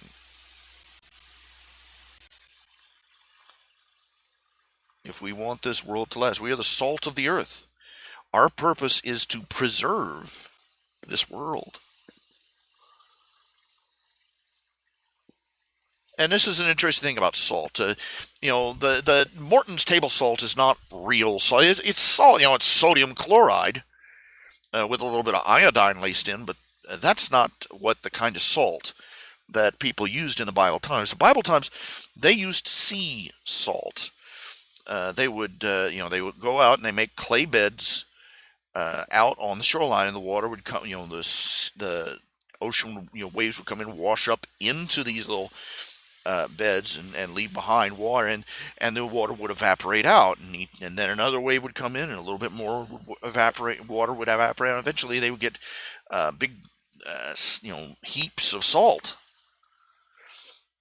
And salt that has come out of a salt mine, that's just ocean salt from an ancient ocean. Same content, same mineral. Table salt, sea salt, and mined salt has a plethora of minerals that are necessary for a healthy body. Not just sodium chloride.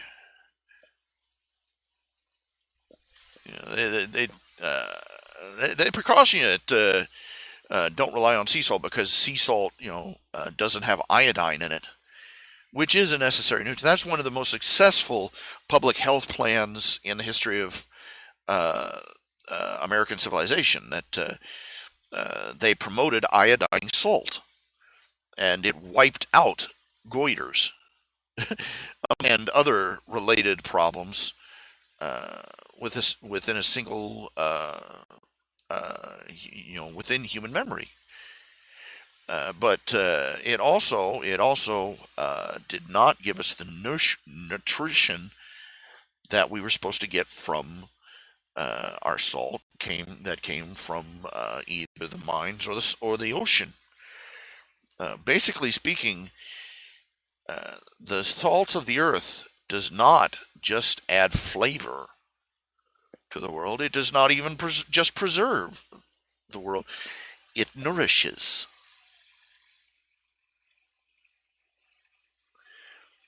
all the minerals and everything and trace elements in ocean salt are ones we need,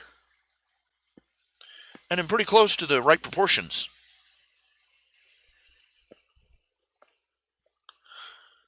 To clarify, the reason they tell you not to they tell you not to drink ocean water. It isn't because sea salt is bad for you. It's because uh, the saline content is too high for our body to flush it out.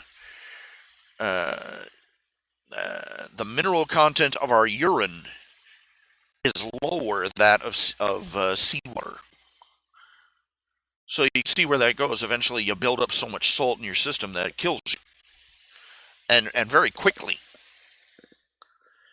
So too much of a good thing, to say the least. Uh, but it's too much of a good thing if you try and drink the salt water to quench your thirst.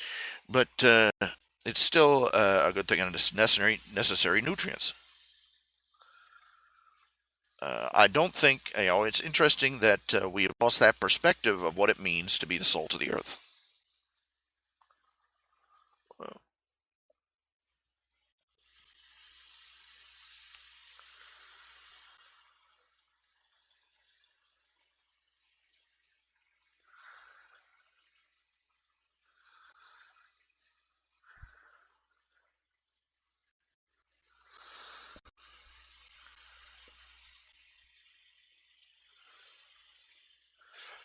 Yeah, let's go back to talking about people who don't know how to live if they have nothing to complain about. It's more subtle than that. Now, remember, we live in a society that has punished all forms of merit. They're pushing us into a socialist, collectivist, everybody's all equal and special in the same way society, which means the cardinal sin you can commit in our society is to be successful.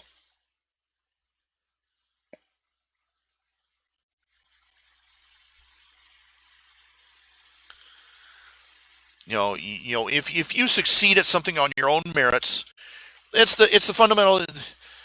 This is the summary of leftist liberal thinking. They won. They must have cheated.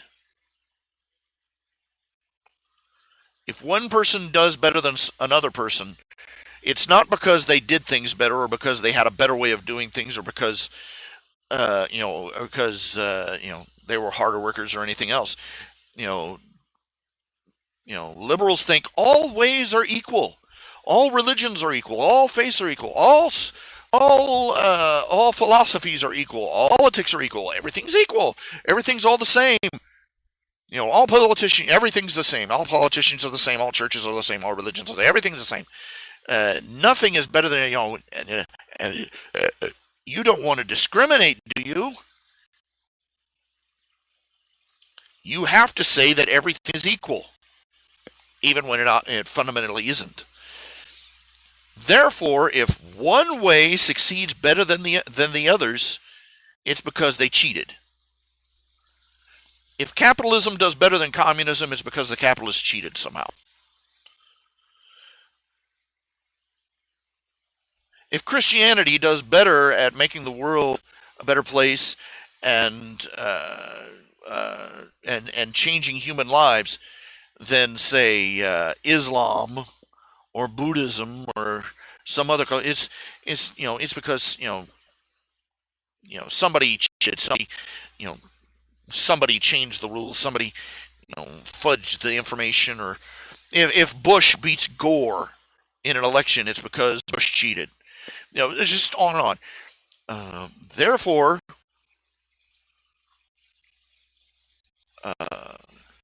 in order to be a good, enlightened liberal, you must always side with the loser.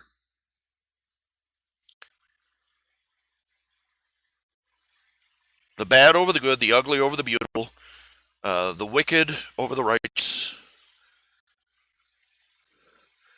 the failure over the success. Because you're not siding with you're not siding with the failed, you're siding with the underdog. See,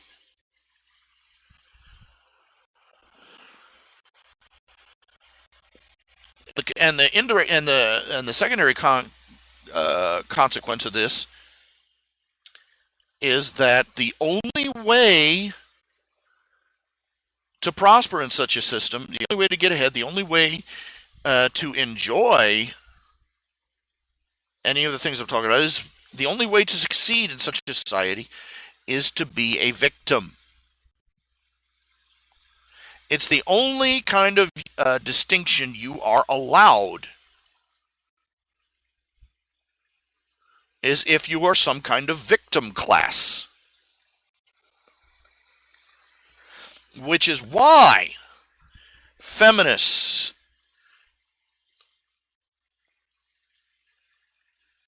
and the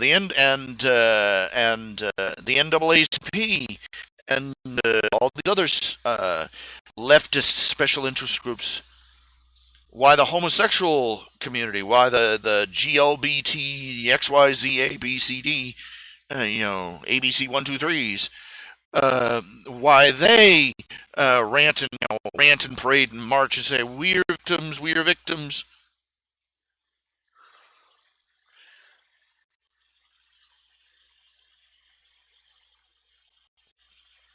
Because being a victim is the only distinction you are allowed. It's the only way you are permitted to prosper, to stand out.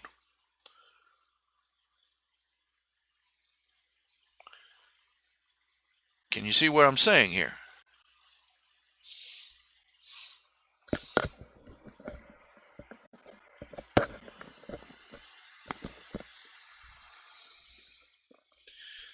They don't want to be happy. They don't want to say, "Oh, you've achieved all our goals. You've done everything we've asked.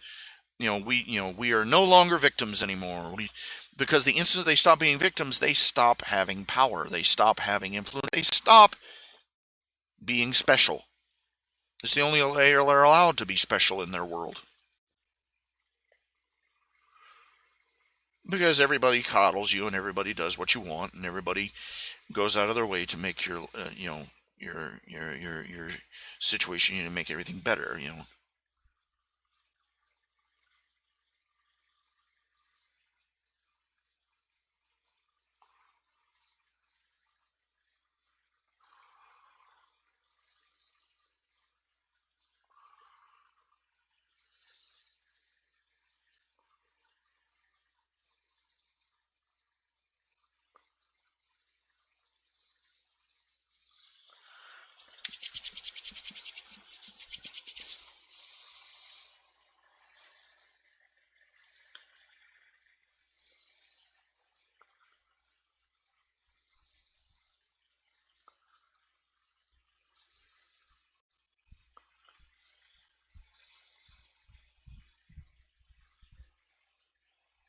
If they ever admit to being happy with what we've done for them, their privilege ends. They can never be satisfied, because the instant they're satisfied, the game ends, and we stop being beholden to them.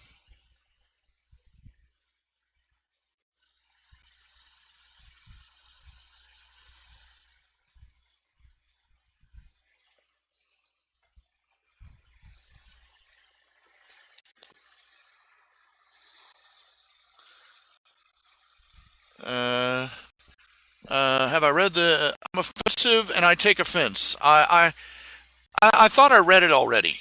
I thought it was already done. I didn't think there was anything more to it. Is there?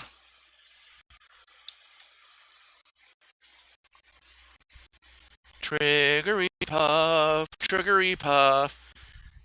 Yeah! I love how she screams, "Stop treating us like babies!" Well, as soon as you pull that binky out of your mouth, lady, we can start talking.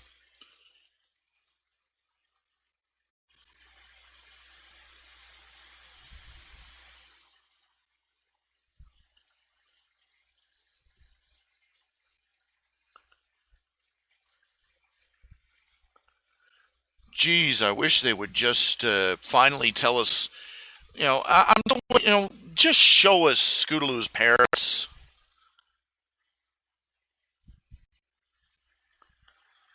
Oh, this is a new one. Uh, I've updated it with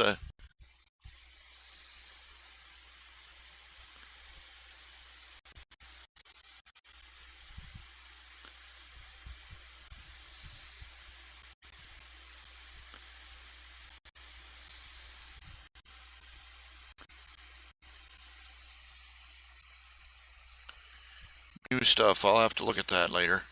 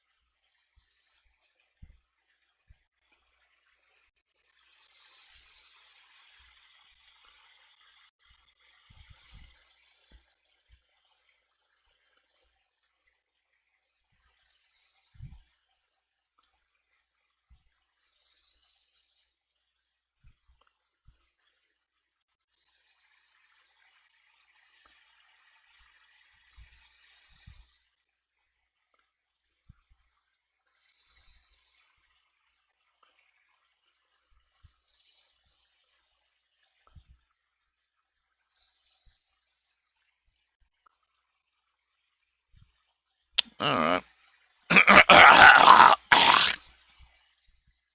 Yay. Phlegm.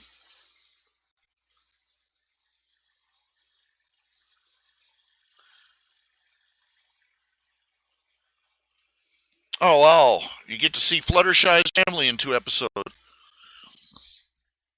How many want to bet? How many? If they make Fluttershy's family the way I did in the way I did in the Great Alicorn Hunt, I am gonna flip.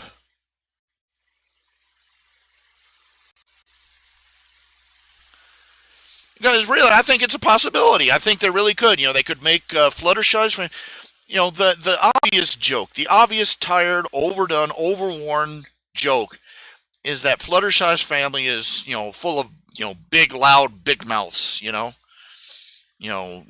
People with big voices and I've seen so many versions of that. I basically did the only thing that was left. Really.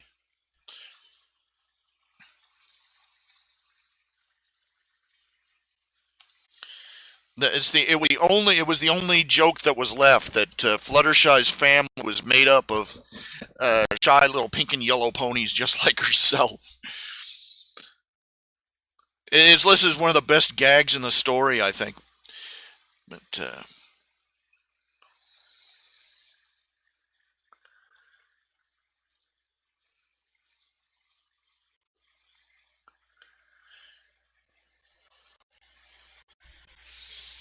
yeah, I've seen some of the bits of the Deadpool. So I don't really like Deadpool anyway.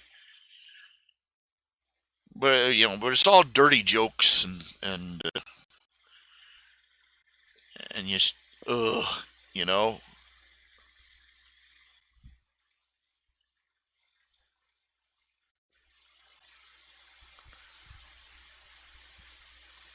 He's like a really gross version of Spider-Man as far as humor goes.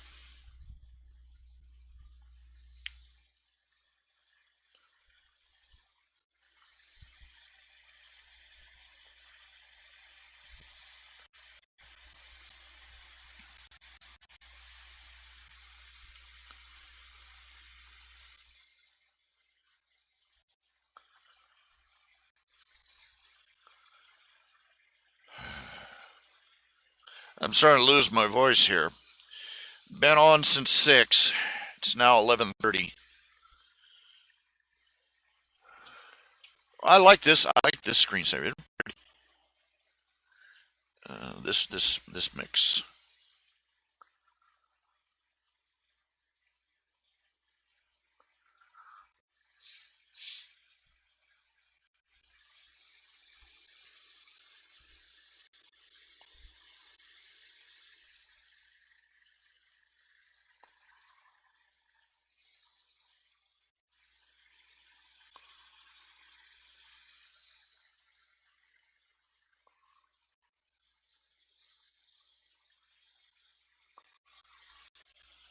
Okay. It is 11:30, guys. I'm going to go ahead and call it a night.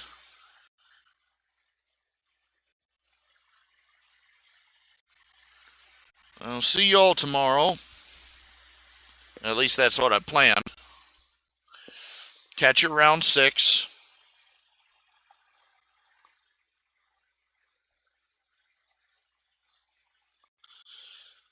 Y'all take care now.